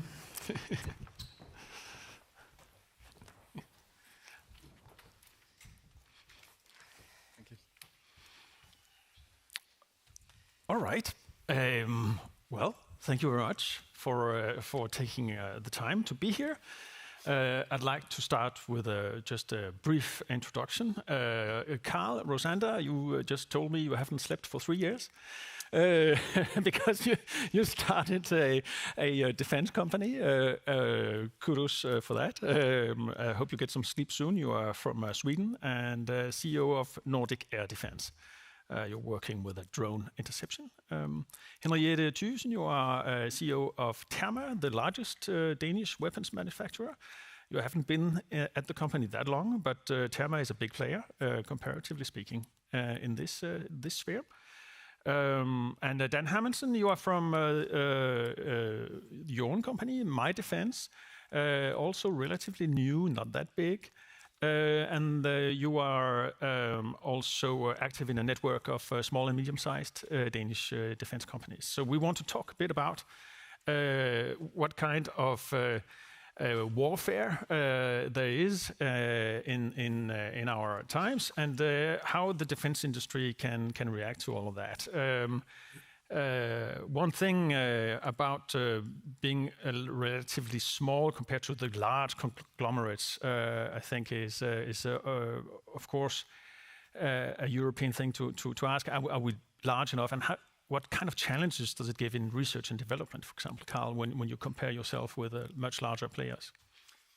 It's generally with startups. Startups are moving faster. Yeah.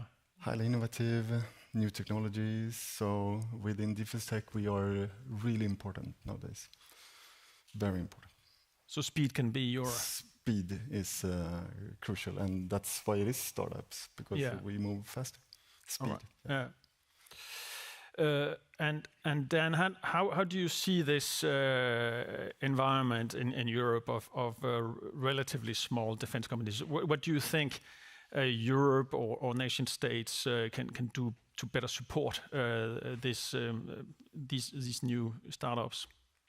Well, I think if I look back to when we started in 2013, so that's already 12 years ago, it looked completely different. We were one of the only few companies in the defense business in Denmark, and there wasn't much to look for of innovation or funding or anything like that.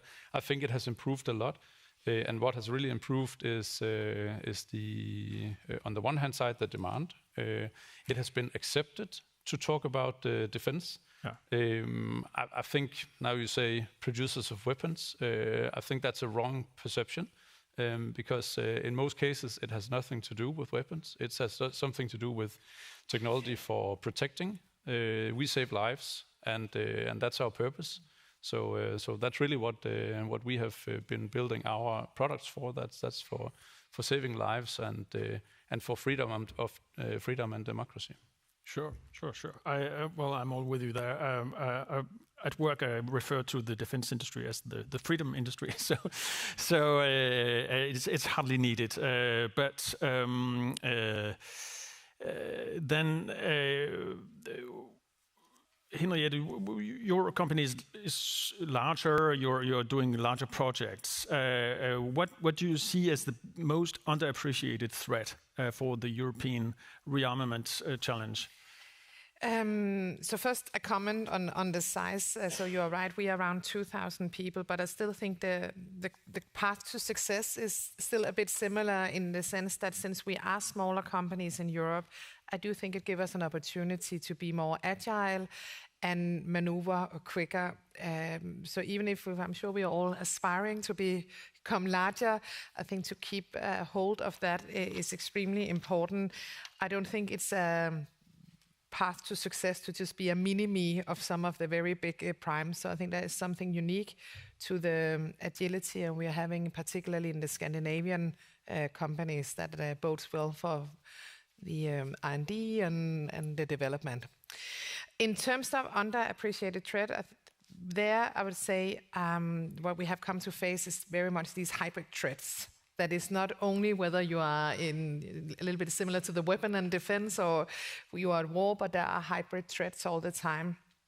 And as societies, our ability to respond to that timely enough and with enough seriousness in terms of being alert and having a preventive measure, I think is really important and something we need to get at now, such that it doesn't build further.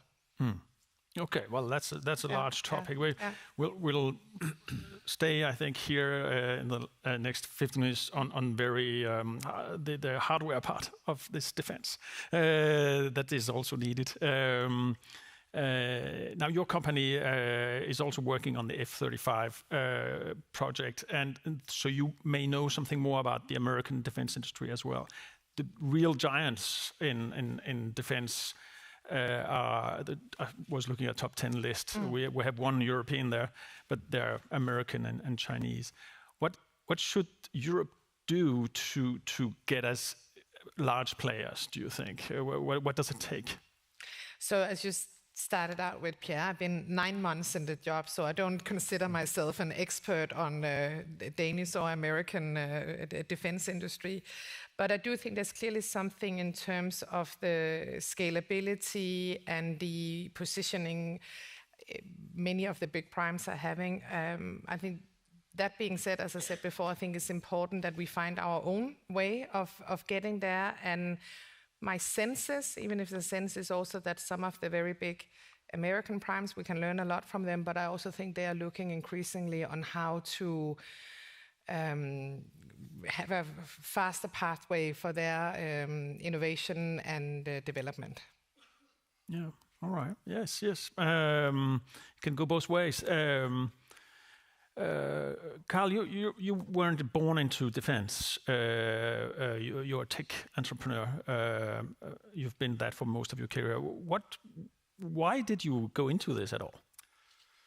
You've been 9 months on the job. I've been a defense tech entrepreneur now for 11 months. Yeah, I've been an entrepreneur in tech for 28 years. So it's what I learned through those 28 years is that you have to execute. Execution is the most important now. And I came into this when actually the war in Ukraine broke fully out. It was a shock to me.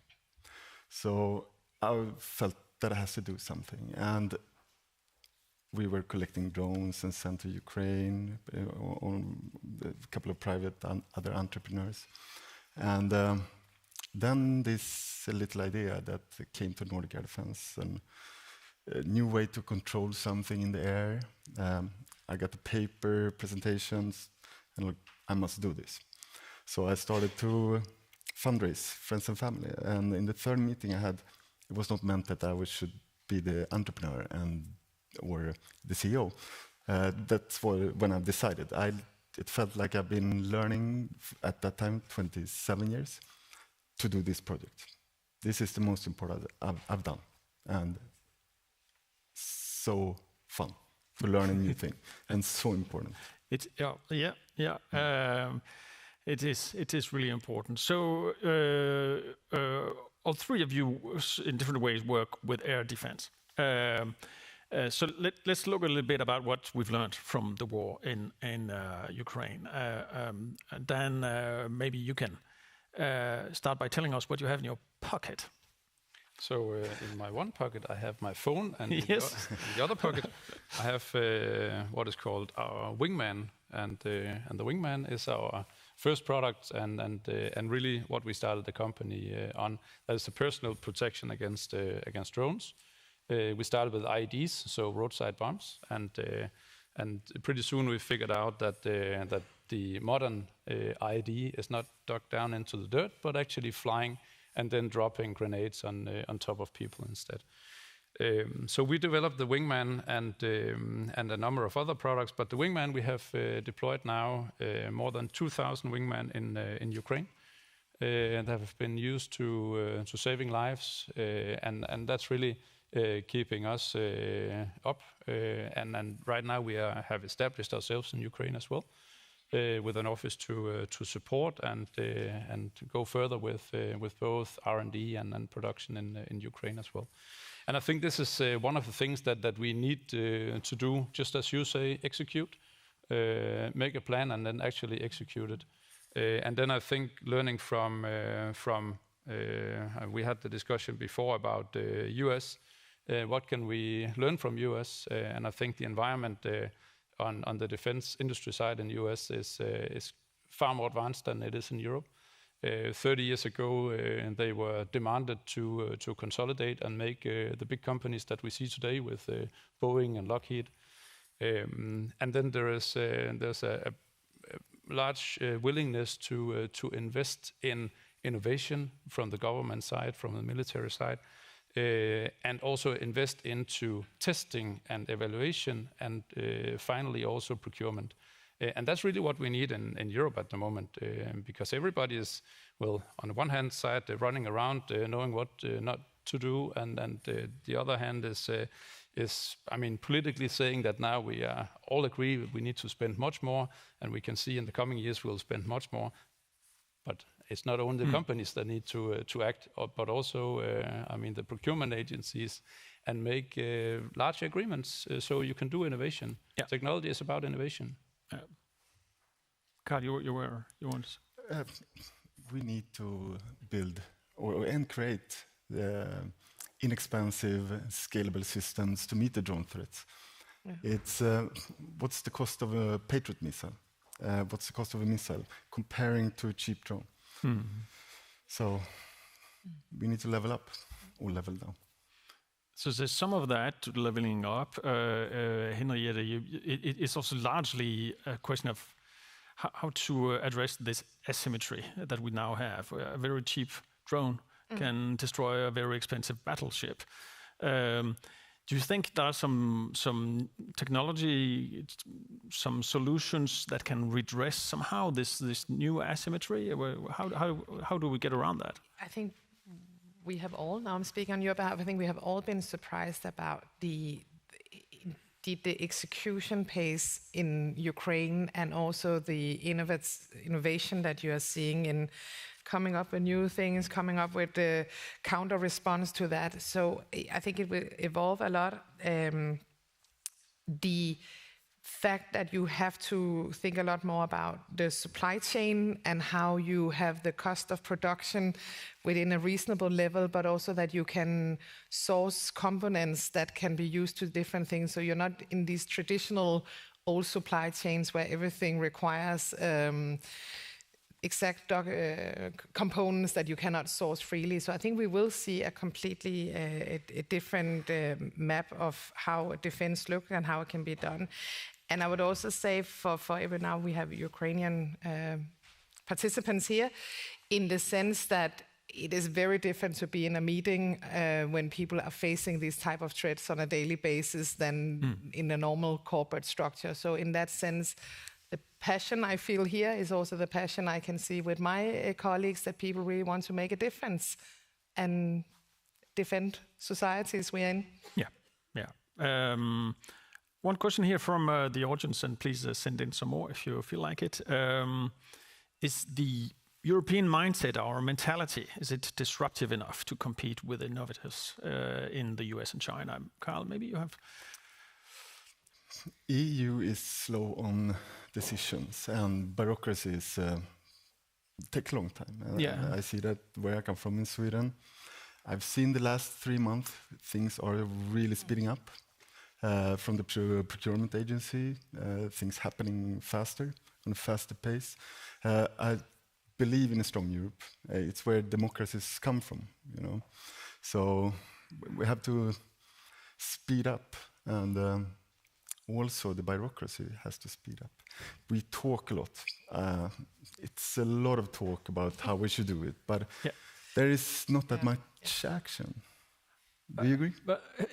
I was also thinking about that. I mean, now we are 3 years into a large European war, and we are still at a point where it's clear that Europe cannot by itself supply all that Ukraine needs.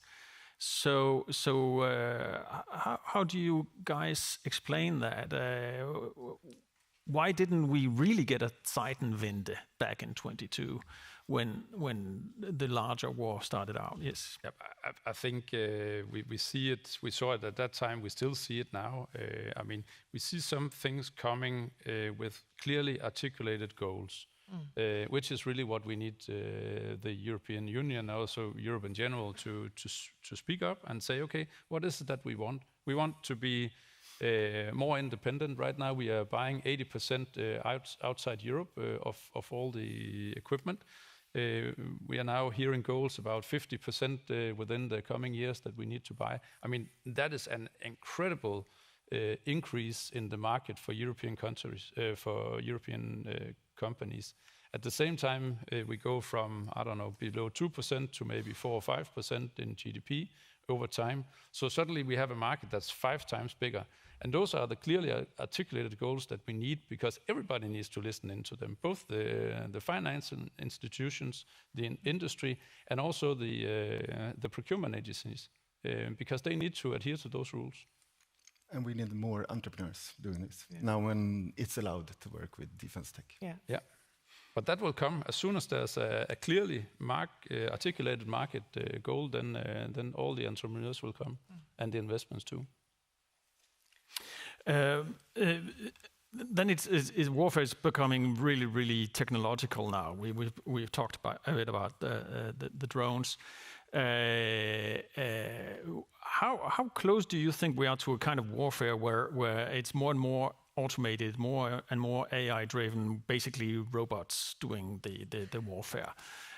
Is this what we should prepare for now, for the next wars? It's already there. We're there. Autonomous drones is above Sweden, probably about Denmark too. Yeah.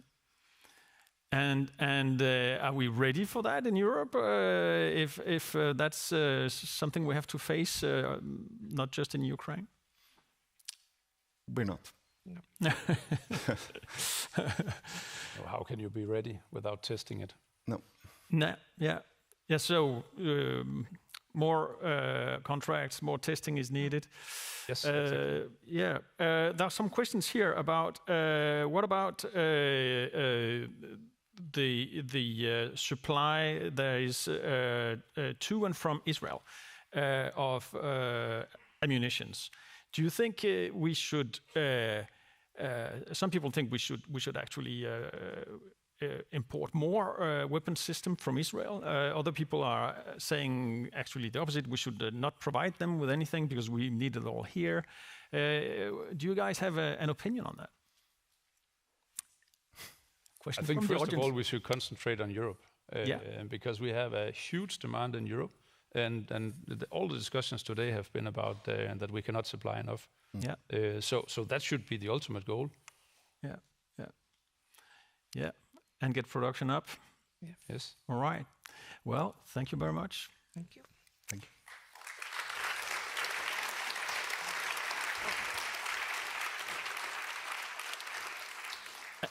Thank you. And then let me give up the next. It's Gordon Rapinski from Politico who will interview Boris Johnson, former Prime Minister and former journalist. Thank you. Thanks. Yeah, welcome everybody again. And the next topic is a very broad one, but I think one that we've all are thinking about, navigating a new world order. And I'm very happy that I'm going to discuss this with a very special person, with Prime Minister Boris Johnson. Before we have him here virtually behind me on stage. Again, the option to send in your questions digitally, and I will find them on the iPad. No promises. We will probably not have time to include all the questions, but I will try to at least include one or two, or let's see how the interview goes. But now let's welcome Boris Johnson, former Prime Minister of the UK. Welcome, Mr. Johnson. Hi there. Hi, Gordon. Can you hear me? Yes, perfectly. Thank you so much. Great. We're very, very glad to join you. Sorry I can't be with you in person. I'm sure Copenhagen this time of year is absolutely wonderful. It is wonderful. It is sunny, and you're missing it, but we're still equally happy that. I remember getting that wonderful June of 1992 when the Danes heroically voted against the Maastricht Treaty. Do you remember that fantastic day? So I as a German, remember 1992 when the Danes won the Euro Championship in Germany. But that's right, and Uffe Ellemann-Jensen said, "If you can't join them, beat them." That was his. Or just lose the way we did it, right? So, Mr. Johnson, we have a simple one. We have an easy topic: navigating a new world order. Let's start with maybe the most important factor, with Donald Trump. You know him quite well, maybe even. You were at the inauguration. Yes. Do we miss a thing about him? Do you mean, do Europeans fail to grasp something about him? No, I think what you see is pretty much what you get, and I think that look, when it comes to Ukraine, which is for me the transcendent issue of our times, the thing we really have to get right. I look back at the history of the last few years before Trump came in, and with all the complaints we may have now about his position, and I just observed two things. So, first of all, under Joe and for the previous 3 years, whatever you say about what the West was doing, we were just about stopping the Ukrainians from losing, but we never had the balls to give them what they needed actually to win, and we must be honest about that. And the second thing I always noticed was that actually it was Trump back in 2018, I think it was, who gave them the Javelin shoulder-launched missiles. And Trump broke the taboo on giving Ukrainians lethal weaponry, right? Which the Democrats had not done. So I've always thought that if we can get peace through strength in Ukraine, there is a chance that Trump, for all the criticisms people make of him, that Trump can actually deliver it. And I think where we are now, Gordon, is at a very crucial moment. because what's happening is very obvious I mean, all our audience, I'm sure, can see it. The Ukrainians have been pushed into a corner. They've been made to accept all sorts of concessions that they're not going to get back all their country in the medium to short term. That their NATO membership is off the table, at least for the time being. They've had to accept the minerals deal. Actually, I think it's a good deal for both sides, but clearly there have been difficult things in it for Ukraine, and so on. And they've had to accept an awful lot. The Russians have been placed under no real pressure so far. And everybody can see that. And I think what's happening now in Washington, I hope, is that people are finally recognizing that Putin doesn't want a deal. And I think that slowly... Are you confident this is happening? I wish I could say I was confident about that. I think people are recognizing... I think people are recognizing that Putin doesn't want a deal, but it is not clear to them what the consequences of that recognition are. And I worry that this week in Istanbul, where we're getting to, is a very dangerous conclusion, which is that there is a deal to be done, but it would be on Putin's terms. And what I worry about is that the United States is starting to think, well, I know what. Here's what we do. Putin delivers a ceasefire, and in return, we just agree that we'll stop supplying Ukraine with weapons, and Ukraine won't join NATO. And why should they be a highly militarized state backed by Western forces? We could agree that. And I think what I worry about is that people say, we'll stop the death. We'll stop the death. We'll stop the killing.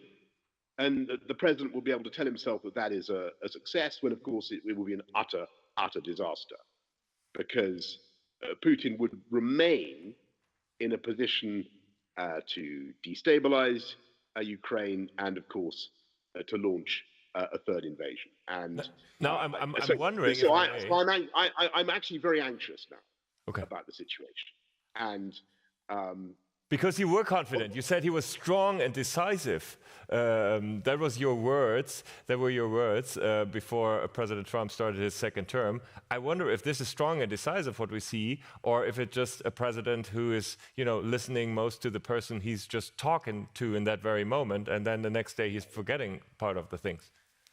I think there's a lot of I think that, like many leaders, President Trump listens to lots of different voices before making up his mind.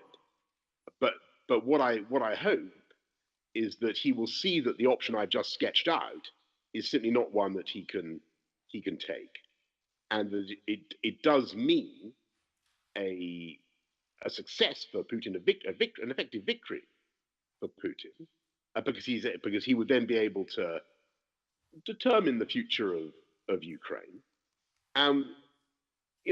So what I hope is that the process of disillusionment is going to continue in Washington, and that they recognize that the only way forward, and I think a lot of them increasingly do recognize this, the only way forward is to keep going with the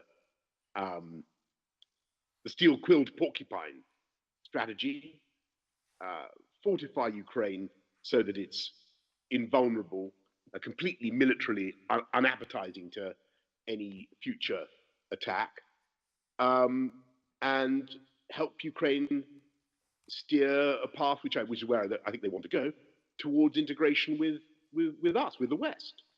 And look, I'm anxious, but I don't think that Donald Trump's instincts will be to let Ukraine be crushed. And I don't think that his political, I don't think he has the political space to allow it to happen. You see what I mean? I don't think it's possible for him to record in his presidency a defeat in a battle for democracy and freedom of that kind.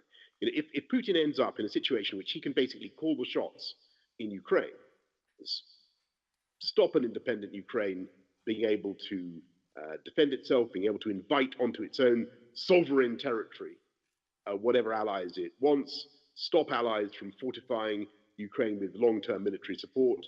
I don't think Trump will be able to live with that.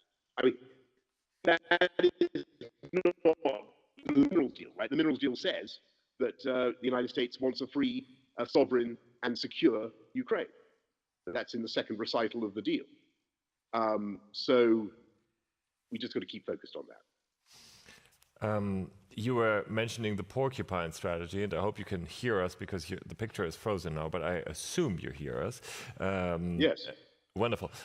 You were mentioning the porcupine strategy. The porcupine strategy does not include a membership at NATO, for instance. Do you think Ukraine should rather slowly give up hope on that topic? Well, I'm proud to say I was the father of the porcupine strategy, instead of being the mother of the porcupine in a few years ago. Because if you remember, 3 years ago, immediate NATO membership of Ukraine was thought to be impossible. We weren't talking about it as much then, and I think it's a shame that it's got even worse now. The porcupine strategy is really meant to be a substitute for NATO membership, and it's meant to be the next best thing. If you can't get an Article 5 guarantee, then you give the Ukrainians the wherewithal to defend themselves. And after all, the best security guarantee for the Ukrainians are the Ukrainians themselves. They're the best fighters in Europe now, right? What we need, and I don't think any war-fighting commitment by any of us, whether Brits or French or Danes or whatever, is going to be as credible as Ukraine's own self-defenses. What we need to do is fund it. We need a 10-year plan for the funding of Ukraine's military needs. We do see, and you can have boots on the ground as well for reassurance, but the most important thing is the kit. Mm. We do see a lot of cooperation between the European countries, and I'm not talking about EU countries, I'm including the UK, quite close cooperation on Ukraine. Now, you delivered Brexit.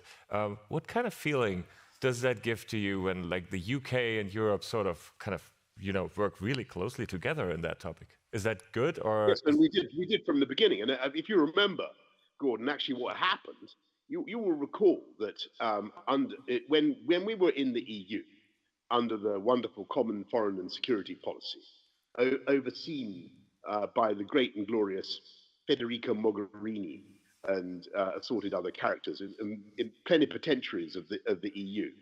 The thing was run, the Ukraine dossier, you will remember, was owned by France and Germany.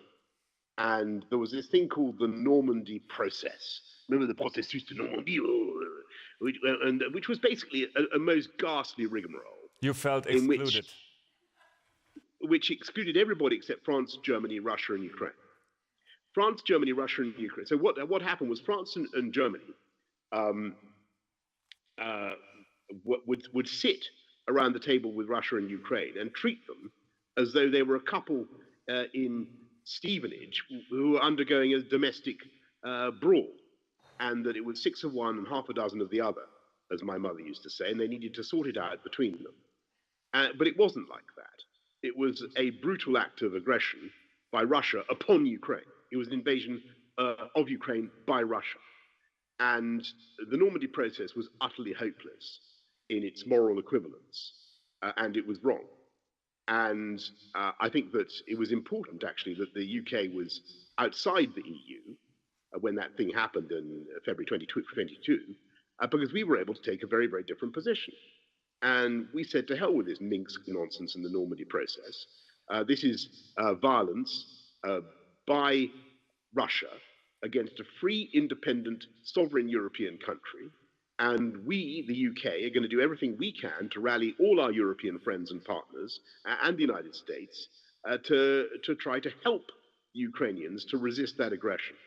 So actually, I think being outside the etiquette and protocols of the European Common Foreign and Security Policy was quite helpful when it came to Ukraine, because we no longer had to obey all that politesse, and we did, I think, what was necessary.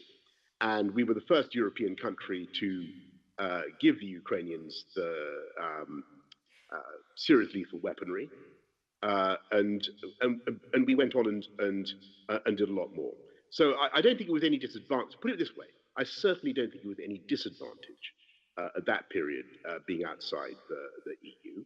And now, and by the way, you know, I throughout the negotiations for Brexit, I always said to Ursula and to von der Leyen and to others, look, you know, the UK is always going to be supportive of European defence and security.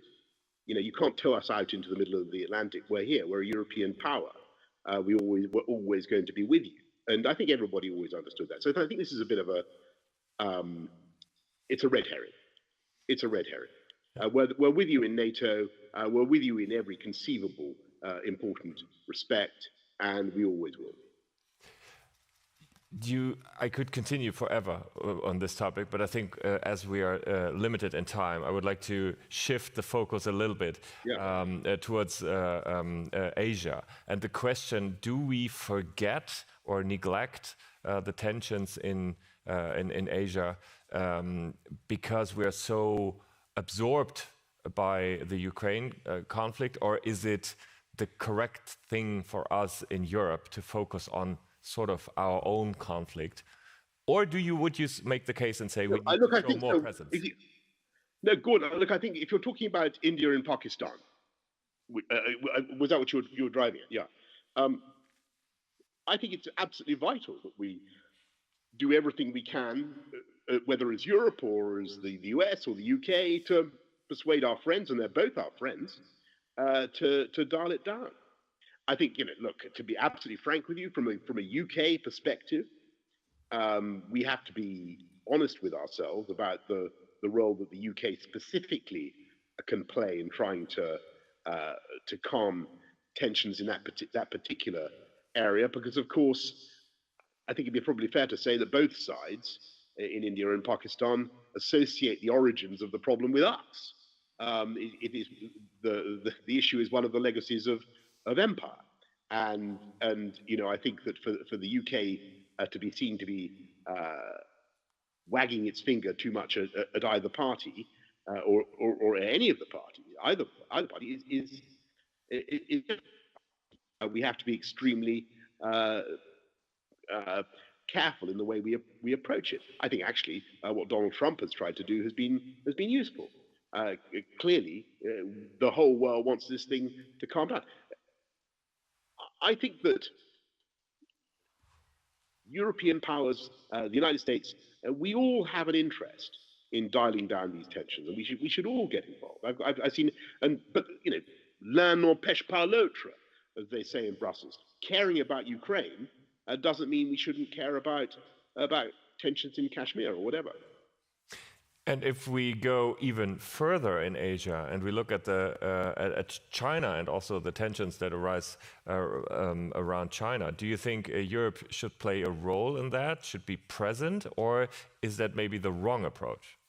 No, I think that's totally the right thing to do. And I think that we need to be, I think there was a US Undersecretary of State or somebody who said something the other day saying, oh, well, you know, leave the Asia Pacific region to us, you deal with Europe. I don't think that's the right way to think about it at all. I think that we're all in this together. I think that this is, what we need to think about is the way that democracies are going to work together, and the way that free market, freedom-loving democracies are going to collaborate. And I think that we have a role in the Pacific as much as we have anywhere else. And look, you'll remember that one of the things we did post Brexit was to set up the AUKUS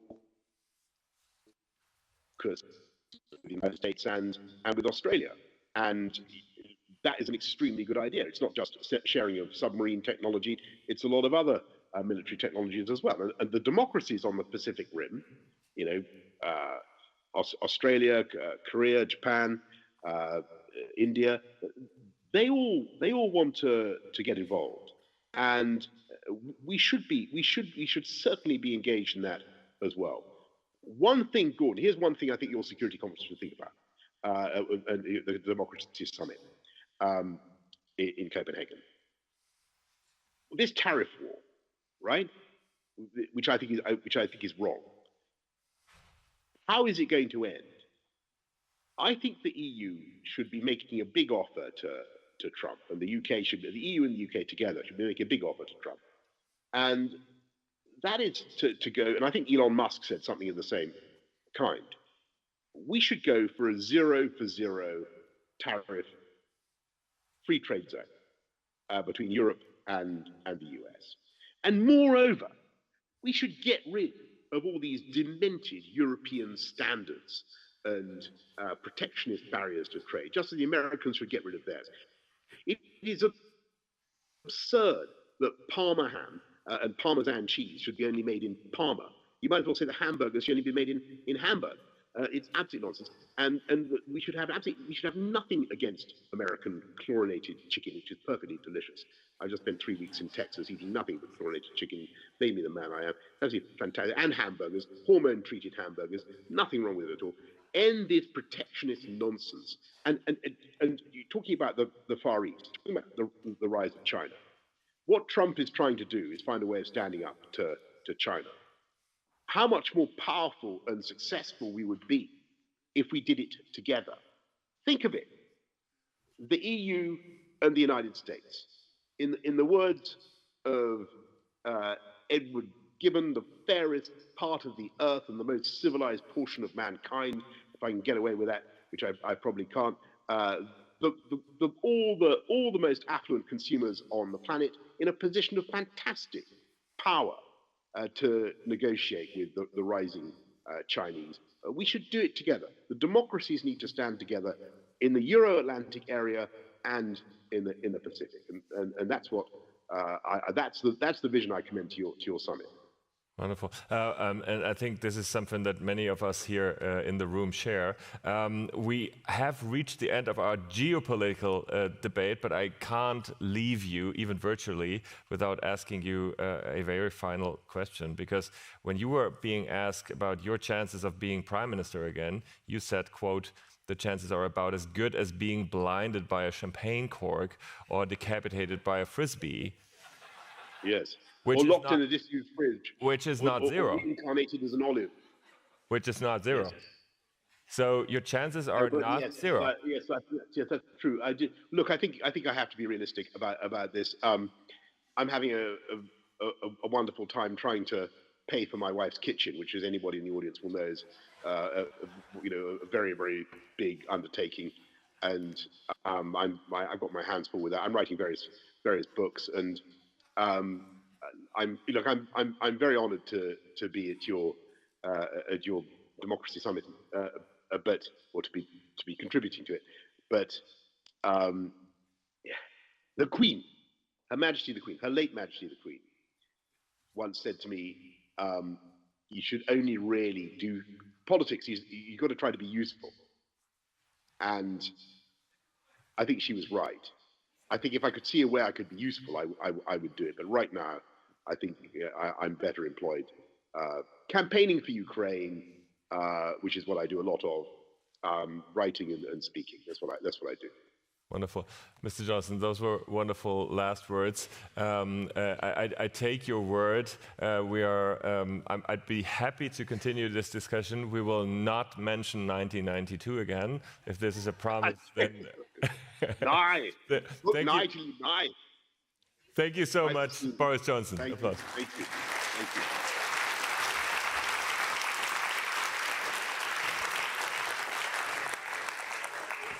I stole a few minutes of your coffee break now, but I think it was worth it, right?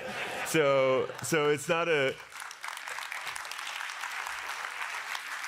30-minute coffee break now, but 25 minutes. So at 4:25, we're going to restart again. We're going to continue to discuss navigating a world order with the Canadian view. And please enjoy your break and see you later.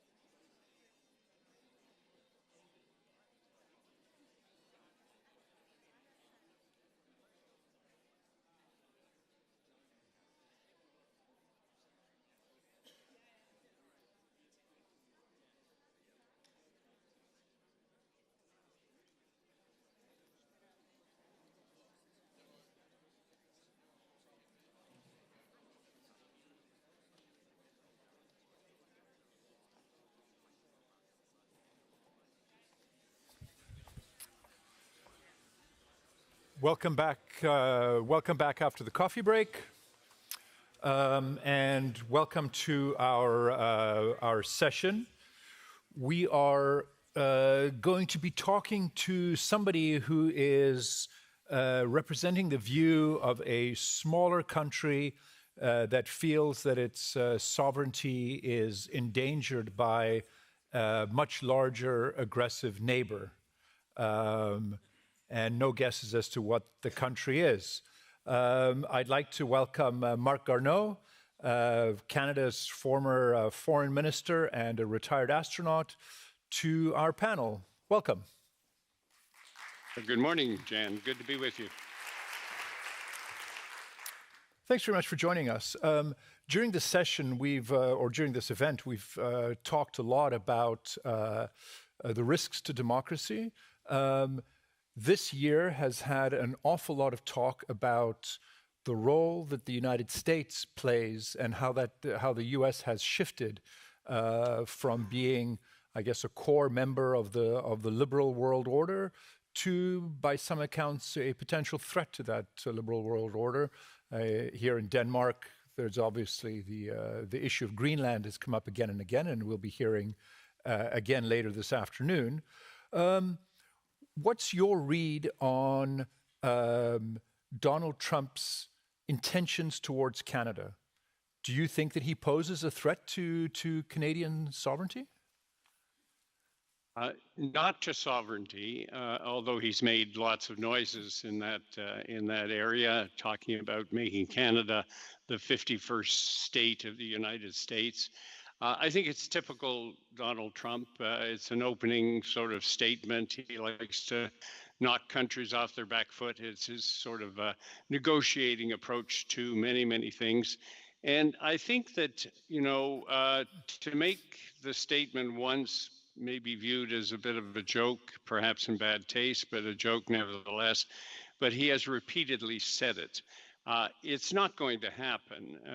The vast majority of Canadians are not interested in the slightest in becoming part of the United States. And we're making that extremely clear. In fact, he may have done us a great favor by sort of stoking our Canadian pride. Canadians are not typically very demonstrative when it comes to showing their national pride, but he has certainly found a way to generate a great deal of pride within the country, and it's very, very clear that Canadians are not going to put up with this. If you don't think that he's serious, what's he doing? What's the goal to take a very trusted friend and ally? I can see on the wall behind you, you've got a commemorative thing with an American and a Canadian flag on it, and turn Canadians into hostile neighbors. What's the point? I think it is part of his larger scheme to, with respect to tariffs, to change the world order. There's no question about it. We're not going to go back to the way things used to be. And part of his approach in terms of making it very clear that the United States wants to benefit more from trade with other countries. In Canada's case, he started off by saying that both Canada and Mexico were countries that were allowing far too much fentanyl into the country, and therefore he was going to impose tariffs, which he did, notwithstanding the fact that Canada is responsible for less than 1% of fentanyl that enters into the United States.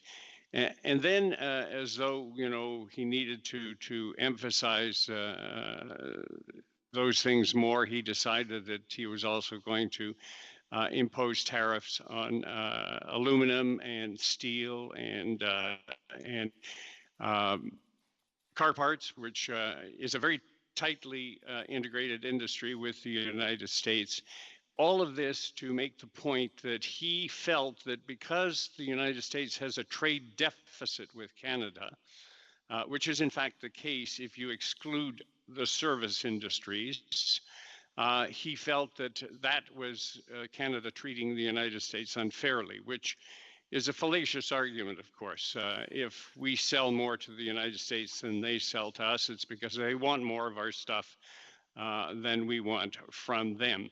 And if one excluded the fact that they import over 4 million barrels of oil per day from Canada on a daily basis because of their very large appetite for oil, they, in fact, would be benefiting from a trade surplus.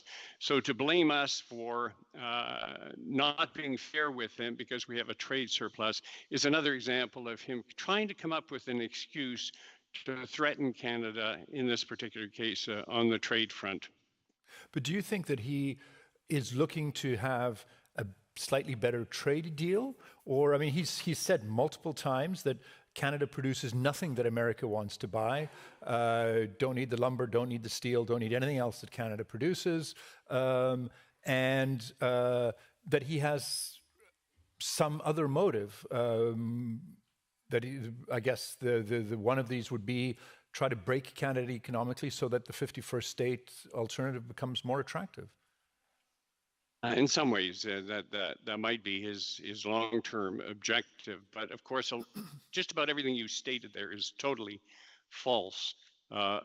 Starting with the fact that you say that he says out loud that Canada doesn't have anything that the United States wants. Now, either he is blissfully ignorant of the actual details of the trade. I mean, Canada and the United States, if you add up our imports and exports, is the largest trading partnership in the world between the two, if you add up the imports and exports. They are very dependent on our aluminum because they don't produce enough. They are very dependent on our potash, particularly their farmers. They're dependent on our uranium. They will be eventually dependent on our critical minerals and rare earth minerals. There are a host of products that are made in Canada that Mr. Trump would like to own, as if Canada was the 51st state. And he might know this, and this is part of the reason he talks this way, or it's possible that he is a bit ignorant of the actual products that cross back and forth between the two countries. It's astonishing that a well-connected former foreign minister has difficulty trying to work out what is the ultimate end goal of Canada's closest ally and largest trade partner. It's a surprising situation. Prime Minister Carney has taken a fairly hardline approach to Trump and to the United States, which seems to be paying off. Is that a model that other countries should be following? If you look at the UK and others, that you do get a sense that many countries are trying to sweet talk Trump, hoping for a good deal on the side. Is the stronger edged Canadian approach the one that actually should be taken? I personally believe so, yes. The charm offensive is not going to work. It is absolutely doomed to failure with Mr. Trump. That's the kind of person that he is. He deals with realities, and I think that the hard-nosed approach, even-keeled but hard-nosed approach that Prime Minister Carney is taking is the right one. And Prime Minister Carney has an enormous amount of credibility in terms of his economic know-how, having been Governor of the Bank of Canada and Governor of the Bank of England, having worked in the private sector, having worked in government. And he, I think, has a sort of a clear-eyed view of what needs to be done. Now, that's not to say that Canada is not going to feel some pain.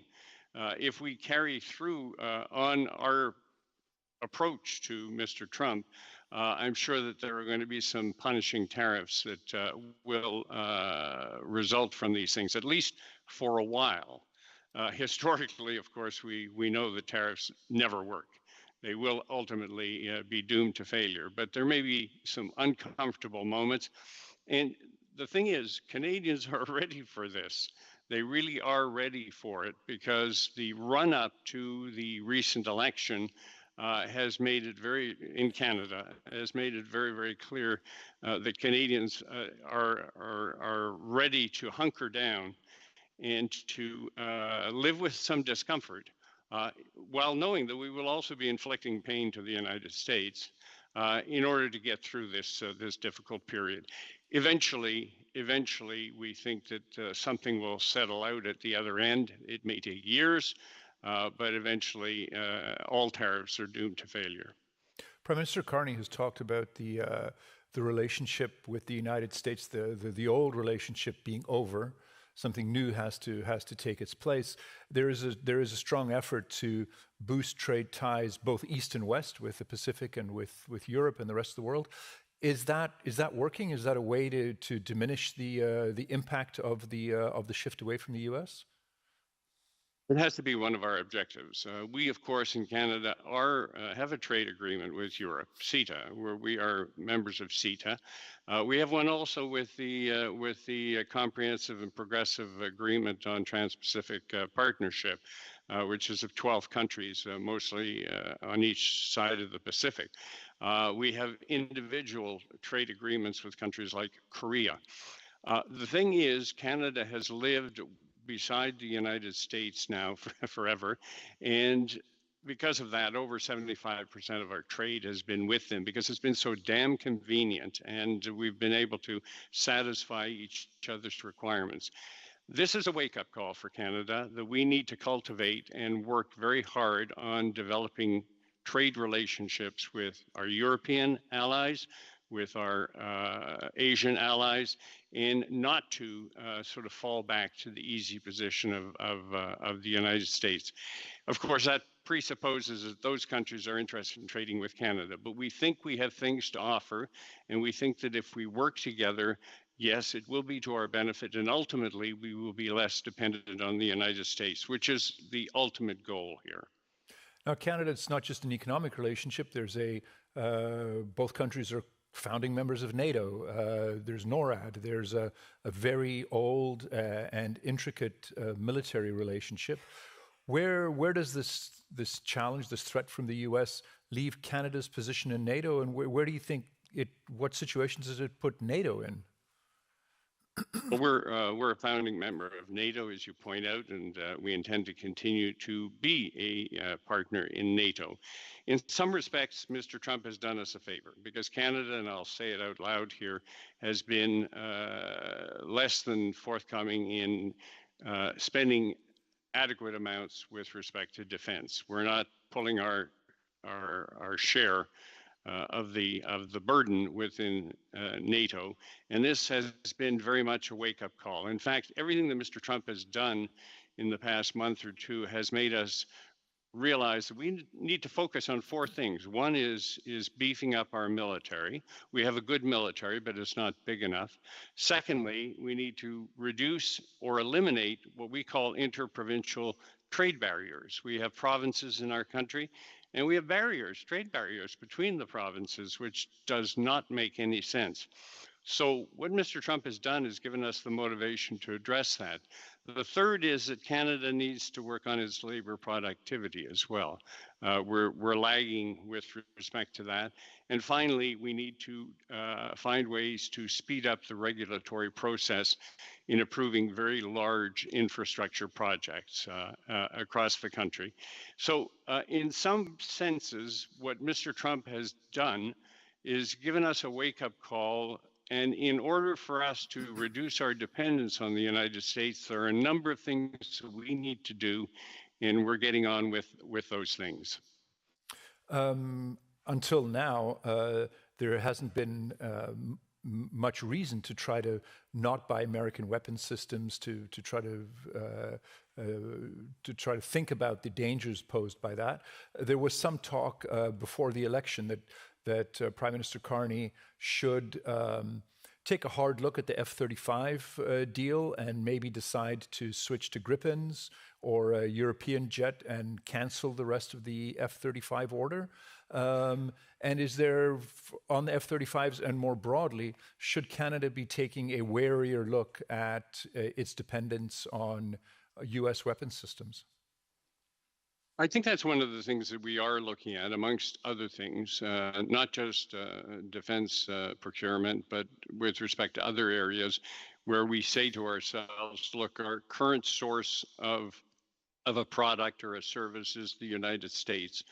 But if our overall objective is to reduce our dependence on the United States, then everything is on the table. And we should be able to look at, does it make more sense for us to stick with that, or for security reasons or other reasons, or does it make sense if we're trying to build a relationship with the European Union or with countries of the Indo-Pacific for us to look elsewhere for some of these things, because those are the kinds of initiatives, defense procurement, that tend to build long-term relationships. Prime Minister Carney's first foreign visits were to the UK and France. The King is coming for the throne speech to Parliament. Is Europe the direction that Canada is looking at? We even had a story at Politico a week or two ago looking at the legal barriers to Canada potentially becoming a member of the EU. Is this the pull now is towards Europe? So definitely it's a poll, and Mr. Carney, having been governor of the Bank of England, is very, very much familiar with the situation that exists in Europe. At the same time, Canada does have an Indo-Pacific strategy, and so we have also turned towards countries such as Japan, Korea, Australia, and we want to strengthen relationships across the Pacific there as well. So I would say it's not a single pole. I would say it's multiple poles. Anders Fogh Rasmussen has this idea that he was kicking around of creating what he calls a D7, the sort of leading 7 democratic powers: EU, UK, Canada, and then the Indo-Pacific 4, Japan, South Korea, Australia, and New Zealand, and that these countries should band together and create a new liberal world order based both on military and economic ties among themselves. Does that make sense to try to look for a new democratic and security architecture that does not involve the United States? I think it is important for us to recognize that in today's world, remember, for the longest time we've had sort of the G7, but the G7 has only included one country from the Indo-Pacific, and that's Japan. And I think that it does make sense in today's world, where the geopolitical center of the world has in some ways migrated to the Indo-Pacific, with obviously China and its overwhelming presence there. And it does make sense for us to begin to foster stronger relationships between countries like Canada, and I would like to think of the United States as being equally interested, and they are involved with some alliances on the Pacific side, but with countries like Korea and Australia. I mean, to me, it would make sense that they be part of the larger fraternity of economic countries than currently the 5 European countries, or I beg your pardon, the 4 European countries, Japan and Canada and the United States. It should be more global. In a few minutes, we'll be hearing from the Deputy Prime Minister of Greenland. As a Canadian, do you have advice for him and for Panamanian officials who also feel potentially threatened by the US? What should they be doing? How should they be reacting?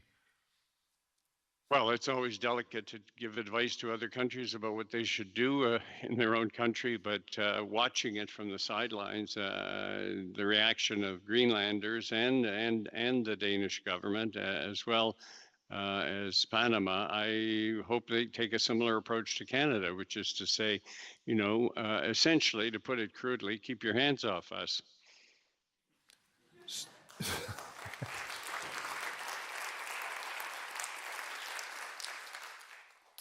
So we'll see if he takes that advice. We've got one question from the audience. How does Canada envision space security? What role do you think NATO should play in space? So it's a very good question, and it's one that I've been involved with up until, a little bit recently with Anders Fogh Rasmussen, who's looking at the whole question of how do we develop space in a way that it doesn't become the Wild West? Because as you probably are aware, there is now a proliferation of spacecraft being sent up into space.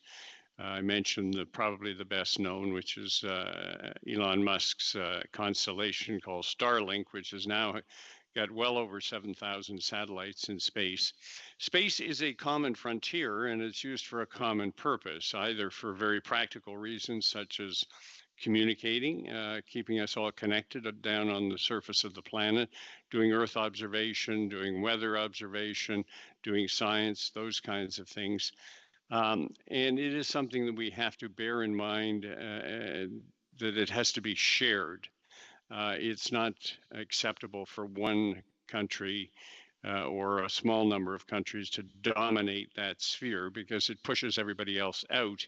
But in addition to that, there has to be a regulatory process involved in putting spacecraft up there so they're not banging into each other and they're not interfering with each other's frequencies. There is a body called the ITU that partially looks at that, but not completely. So I think that space is an area that requires a lot of humanity's attention at this point, because it's one of these things that's getting away from us at this point with the unfettered development of space for very good reasons, but reasons that can get out of hand, if I can put it that way. Now, whether it's related to NATO, that's a more complicated, whether NATO gets involved, it's a more complicated question as soon as you bring the military in. But on the civilian side of things, I think it's important for all of the countries of the world to agree amongst each other that we need to develop space in an orderly, regulated fashion. So sharing, looking out for the common good, rule of law and regulation. I wonder if that's a message that will get picked up a little bit more widely. Thank you very much for agreeing to take part in the panel today. Marc Garneau from Canada. Thank you very much. Thank you, Jan. And just introducing the next panel will be led by Luc de Pulford, the Executive Director of the Interparliamentary Alliance on China. Here's my little thing here. Thank you. The Interparliamentary Alliance on China is a cross-party international group of lawmakers united in the belief that the challenges posed by the contemporary Chinese Communist Party are beyond party and ideology.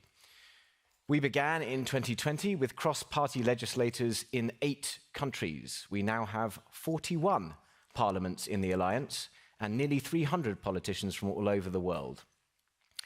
It's been a very eventful year since I last had the privilege to stand in front of this audience. Since we last met, our co-chairs in Malawi and in the Gambia were both bullied out of IPAC by the People's Republic of China. In the case of Malawi, the PRC threatened to cancel the visit of the Malawian president to China if that politician did not quit this alliance of politicians. Only 2 days ago, the same thing happened in the Solomon Islands. Only this time, the PRC presented our co-chair with 3 conditions for dialogue, which included quitting IPAC and articulating support for the One China principle.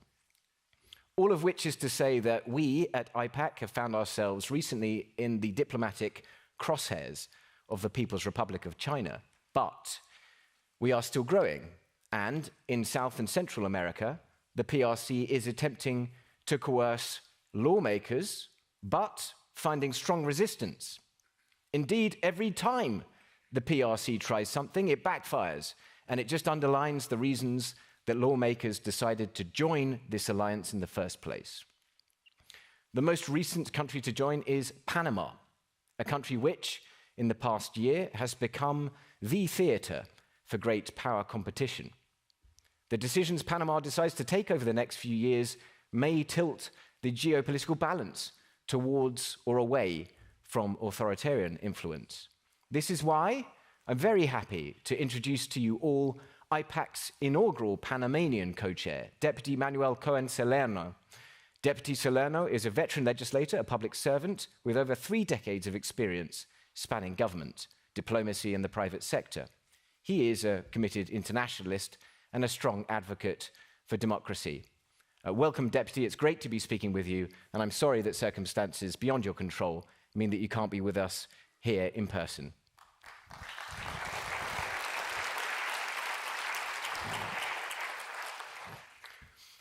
So first, Deputy Salerno, perhaps you could tell us, who do we have to fear more, President Xi or Donald Trump?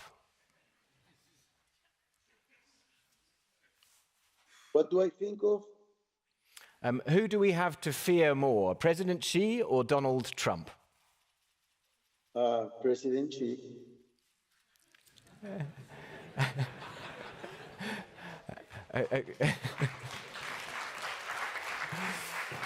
And could you elaborate on that? I mean, is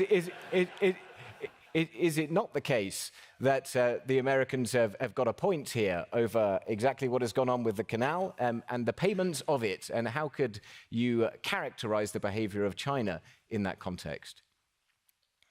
We have to defend the neutrality of our Panama Canal, which was built by the United States and now is under our administration. And suddenly, China has been experiencing some ways to be closer and closer to Panama. And one of the things that we, the Panamanians, are looking very closely is that China represents a different system of government, very different than our way to do. Our government is democracy. United States government is democracy. And our country has been very friendly and associated with the United States since our republic was born. And we're having some influence of China since Mr. Varela initiated diplomatic relations with China. Thank you. How does it feel at the moment to be something of a diplomatic pawn in a geopolitical game of great power competition? Deputy Salerno, are you able to hear me? Yes, I can hear you, but I do not understand. Can you ask again? How does it feel to be a country which is being used in a game of chess, a geopolitical game of chess between the United States and China? Well, we are a country that defends ourselves, and it's not good for Panama to be in between this situation between two powerful countries, which are United States and China. But let me tell you something. If we have to choose, we always have to be on the side of the United States because it's a democratic country. I mean, I do respect China. I do respect the way of doing government. Is their system, and I do believe we should have good relations with every country of the world. We have a canal that serves everybody, all countries, and we're looking forward to having good relations with everyone. But it's not fair for Panama to be between these differences that the United States and China has. There's no point of Panama being in the center of this attention, but we have nothing to do with their differences. But there's one thing that we have to appreciate and to value. The United States is a country that has a democratic system, which is our way of government too. Thank you. Turning back to China, have we been naive about Chinese intentions for too long? And what can we do now to push back against Chinese economic coercion in your part of the world? It's something that has to be looked at from the view of the government of Panama, which is the president of the republic. Is something that is not managed or under responsibility of the parliament. But we have to be looking of what's developing, because there has been a lot of difficulties relating with the influence of China's government system in Latin America. And as we're so hard-pressed for time, but I do want to ask you one final question.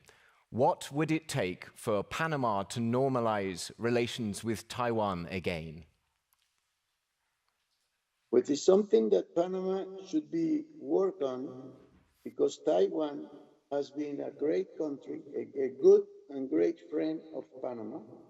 I was surprised when this relation was broken, and I do hope, and been working for since many years ago, that Panama should have a good relation with Taiwan. Matter of fact, we do have commercial relations, but we do not have a formal government representation of Taiwan in Panama, and I believe we should have it. Thank you, Deputy Solano. Thank you very much. Thank you very much indeed. I know that you've given time in a very difficult period locally, so we're hugely grateful to you for joining us, and we'll conclude the session there. Thank you very much.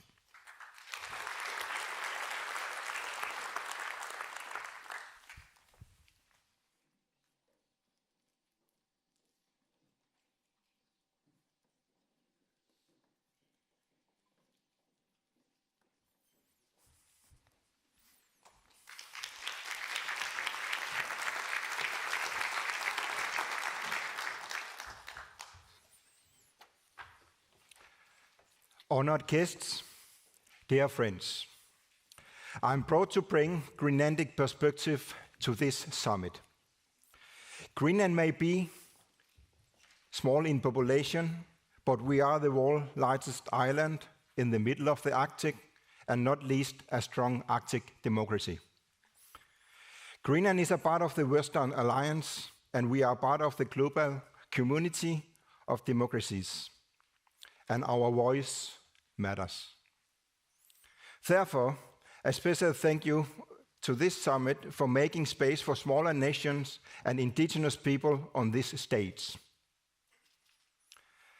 The international rules-based order was created to protect small countries from being treated like bargaining chips by larger powers. That order must be respected. It protects us all. We want cooperation with our partners, but only when it respects our sovereignty, our laws, and our way of life. Because Greenland is not a property to be claimed. Greenland is not just a place with minerals and with a good strategic location. It is home of Kadaalit, an indigenous people with a unique and strong culture, language, and identity. We are open for business, yes, but not at any cost, and not with partners who do not see us as equals. Greenlanders want sustainable growth and responsible use of our natural resources, but it must be done in the way that protects our land and sea, and at a pace that our people accept. We are a pro-mining nation, but we have said no to uranium mining. That decision reflected the will of our people, and it must be respected. We have good partnerships with many countries. Strong partnerships are important for Greenland's long-term goal to be independent. And therefore, it is more than necessary to maintain and create strong partnerships with like-minded nations. It may also be time to ask how we, all of us, can adapt to new world order and respond to current needs. Because good friends modernize their agreements and work together constructively. Good friends maintain a constructive and respectful dialogue. And I believe that we, who defend and value democracy, can do it, become even stronger despite the great challenges we are experiencing in these times. Lastly, let me say, Greenland wants peace and stability. We want dialogue, not pressure. We want to be treated with respect, not as something to be discussed without us. Nothing about us without us. Because freedom and equality are the same for both small and large nations, because under democracy, we are all equal. We have freedom. We must all stand together to defend that, but not least listen to each other. That is the only way we can defend and develop democracy in new world order. Thank you.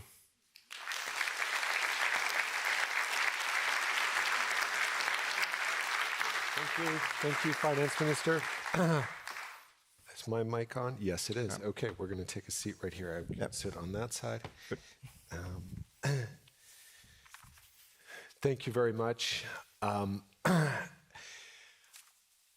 Start with the obvious and the United States' interest in Greenland.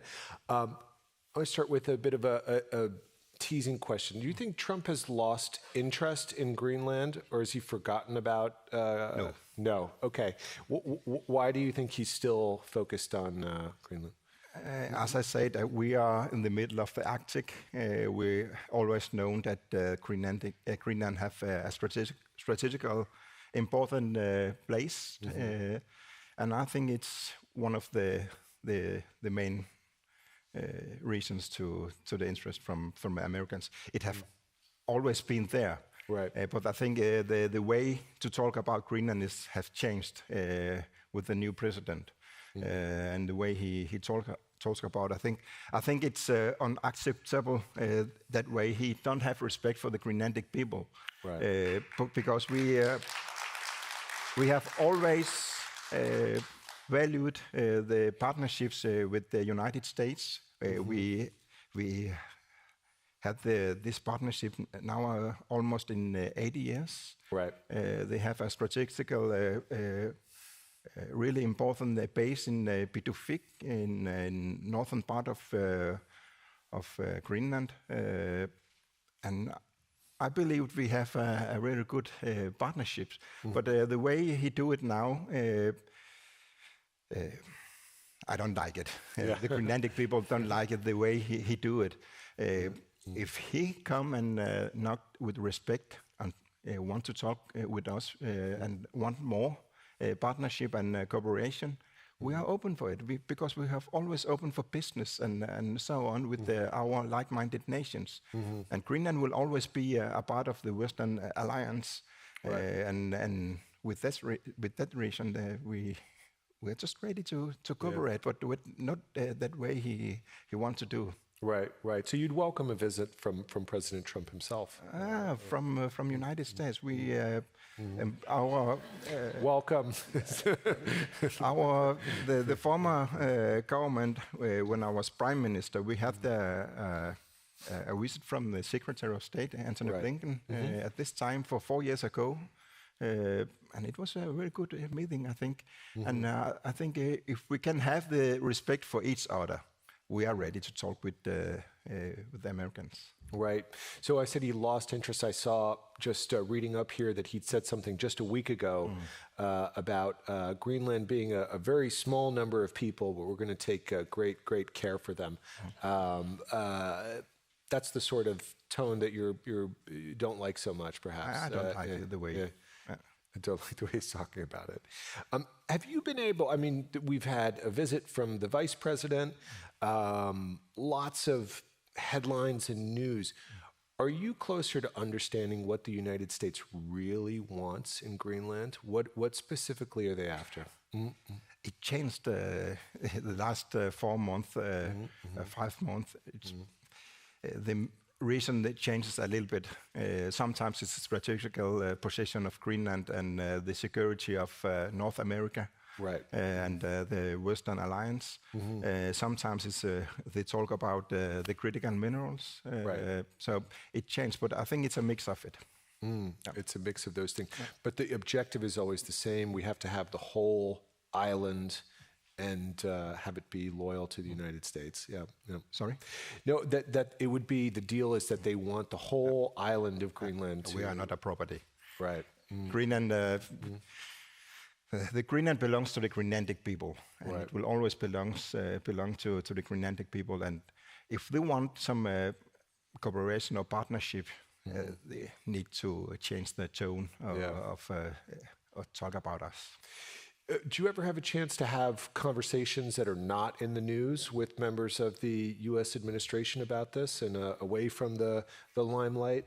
There have been some, but there was a meeting with the Danish Minister of Foreign Affairs and our Minister of Foreign Affairs with Rubio back in, I think it was in February, but there are some diplomatic conversation, of course, between our countries, with the Greenland, Denmark, and the United States. Right.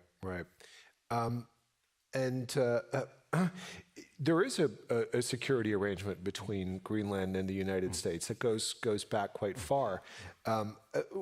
What is your sense? What's missing from this deal? Because they have a military base. They used to have several more in Greenland. What more do they want in terms of presence or exploitation rights? What do these you up? I think the biggest thing who's missing for the agreement between the United States and Denmark from 1951, the defense agreement, that we need to have the Greenlandic signature for this agreement. I think from that the Americans will also understand that Greenland will be always be a part of the Western Alliance, and of course Greenland is a part of the North American continent, and of course we will always be a part of it and protect it, because the American security is the security for Greenland and so on. Our security is their security, and our security is a security for all the Western Alliance. So we know that, and but just give us respect. Absolutely. Now, this whole situation with Trump has also had an effect on politics inside Greenland, if I'm not mistaken. You had a number of visits from Denmark, a renewed interest from Denmark, a visit from the Prime Minister, even visit from the King. Do you think that the interest from Trump has brought the Greenlandic people closer, perhaps, to Denmark, or how is it? Maybe to Denmark, but also to EU. I think before that we have interest to have more cooperation with the United States. We still have it, but not the way the president want. But we also have some problems between the construction in the Kingdom of Denmark.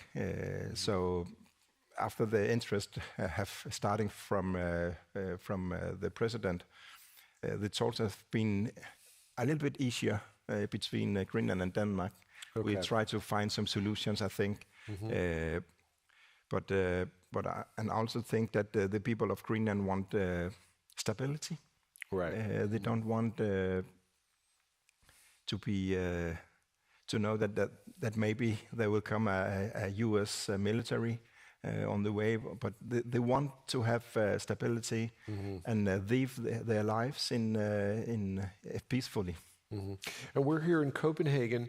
What are the Greenlandic asks? What are the requests for Denmark in terms of improving the relationship between Greenland and Denmark? It's equality. Okay. That's so clear. Yeah. Okay. Equality the same and rights respect. as for Danish citizens, or what would that mean in practice? What is it?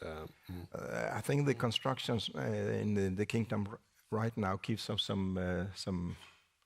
can give us some problems sometimes. But I think in this time we need to understand each other, listen to each other, and try to find the best solutions for all. Right. Yep. Okay.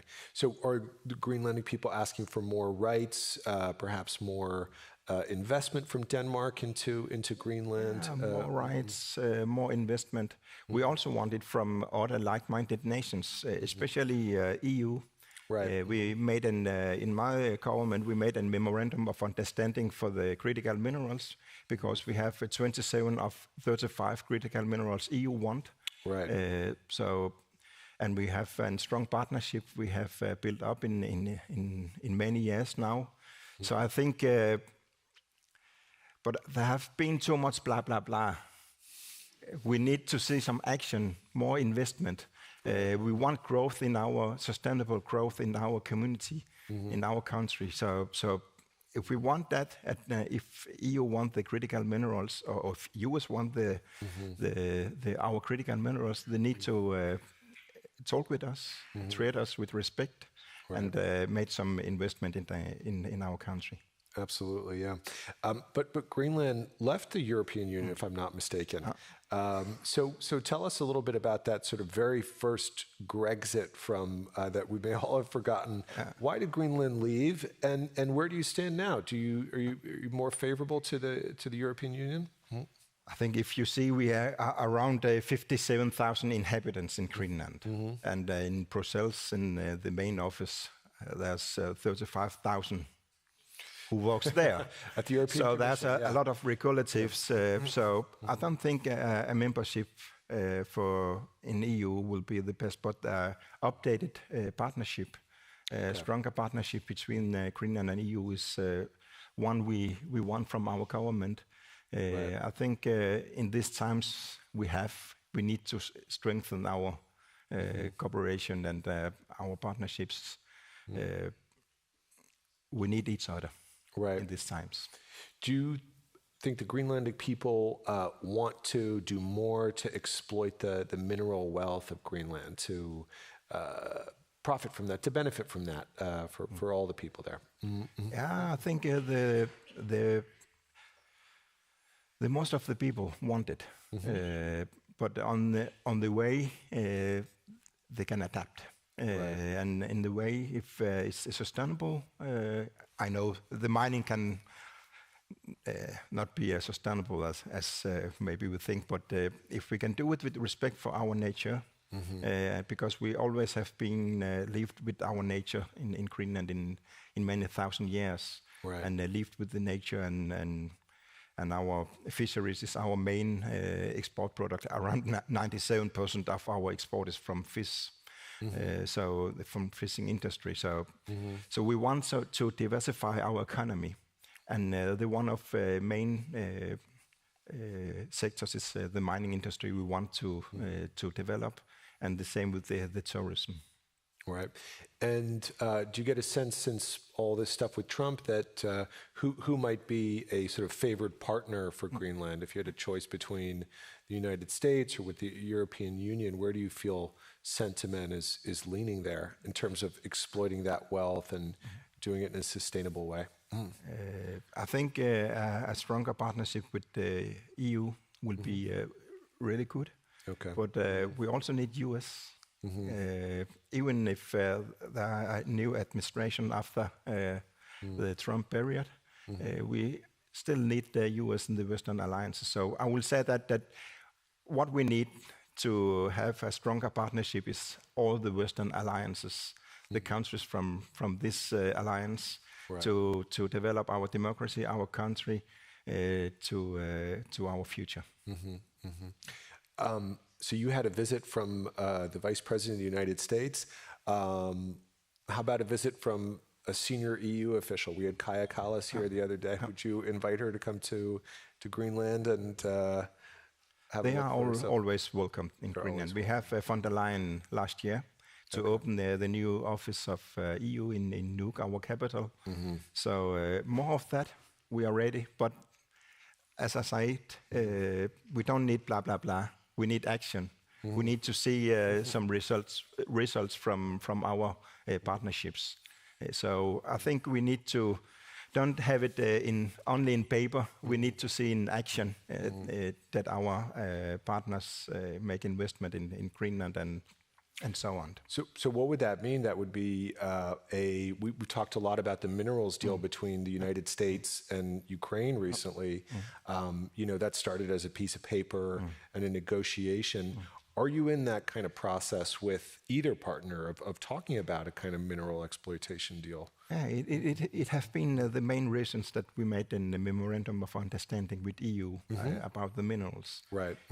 It was to take next steps to have in our partnership. But we don't want it only in papers. We also want to see the action. It's at the blah, blah stage. Okay, great. Well, Finance Minister, thank you very much for this chat. It was interesting to meet you. And I'm going to welcome Jean Meservey onto stage for our next panel, which is about the United States' role on the world stage. Thank you very much. Thanks a lot.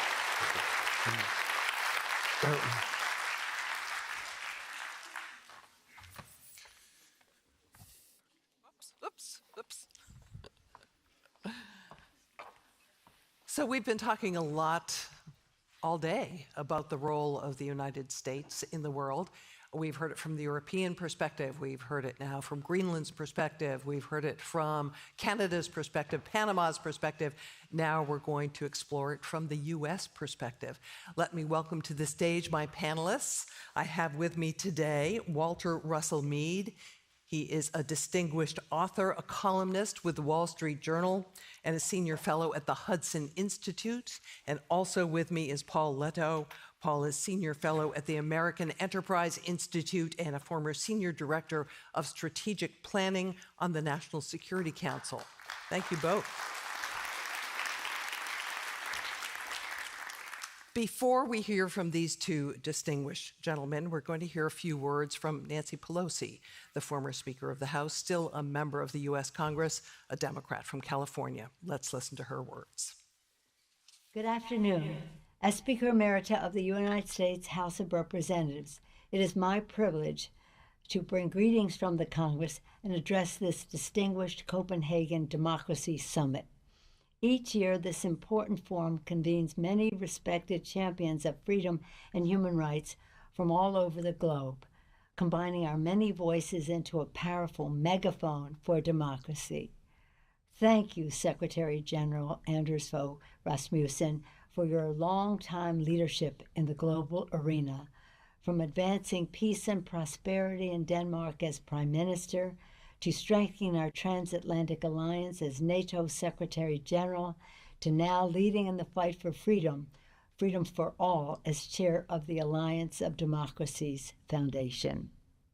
When the history books are written, the central story of our time will be the battle between democracy and autocracy.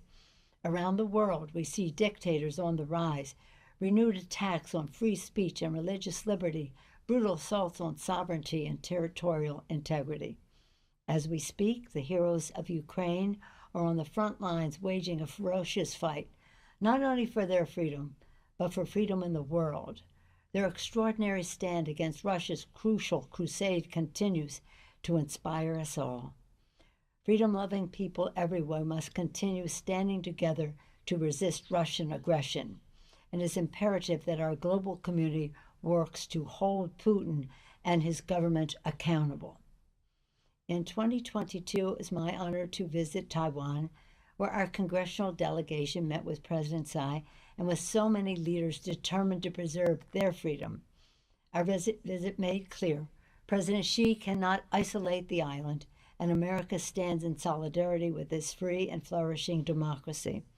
But since our visit, China has only accelerated its abuses, brutal crackdowns in Hong Kong, genocide against the Uyghurs, erasing language, faith, culture of Tibet, further aggression against Taiwan, and more. If we fail to speak out on human rights in China for commercial reasons, we lose all moral authority to speak out on human rights anywhere in the world. Today, I salute each of you for your leadership, ensuring that freedom is at the top of the global agenda. And working together, we will defend democracy against dictatorship, and for now and for generations to come. That remains our sacred charge, to stand against dictatorship, to stand for freedom and democracy, and to stand for those yearning to be free. Thank you for the honor of participating, and best wishes for a successful summit.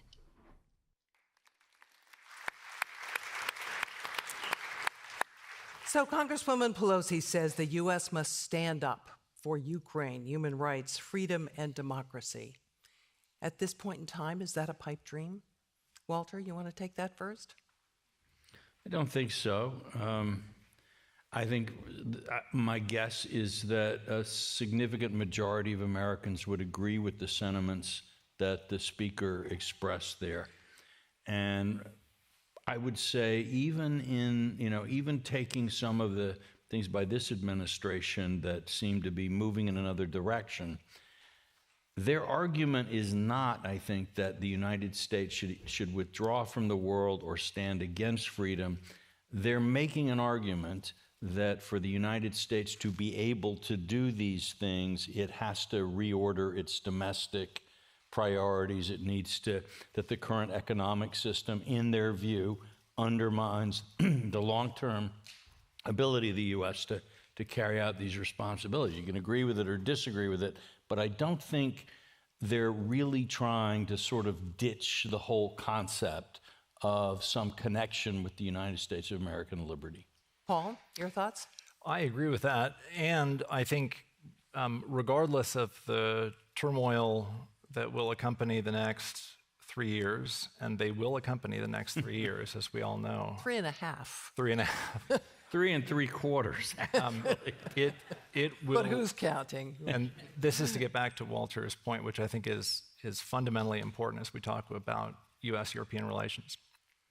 It will remain a vital national interest of the United States that far surpasses and endures anything happening in the immediate term to be in closest partnership with Europe and our European friends and allies across the board, economically, militarily, defense, et cetera, both within Europe and then outside in the Indo-Pacific, as we've talked about earlier today. So regardless of what happens in the very short term, I hope both we as Americans and you all as Europeans remember that our fundamental national interests, which will endure, remain in the closest partnership.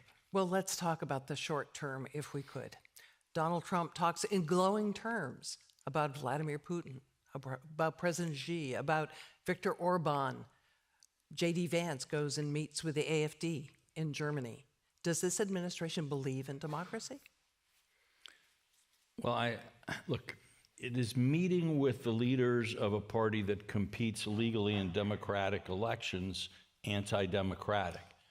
I'm not sure I would make that argument. I don't think that some of the things that the vice president said in Europe were particularly diplomatic, nor do I agree with all of it. But I don't actually think that meeting with a European political party that has a significant support in the country is necessarily an anti-democratic step. What about the president's words? What about the things he says about Putin and Xi that obviously demonstrate admiration? I would say that, when I listen to what he says about both of them, what I hear is a little bit like Don Corleone talking about, it's sort of, you send flowers to the funeral, it's business, not personal.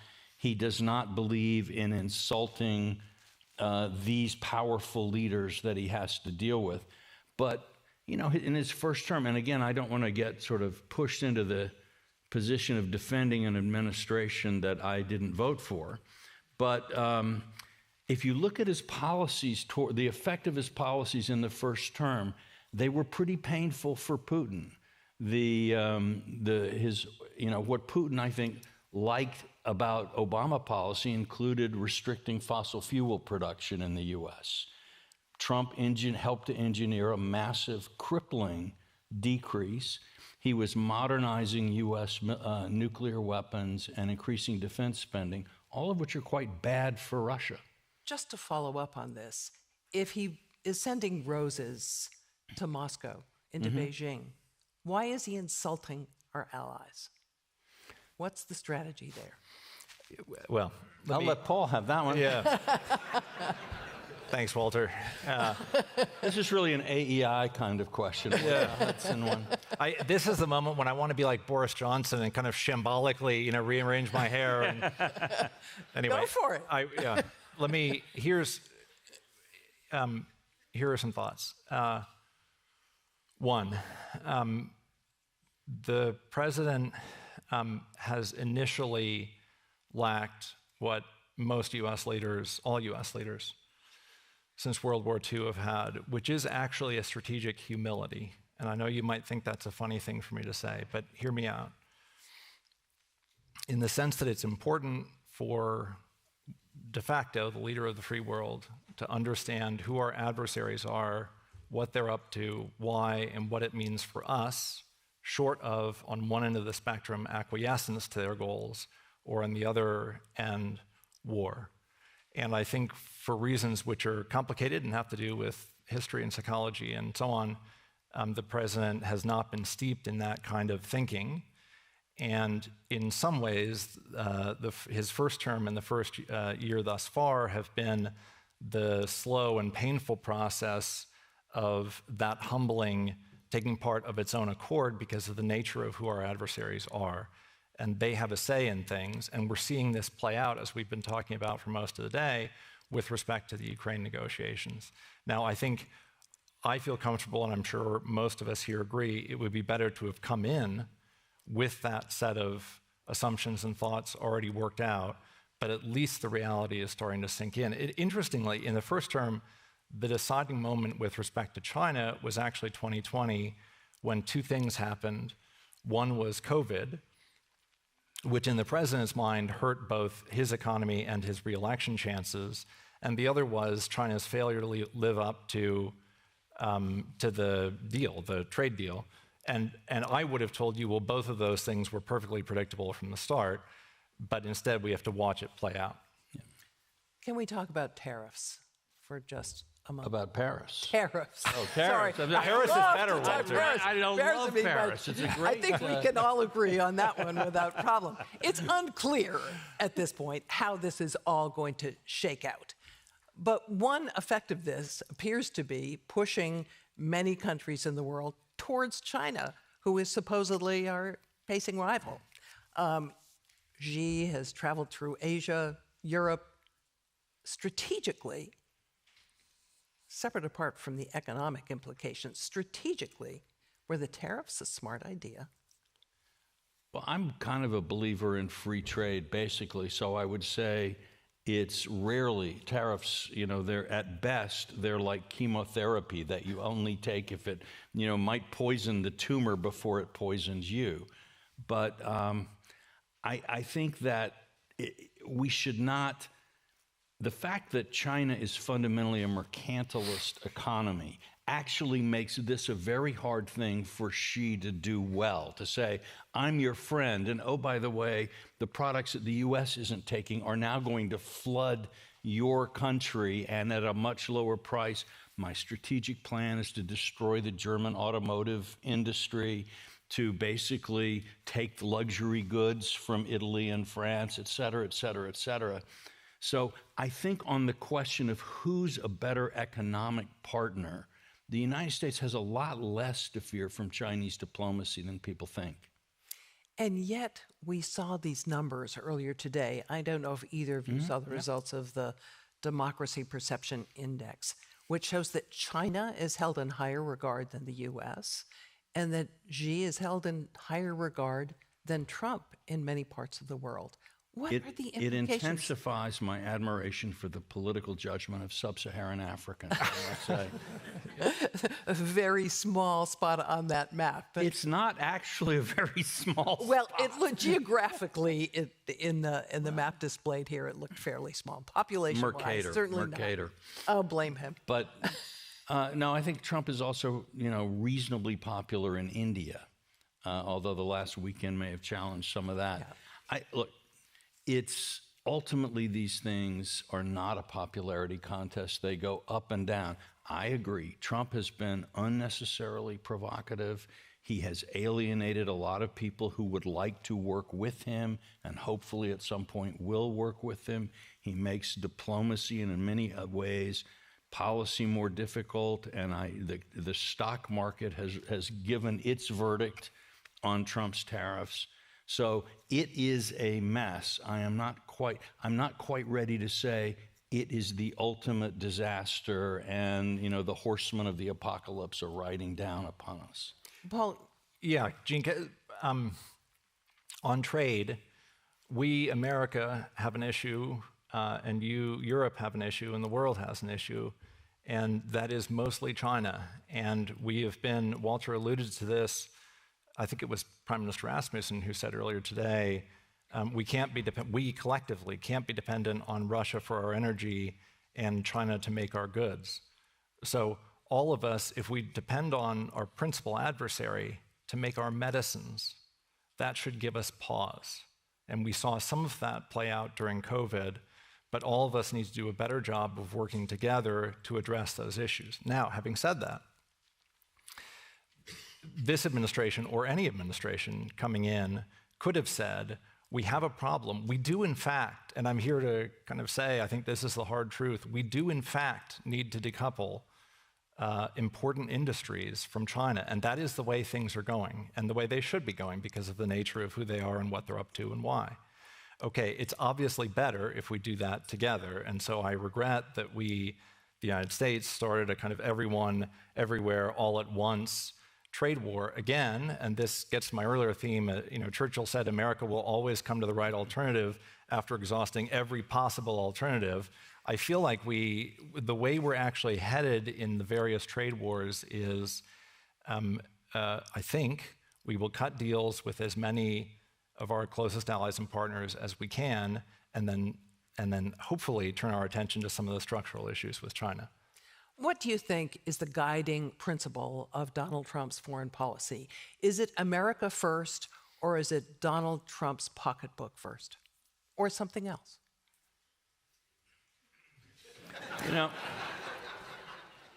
Donald Trump is really a difficult figure to analyze. Because on the one hand, he'll do things and say things that make you think the guy is just stupid. On the other hand, in the entire history of the human race, no single living person has occupied as large a share of the mind space of humanity as Donald Trump has managed to do. And with narrow majorities in both the House and the Senate, he has acquired more power than any American president since Franklin Roosevelt during World War II. It is extraordinary. What is behind that, I don't know. But it is, we should not underestimate Trump's capability. And even, for people like me who think in, ideas and try to make connected chains of logic, I'm like someone trying to understand soccer, football by, doing a mathematical analysis of a goal kick, right? Trump can't do any math, but he scores a lot more goals than I do. So I think it's difficult for a lot of us to understand how he works and come up with what he wants. Is he scoring goals? He has acquired more power than any figure in the U.S. in 70 years. He has, every world leader wakes up every morning wondering what Trump will do and what he needs to do. But are those wins? Apparently, I would say they are accomplishments. Can I make a Please do. All right. I believe it was Prime Minister Johnson who said, sometimes what you see is what you get with him. And I think there's more to that than we might appreciate. And two things are underappreciated. One is, I keep hearing from European friends what we've heard some of today, which is Greenland and Canada and Panama are all connected. He wants to do a Super Monroe Doctrine and create or reestablish the strongest possible sphere of influence in the Western Hemisphere, and then leave Europe and the Indo-Pacific to whoever can establish a sphere of influence there. I think actually that's jumping too far ahead. It might just be as simple as whether he's stirring up the pot or genuinely has concerns about Panama, et cetera. He makes these statements, but again, let's not be too careful to look ahead and say, well, he has this sphere of influence world. I think that might extend things too far. We should also never forget, I think, that for Trump, you know, he's producing the world's greatest reality television show. Yeah. And he knows it. And so in that sense, we can say that ratings are part of his goal, getting and capturing our attention and holding it, because that's his path to power, is that. And so many of his decisions are actually taken to create drama without necessarily being linked to a long-term political objective. But the political objective, the objective of having the freedom to choose his course of action with few restraints is enabled in his mind by being the greatest sort of stage manager in maybe the known history of our kind. So, as mentioned, we have 3 3/4 years left. Of course, we don't know what wars will end, what wars will start, but can you do a little forecasting about what the world is going to look like by the end of Trump's second term? We're in the middle of the greatest revolution in human affairs since the Industrial Revolution, and maybe greater. The information revolution is happening faster. It's happening on a wider geographic expanse than the Industrial Revolution, and it is likely going to change our societies more profoundly, even than the Industrial Revolution. I don't care who is president of the United States, leader of China, head of the European Commission. The world is going to be chaotic pretty much until we get through this, and maybe by then the next revolution is coming. And, you know, Donald Trump, I see as a manifestation of the chaos, not necessarily the prime mover of the chaos. And I agree with all that. I also think again, reality will intrude, and so it already is, in the sense of, okay, if you're the president, right? If I cut a bad deal, Russia, Ukraine, and it falls apart, I don't want that politically on my watch, leaving aside the moral and strategic imperatives. Politically, I don't want that. And I think that's dawning on him and his administration. So the slightly optimistic take is we do what we need to do to put Ukraine in a strong position for a sustainable and just peace.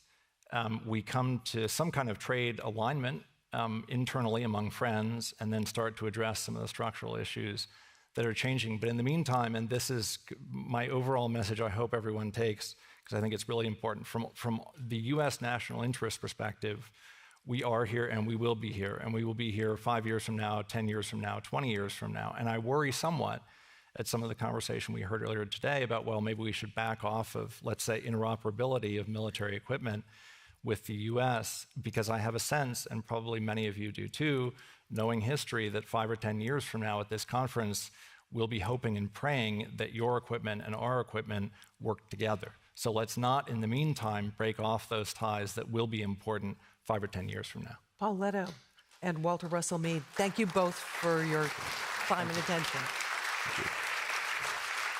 And now I would like to reintroduce to the stage Jonas Pareo-Plesner, the Executive Director of the Alliance of Democracies. Jonas. Thank you, Jean. Well done. So good afternoon, democracy friends. At the Alliance of Democracies Foundation, we believe that defending democracy is not just the work of institutions, it's the work of individuals who are willing to stand firm and take risk in the face of repression. So that's why this year we're really proud to partner with the Axel Springer Freedom Foundation to present the Award for Courage, honoring those who fight for freedom, dignity, and truth, often at tremendous personal cost. So joining me now on stage is Antje Shipman, who is the Managing Director of the Axel Springer Freedom Foundation.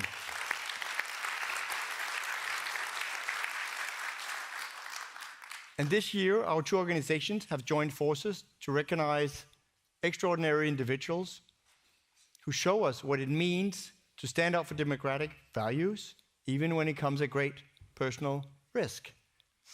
Thank you, Jonas. It's really a great honor to be here with all of you today and share the stage with you. Our work is rooted in the legacy of our publishing house's founder, Axel Springer. Throughout his life, he supported dissidents and firmly believed that the Berlin Wall, which stood just next to our company's headquarters, would fall and that freedom would ultimately prevail. He was right about the Berlin Wall, but unfortunately, he was wrong about the global victory of freedom. And with the rise of autocracy and the large-scale invasion of Ukraine, we decided to start the Freedom Foundation in his name, to support those who defend and promote democracy worldwide. And we launched this award to honor some of the most courageous individuals in this fight. Men and women who have shown extraordinary bravery in defending freedom where it's most under threat at great personal cost. And thanks to the generous support of the German postcode lottery, this award also carries a €50,000 grant to provide concrete support to the cause of the recipient. This year, there are 4 exceptional individuals who were nominated by the advisory board of the Axel Springer Freedom Foundation. Each of them has demonstrated really profound strength and integrity under immense pressure. They represent different causes, they're from different countries, but they all share the same unwavering commitment to democratic principles. We have Kosar Eftekhari, human rights activist from Iran. We have Riyam Shaoji, women's rights defender from Sudan. We have Jimmy Lai, imprisoned publisher from Hong Kong. We have Jesus Armas, democracy defender and political prisoner from Venezuela.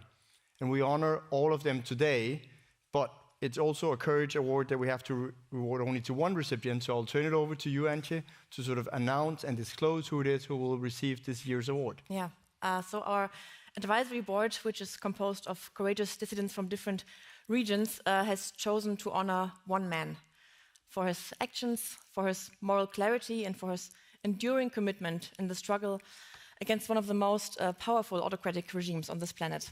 So this year's Award for Courage goes to Jimmy Lai.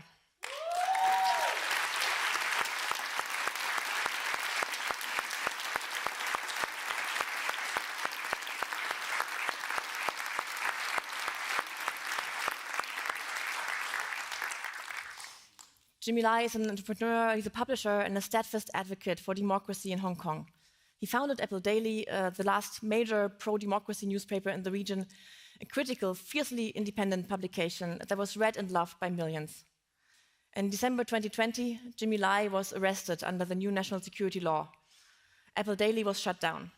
And now, at the age of 77, he has spent more than 4 years in prison under inhumane and isolated conditions, and his health is deteriorating. With this award, we want to shed light and remind the world of his case, because for Jimmy Lai and for all political prisoners, global visibility matters. It can be a shield of protection, a lifeline. It shows that the world cares about them, and it sends a message to their tormentors. You will be held accountable. Because Jimmy Lai cannot be with us today, someone very close to him will accept the award on his behalf. His son, Sebastian Lai, has carried his father's message around the world and tirelessly fights for his freedom. Please welcome on stage, Sebastian Lai.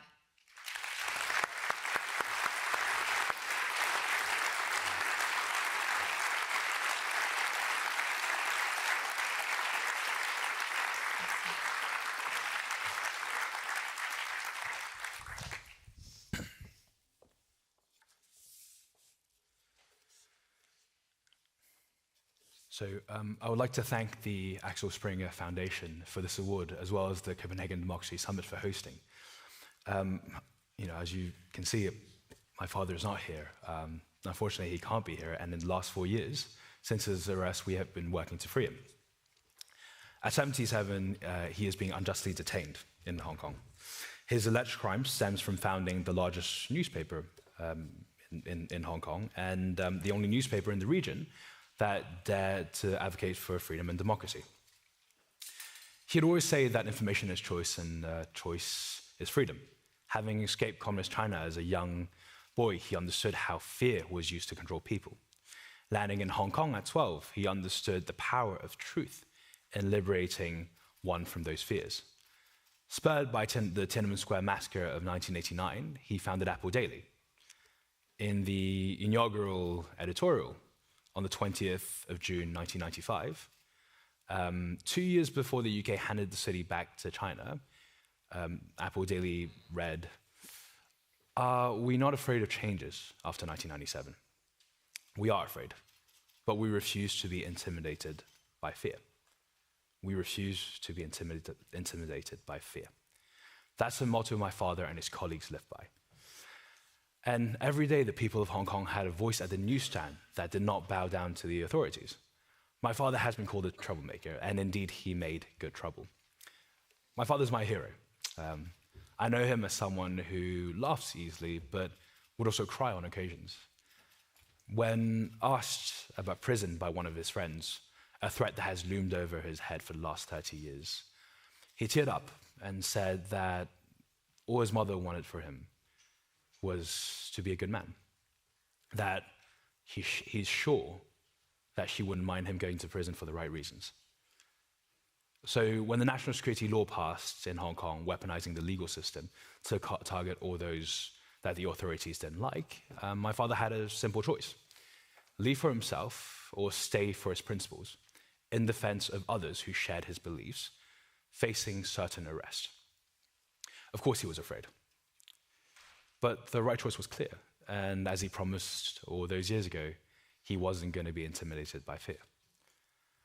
As he said in an interview with the Financial Times before his arrest, a captain can't jump ship. You may save your life, but you will live in hell. I'm free. Even when I'm facing jail time, I know I'm not guilty. I haven't done anything wrong. There is no weight on my conscience. Since the end of 2020, he's been in a maximum security prison in solitary confinement. His trial is ongoing. His body's frail, but his spirit is strong. In a heated exchange with 3 national security law judges who act in this show trial, my father responded, "In the end of the day, the truth will come out in the kingdom of heaven, and that is good enough for me." Unbent, unbowed by fear, my father is still fighting. Now, all of you here have heard his story and also complicit to this truth. My father wrote his story with sweat on his brow, freedom in his spirit, and courage in his heart. We can add to the annals of democracy by fighting for his freedom. Thank you very much.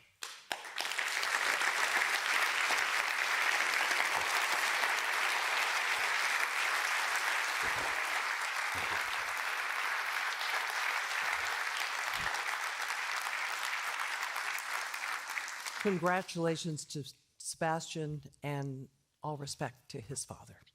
I'd like now to have you welcome Vanessa Hope to the stage. Vanessa is a filmmaker. She's a director, a writer, a producer with Double Hope Films. Here she is. Vanessa.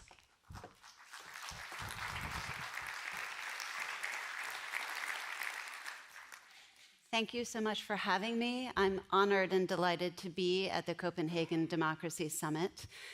And I will be moderating a panel about Zero Day, whose trailer we are about to see.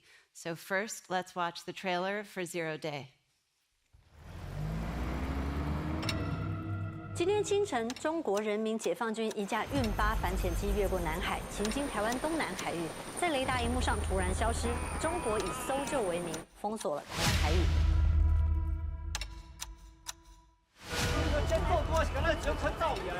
We see many American citizens of Taiwanese heritage in line for evacuation. 越南政府说要开船载我们回去。追究备战部署。谁打的？从内部爆炸。当年遇见解放军，不是打得赢吗？那我们还要在这里报新闻吗？我们可以逃去哪里呢？在我的语言课上，干你！完成和平统一。爸妈，你要平安。陈立伟，没有自由，就不是台湾。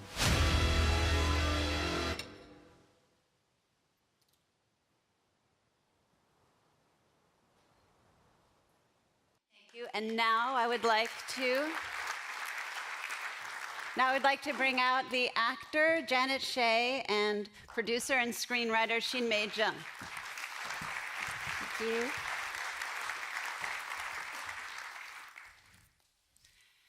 So this is a very exciting Democracy Summit to attend. Yes. Your world premiere of 0 Day, which is a 10-part anthology series. Tonight we will see episode 1, which stars Janet Shea as a president-elect of Taiwan. I'm quite familiar with the first female president of Taiwan, Tsai Ing-wen, who I followed for her 2 terms, making a documentary called Invisible Nation. And I'm very familiar with the challenges of telling Taiwan's story and getting it heard and seen around the world.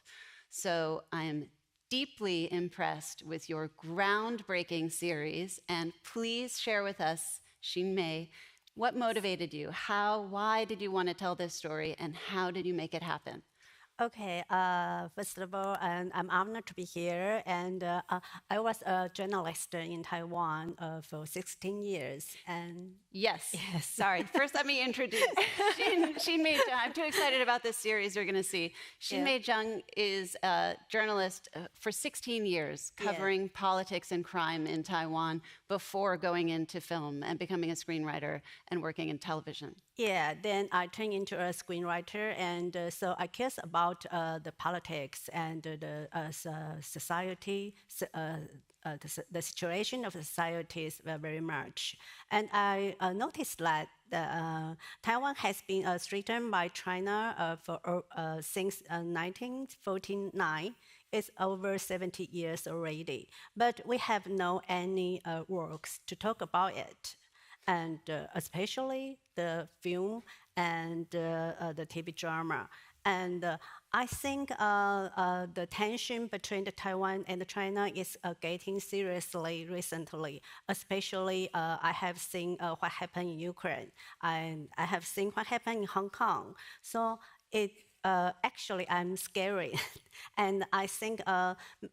Maybe it's time we tell about this story, because Taiwan is a freedom country. And if we don't tell the story of how Taiwanese people facing the coming world, maybe we have no chance anymore in the future. Yes. Janet Shea is well known as a television host of a travel show on Discovery Channel, and the longest running in Asia, made out of Taiwan for 16 seasons. You've done this.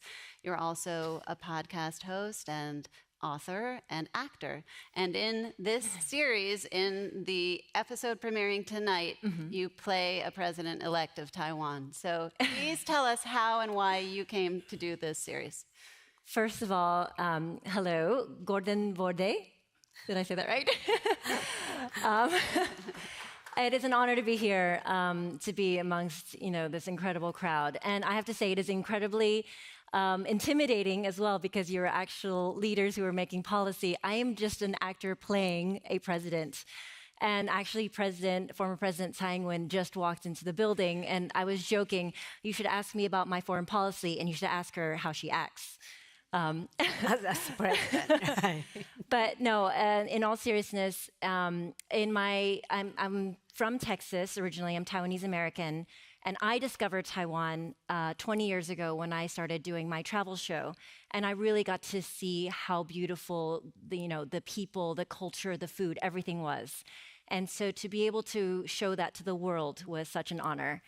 And when this opportunity came up, years later, it seemed like it was an essential story that needed to be told. And at the same time that I was literally auditioning or begging my agents in the US to let me audition for Masseuse number 2, I got the offer to play President of Taiwan.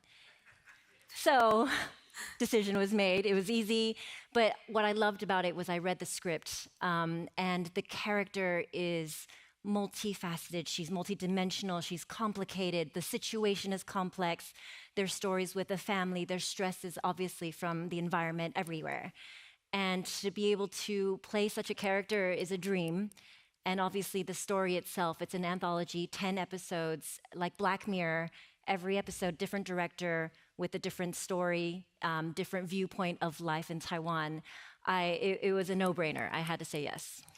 I feel the same way about the very first time I went to Taiwan. I fell in love. It was the year 1995-96 when Taiwan held their first democratic presidential elections, and I ran around filming during Lee Teng-hui's inauguration weekend. So I know the impressive strength of Taiwan's democracy and how it's grown over the years. And as you said, the threat from China has been there for decades. Yeah. But back in 1995-96, which was the third missile crisis in the Taiwan Strait, and the US could send 2 aircraft carriers into the region, China, People's Liberation Army, could not detect them. Mm-hmm. Ever since then, they've built up their military capability. And so the threat really has increased tremendously, as you say.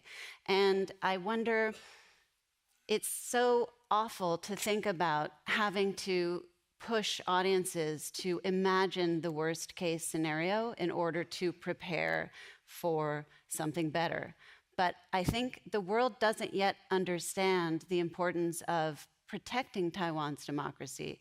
And it really will take the international community. Have you been thinking through the sort of global reactions, where you want this to go, how you want this to be received? Yes, actually, when I want to write this story, the 10 episode, I'm the main writer. So when I want to write the story, and I got 2 purposes. One purpose is I want to, Taiwanese people never talk about it. It's coming world, and the whole world is very quite nervous about it. But Taiwanese people seems very calm down about that. And the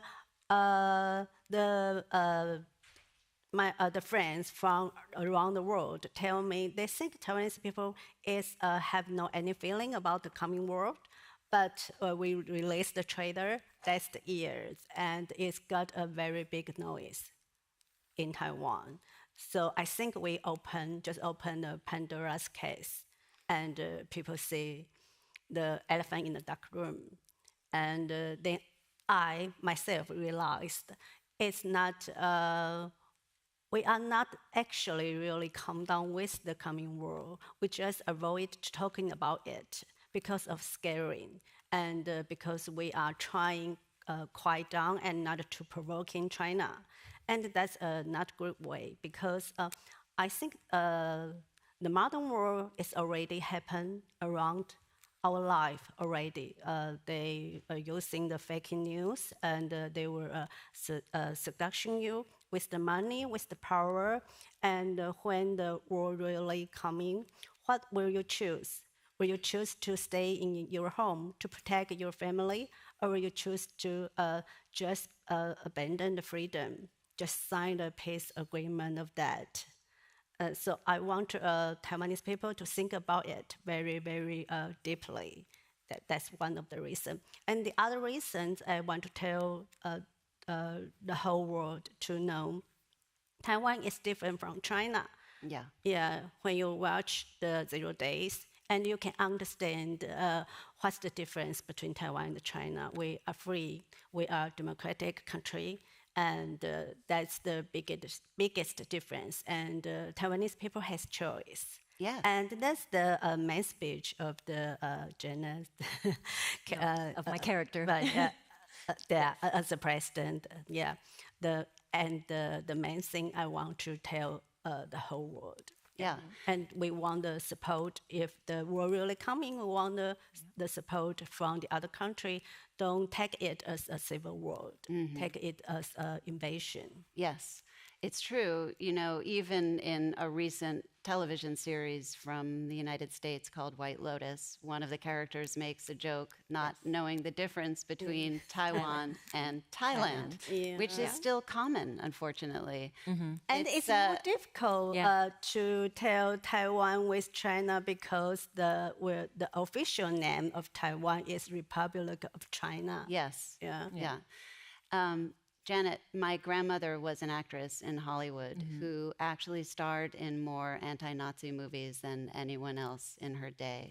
And it was really beneficial for Americans to understand what was going on in Germany. Many of the studios at the time were afraid to lose the German market.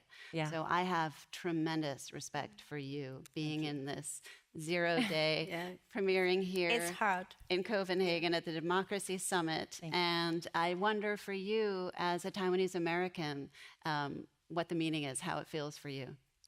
You know, we talked about this before, that Ocean Conservancy, for example. You know, we've been trying to highlight the importance of not polluting our oceans, et cetera. And you know, people have talked about it for years. But the one word that resonated with this whole generation of people, which was more impactful than all these meetings that we've ever had, was one word. It was Nemo. So this movie was able to impact an entire generation. And I feel like film and TV, you know, that's what I'm able to give. That is what I'm able to do, and hopefully do it in a way that it is impactful in some way. As a travel show host, it was to show people the beauty of other cultures. And in this series, I hope we can open up conversation. You know, whether or not you agree with my character and everything that I'm saying, and y'all should watch it, by the way, because you don't know if I'm good or bad. But it's just it's a conversation starter. And, you know, it was difficult. You know, Xingmei had a lot of difficulty getting funding, et cetera, finding actors. But we also had a lot of support. And I like to focus on that because, for example, as an actor, it was incredible. The prep work that I had to do, I got support from the actual Secret Service. There are scenes in there where I actually have to deal with Secret Service, and they gave us tips. Yes. I give my speeches in the actual presidential palace. And that alone is so powerful, you know, to not be in a green screen, to be there standing where the actual president speaks. As an actor, you're like, oh, this is great. You know, you feel... You become the real president at that moment. Yes. Oh, exactly. When I was done and I went home, I was a nightmare to my husband. He's like, oh my gosh, please stop. But really, you feel that support, you feel the energy. And it was with the crew, it was with everybody there. When I gave this speech at the palace, you know, there were some guards there, and I just kind of went over, I was like, how was that? He's like, good. I'd vote for you. I was like, okay. But it was just incredible to be able to be a part of the project. And going forward, I really hope that the whole world watches it. Again, as a conversation starter. We should be free to talk about these things. Again, whether you disagree or you agree, but let's be in the conversation. And we're in a position where we are free to film this and to talk about it, and so we should. Agree. And I think, though, you deserve credit, both of you and everyone involved in the series, for your bravery, for speaking up, because as we've seen with people awarded on the stage just moments ago, it's not everyone who does that. Many people live in democracies in denial about the truth, or they want to hide from it, or they're just afraid to have these conversations. So I think there's nothing more important than the kind of series you've made where we can discuss. Do you want to talk a little about some of the different episodes? Because I think if we get people excited about this whole series, not just from episode 1, but everything to come, it would be great. Okay. But I want to clarify, but I don't think I'm brave. I think I'm just stupid and naive. No. Because I don't see some noise coming and so many enemy in the hidden world. But as Jenna said, we got many support. That's why I can sit here and show the movie to everyone. And I just think I just don't understand. We are a free country. Why we should be censor ourselves, and why we should be too afraid of. Since we have the right to speak, we should protect it, and we should speak loudly and speak the story. We have to, and so. When I want to write this story and want to film a TV drama, I invite 10 directors because I want a different aspect from the whole Taiwan society. So I chose the different generation of the director. So they provide me very, very different way. We got the story from politics. We got the story from the young generation. We even got the story from the Hong Kong people who lives in Taiwan now. They have home in Taiwan, but they couldn't go back anymore. Yeah, because they are the blacklist of China. So it's kind of so sad, but their situation can make us to see maybe that's someday Taiwan. I don't want Taiwan become that, like Hong Kong someday. Exactly. So we talk about a lot. And I want to emphasize that the show, the characters, the people that you're watching, yes, it is a uniquely Taiwanese story, but when you watch it, you will feel a lot of the same things that the characters feel because it's a very personal story. Yes, I'm playing a president, but I'm dealing with a teenage son. Yeah. You know, I'm dealing with a lot of personal issues. So it's something that's very approachable. You can understand it from a human perspective. And yes, it's under the whole umbrella of, you know, an invasion from China. But every story, you know, there's one about love, there's one about AI and misinformation, you know, there's one about religion and temples and how your life is affected. So it's every episode is very Black Mirror style. Different stylistic choices even. My episode, the one that you will see later, right? It's a political thriller. It's like House of Cards. Or a series, by the way, which I watched to do research, not knowing that I was going to come here, called Borgen. Amazing. The director told me to watch one episode. Yeah, I watched the whole thing. I couldn't stop watching. Very, very great. If you haven't seen it. I love Borgen too. Yes. It's really good. Yeah. Yeah. So yes, it's a very relatable story, and I hope that everybody watches it. No, I mean, when I have traveled to over 40 countries with Invisible Nation, this documentary featuring President Tsai, and looking at the incredible democratization of Taiwan, audiences, whether they're Taiwanese or they're from Ukraine or in any democracy, truly feel seen and heard and feel deeply moved. And I think you're going to have these kinds of emotional reactions all over the world with your series. I am really excited for you launching. It is truly groundbreaking. And Taiwan's democracy is so important. And I think that the recent Russian invasion of Ukraine, as you've said, and the closeness between Xi Jinping and Putin, and the crackdown on Hong Kong, all of that is showing how urgent it is for Taiwan's story to be heard from voices from Taiwan, and really for the democracy to be understood. And are there any last thoughts you want to share? I think Taiwan's voice is it's hard to be heard because Taiwanese people never tell our story by ourselves. So maybe it's time to tell the story by ourselves, because I think it's very unique. Like I said, we have facing the coming world over 70 years already. And actually, from my parents' generation and like me generation and my sister's son's generation, we are all preparing for that. And I think that's that's so sad, actually. It is. It is so sad that in some ways, so many of us feel under threat from authoritarian takeover or backlash or sort of a right-wing turn It's happening globally. Especially, you know, Xi Jinping could watch your series and decide war is a very bad idea. Blockading, invading Taiwan is a very bad idea. This is a beautiful democracy with freedom of speech, freedom of the press. It's a model that China could follow, and they should just recognize Taiwan. If he is interested, in I'm very welcome to send him the link. Okay, we'll send him the link. We'll send him the link. Yeah. No charge. Yeah. Yeah. Thank you very much. I really hope that y'all enjoy it. We're going to show episode 1.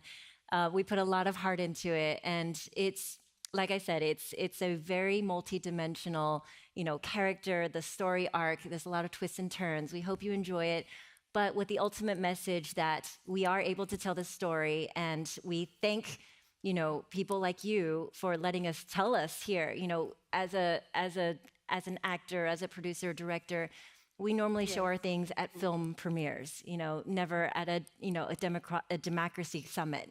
And I think that speaks volumes. Yes. And so thank you very much for having us, and I hope you enjoy the show. Yes, it's very special if this is the beginning of the conversation. We hope that it will spread like wildfire, that it will travel the world, that the world leaders here at the summit will embrace it, recommend it, that people of countries all over the world will have a chance to see it, and that will bring peace, a true peace that people of Taiwan want, that preserves Taiwan's democracy, freedom, and way of life forever. Yes. Yes, Yeah. thank you. Okay. Absolutely. Yeah. Absolutely. Thank you. Thanks, Thank you. everyone. Thank you. And welcome to watch our film tonight. Yes. Watch our film, come to Taiwan. I'm available for hire if anybody needs another president anywhere. But thank you, and we hope to see you tonight at the premiere. Okay, thanks. Thank you. Thank you both.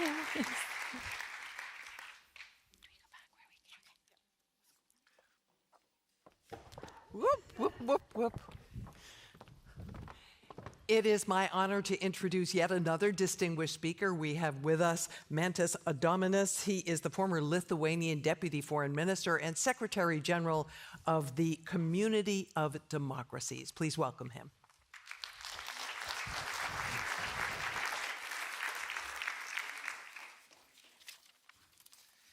Excellencies, ladies and gentlemen, as a child, I grew up in a country whose name was erased from the maps.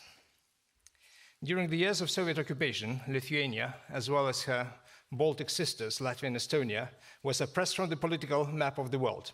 And only a tiny group of countries, among them Taiwan, still printed maps with those countries' names on them. They did so even several decades into the Soviet occupation, when any lingering belief into these countries' rebirth as independent states was perceived as a mark of quixotic, almost dangerous idealism.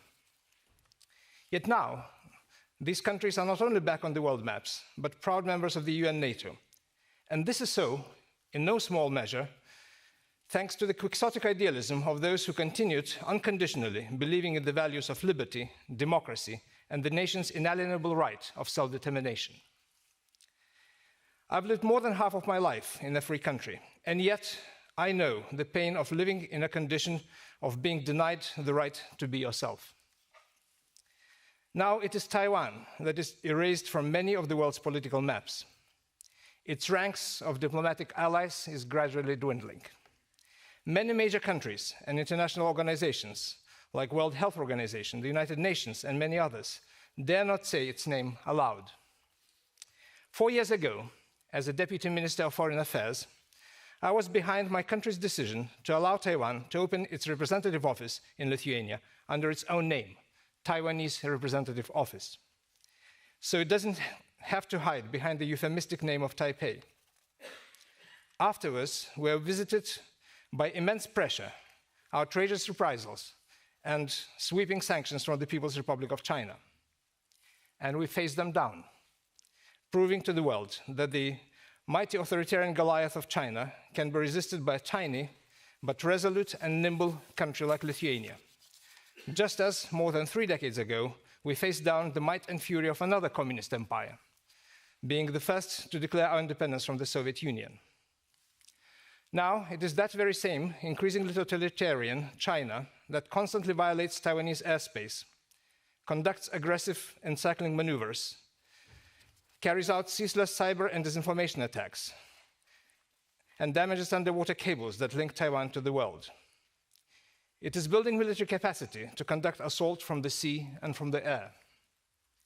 China is engaged in building up its military might with a single goal in mind: to threaten, to blackmail into submission, and if that fails, to occupy Taiwan, thereby making the first step towards asserting itself as a global superpower.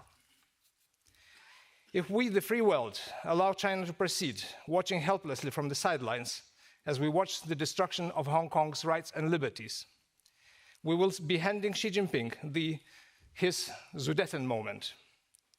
And we know what global catastrophe that resulted in. We cannot let Taiwan be taken over for the same reason that we cannot let Ukraine lose. Not only, to paraphrase John Donne, no democracy is an island, and the global domain of liberty is diminished with every demise of freedom in any country. Much more is at stake. Any concession over Taiwan or Ukraine would immediately encourage authoritarian aggressors worldwide. It would show them that the free world has no gumption, no will to resist left. And I shudder to think what is going to be their next target. It can be any of us. It can be all of us, the free world itself, as tyrannical regimes, by undermining and subverting democracies worldwide, gather resolve to refashion the global order after their own image. The safety of the free world, the global future of liberty, human dignity and human rights is not only chipped away, it is imperiled with each victory for the forces of tyranny. We have had 20 years of that, 2 decades of continuous democratic decline and autocratic victories. It is enough. Democracy has to regain initiative. We have to become proactive in defending and asserting the right of democratic and free nations to exist, to be recognized, and to be protected by the international law and by united strength and resolve of the free countries' allied action: political, economic, diplomatic, and, if need be, military. Taiwan now is in the greatest need for our real solidarity and support.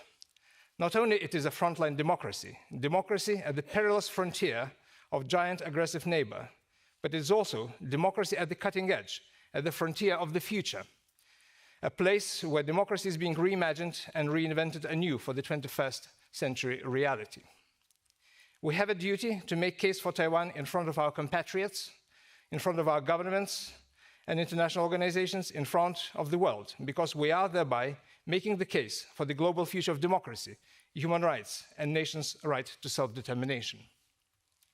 We have a duty to be courageous in Taiwan's defense because it is the defense of the very core of our shared values. And now, it is my great honor to present to you a person who has been a paragon of that courage, who has done more than anyone else to put Taiwan on the map, both figuratively and literally, to place Taiwan at the cutting edge of democratic development, to reinvigorate its culture of freedom and respect for human rights, and who also, for many years, resolutely and skillfully navigated Taiwan in its hazardous journey towards the deepest aspiration of its people: true sovereignty and resumption of Taiwan's rightful place among the world's nations. I present to you the former President of Taiwan, Her Excellency Tsai Ing-wen. Thank you. Madam President, my great honor.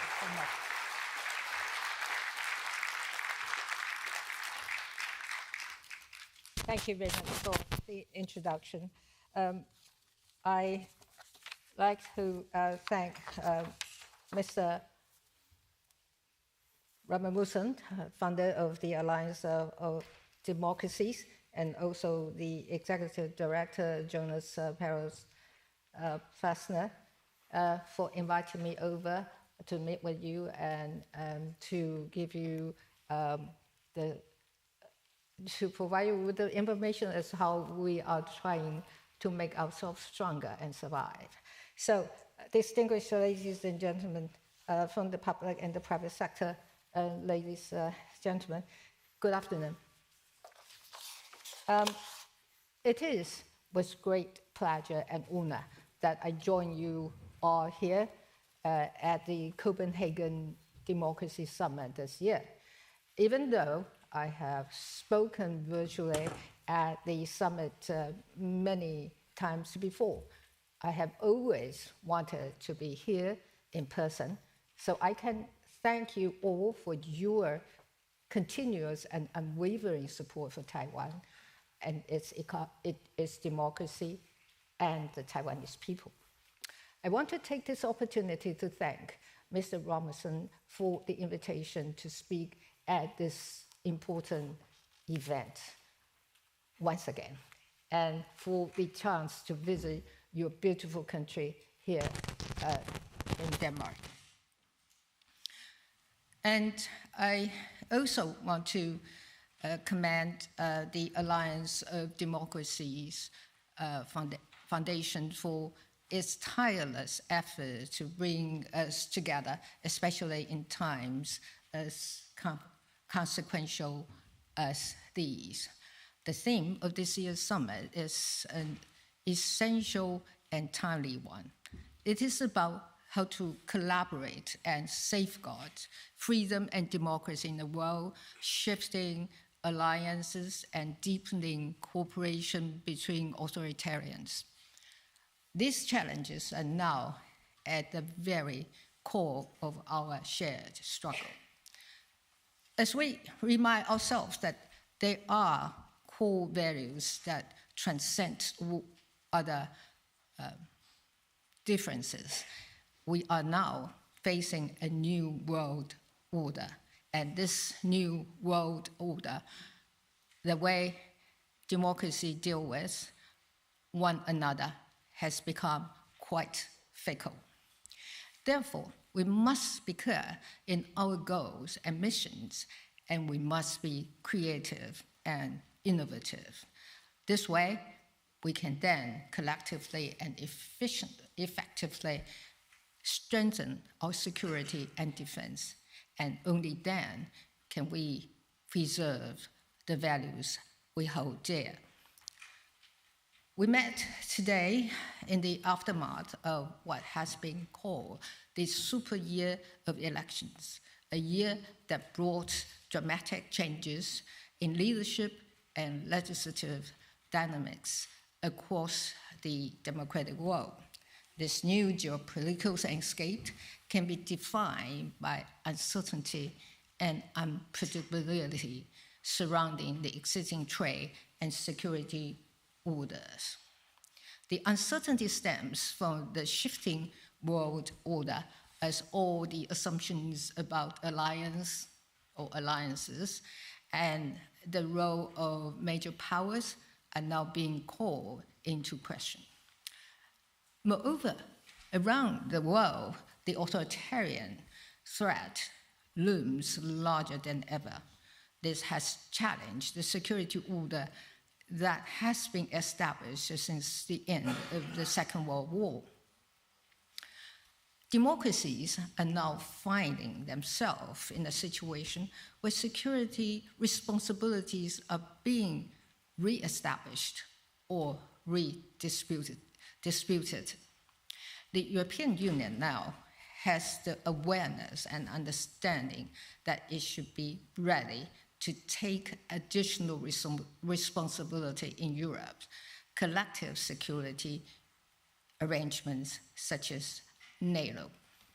In addition, unpredictability also arises from the rebalancing and redefining of trade relationships. The trade conflict we are seeing now are challenging the decades-old international trade rules and order. The newly realized uncertainties and unpredictabilities pose unprecedented challenge for us. Therefore, while faced with possible conflicts in rebalancing trade interests and redistribution of the security responsibility, democracies have to make sure that they are still united and continue to be effective in maintaining their effectiveness in responding to their individual and collective security.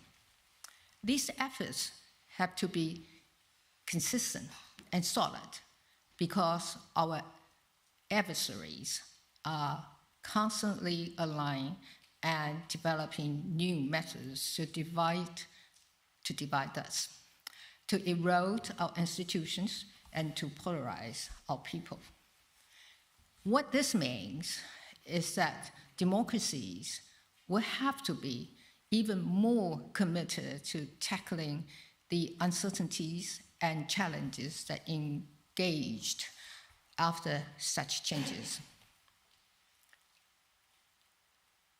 To do that will require great wisdom from our leadership and collaboration from all societies.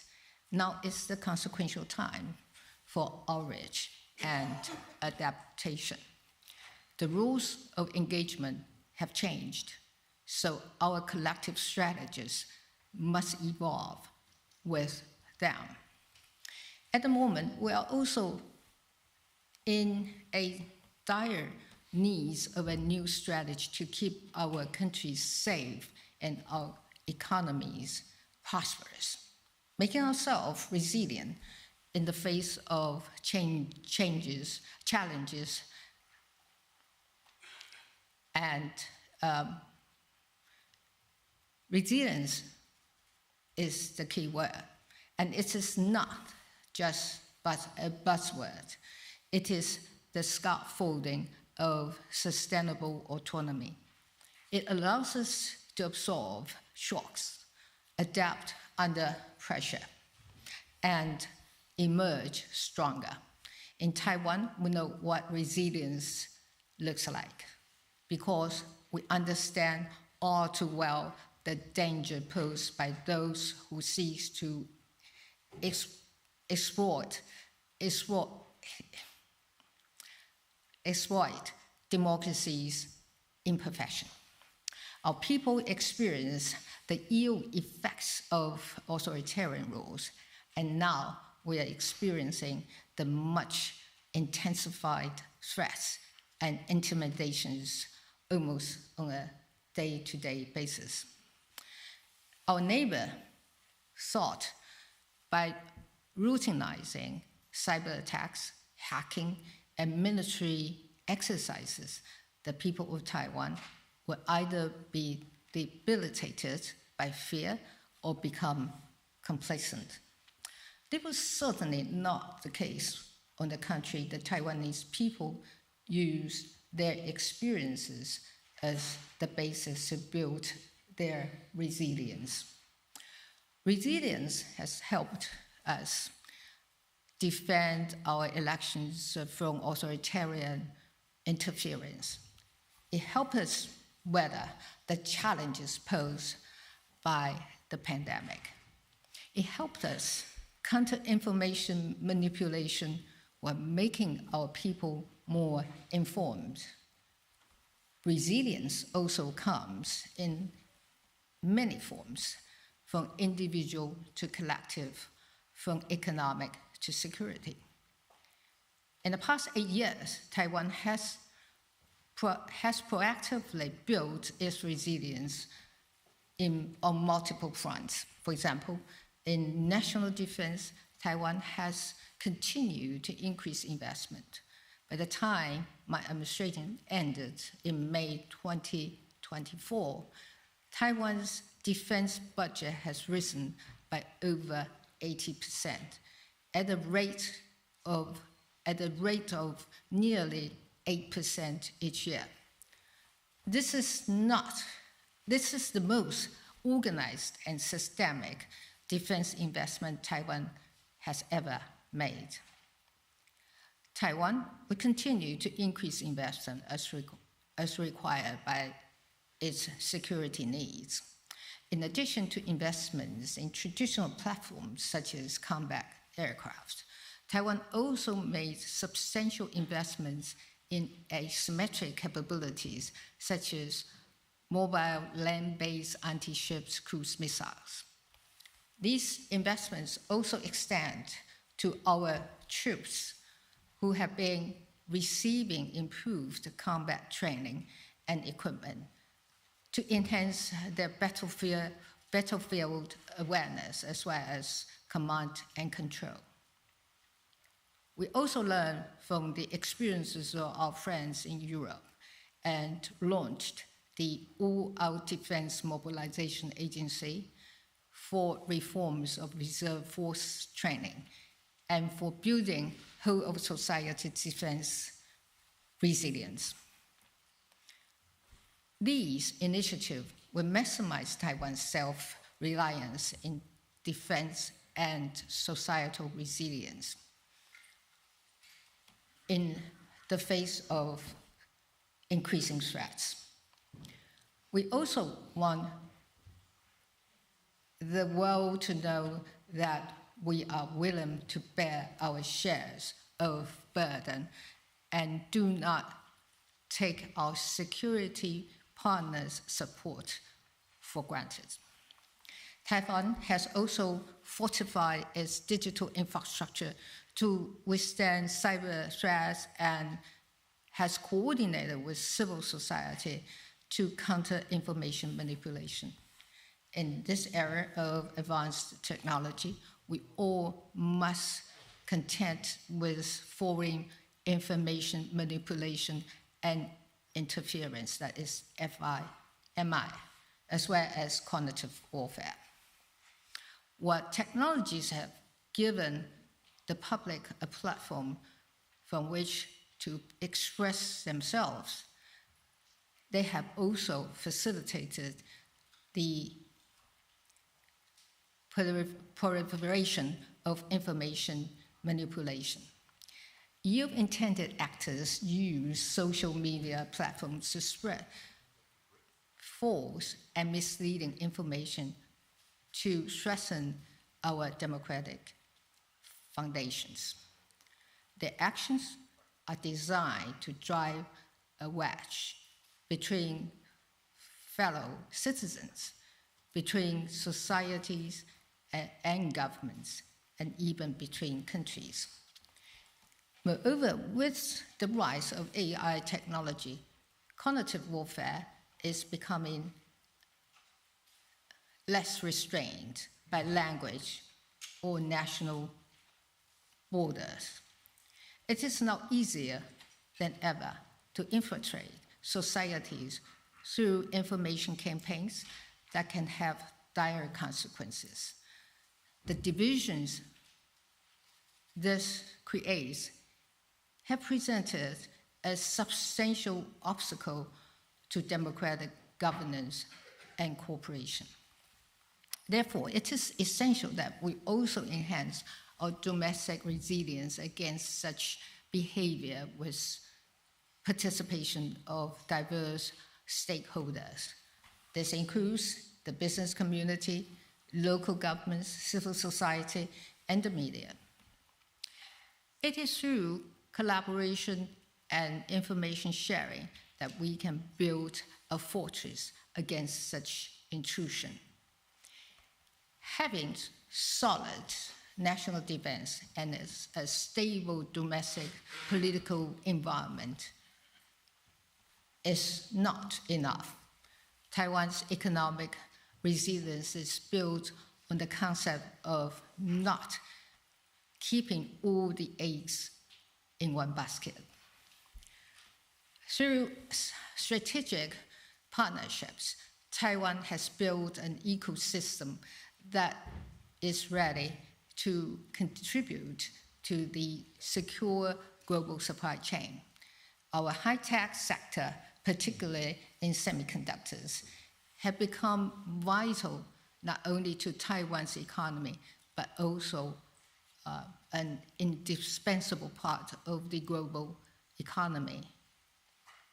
In an age where AI also defines power, Taiwan's chip industry anchors global prosperity. As the global order undergoes transformation, Taiwan remains a steadfast partner to the international community.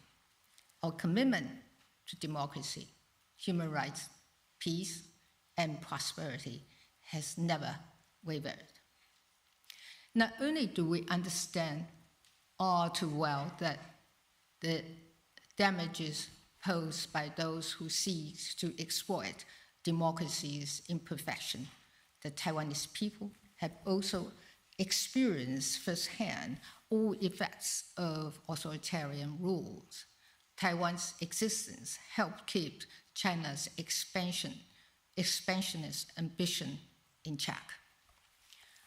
For the broader international community, Taiwan's existence shows that democracy can survive and thrive even when under constant threat. Taiwan's security is essential to regional stability and to defending democratic values amid mounting authoritarianism. We also understand the strategic interests of our partners, and we act in ways that strengthen them. Taiwan is uniquely positioned to serve as a high-tech manufacturing hub with the democratic camp, within the democratic camps. This manufacturing agility enhances global supply chain resilience, especially for partners in our region and beyond, and in sectors like electronics, green energy, and healthcare. I'm also confident that neither external aggressions nor domestic challenges can weaken the resilience of our people and our democratic system. Taiwan has shared and will continue to share our experience in resilience building with our friends from the international community. Our reliability is not measured only by slogans, but by our consistent action, even in the face of extraordinary pressure. I want to reiterate here that threats or coercion will never shake Taiwan's resolve to engage and contribute to the world. The people of Taiwan stand ready to strengthen cooperation with our friends from around the world in all areas where we share mutual interests.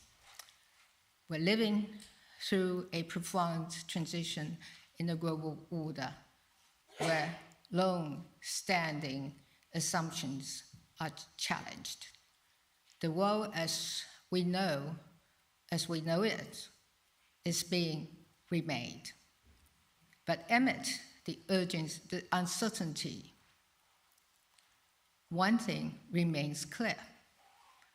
That is, democracy and resilience are the bedrock of our future. Taiwan has shown that it is possible to stand firm against authoritarian pressure without losing our openness, our humanity, our democracy.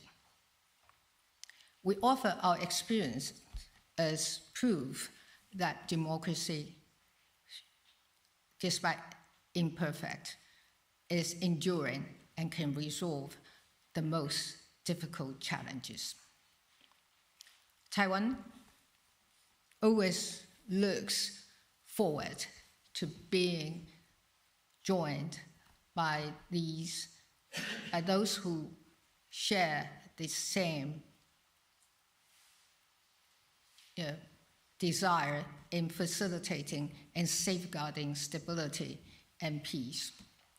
And Taiwan also stands ready to share with international partners and with its decades of experience and lessons learned. So our region and the rest of the world are more prepared and equipped to maintain what is so precious to us, that is the freedom and democracy we all enjoy. what we will surely face other challenges in the future. I'm very confident that by being united and working together, we will always come out on top. I want to thank Mr. Rasmussen and Alliance of Democracies Foundation again for the invitation. It is such a great pleasure to be here and be among you all. Thank you.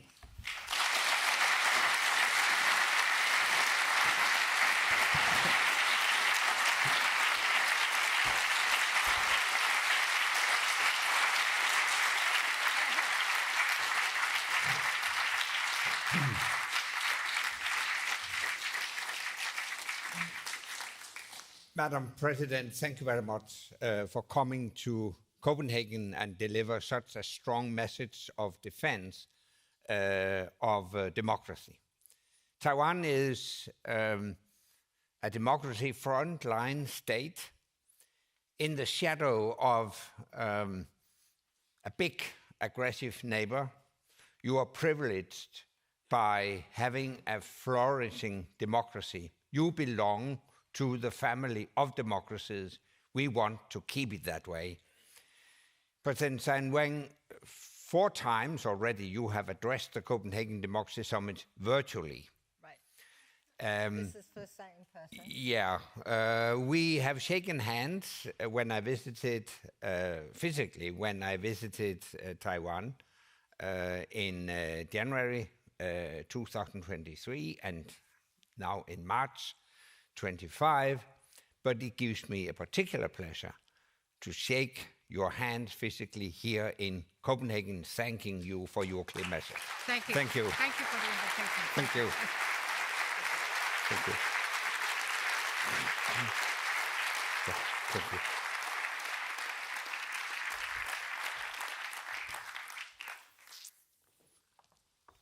Well, it has been a busy day with lots of opinions and lots of ideas. Anders, what would you say your big takeaway was?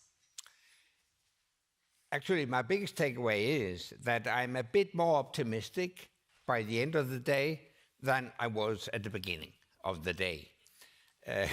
And more specifically, I would point to 3 takeaways. First, I think we sent a very clear message here from Copenhagen that it takes hard defense to defend democracy. And we need to move further and faster and change our mindset. We have to bring our economies on a war footing. That's my first takeaway. Secondly, I think how we will deal with Ukraine and how the Ukraine war ends will be a litmus test for how other conflicts in the world will be solved. We have just heard about Taiwan. We heard earlier today about Moldova. They are watching closely what is going on in Ukraine. And if we allow Putin any success in Ukraine, it will send an extremely dangerous signal to the rest of the world. Xi Jinping would conclude that if Putin can take Crimea without any cost, then I can take Taiwan without any cost. So if we show weakness, that will be exploited by the autocrat. That was my second takeaway. And then thirdly, I agree with those who have argued that we should not give up the US. As I said this morning, I've always admired the US, and I consider the US still as a natural leader of the free world. But if the US has decided to retire from that position, then others must take over. And in the run-up to this summit, I have launched the idea of creating what I call a D7. 7 solid, stable democracies in the world should work closer together to counter coercion from China and maybe also from the US.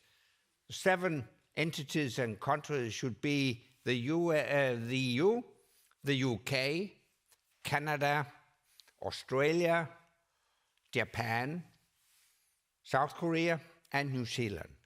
Together, we would represent 30 to 40% of global economy. That would be a formidable force if we work together.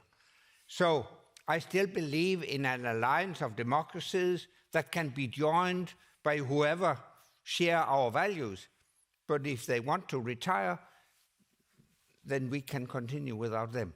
So I think these are my 3 key takeaways from today.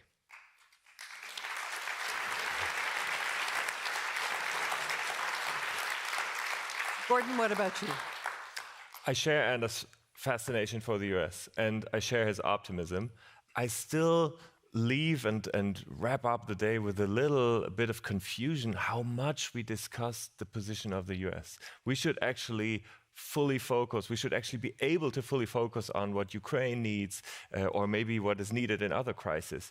But we come to a point where we are not sure whether the US is part of the solution or part of the problem. I think this is a striking takeaway for me, but I will stick to your optimism in the first place. And I think we just need to be more creative. And as long as we discuss the things among like-minded politicians and active people, I think we're on a good path. I'll be Debbie Downer. As the American on the stage, I was most struck by the Democracy Perception Index and the tumble in the opinion of the United States and its leadership. And that's what I'm feeling on my shoulders as we leave here, how much things have changed in a very short period of time. Sorry to be the pessimist, but I live in Washington. Anyway. Remember, all of you, we have a film screening tonight at 7:30. This is a world premiere, an exclusive. Be there, be square. Tomorrow, we're going to be talking about technology and democracy, the pluses and the minuses. And we're also going to have our Democracy Tech Entrepreneur Competition, which is always fun. And now I'd like to say, go have a drink. Thank you all. Thank you. Thank you, Andrew. Yeah, thank you. Thanks, Gordon. Thanks.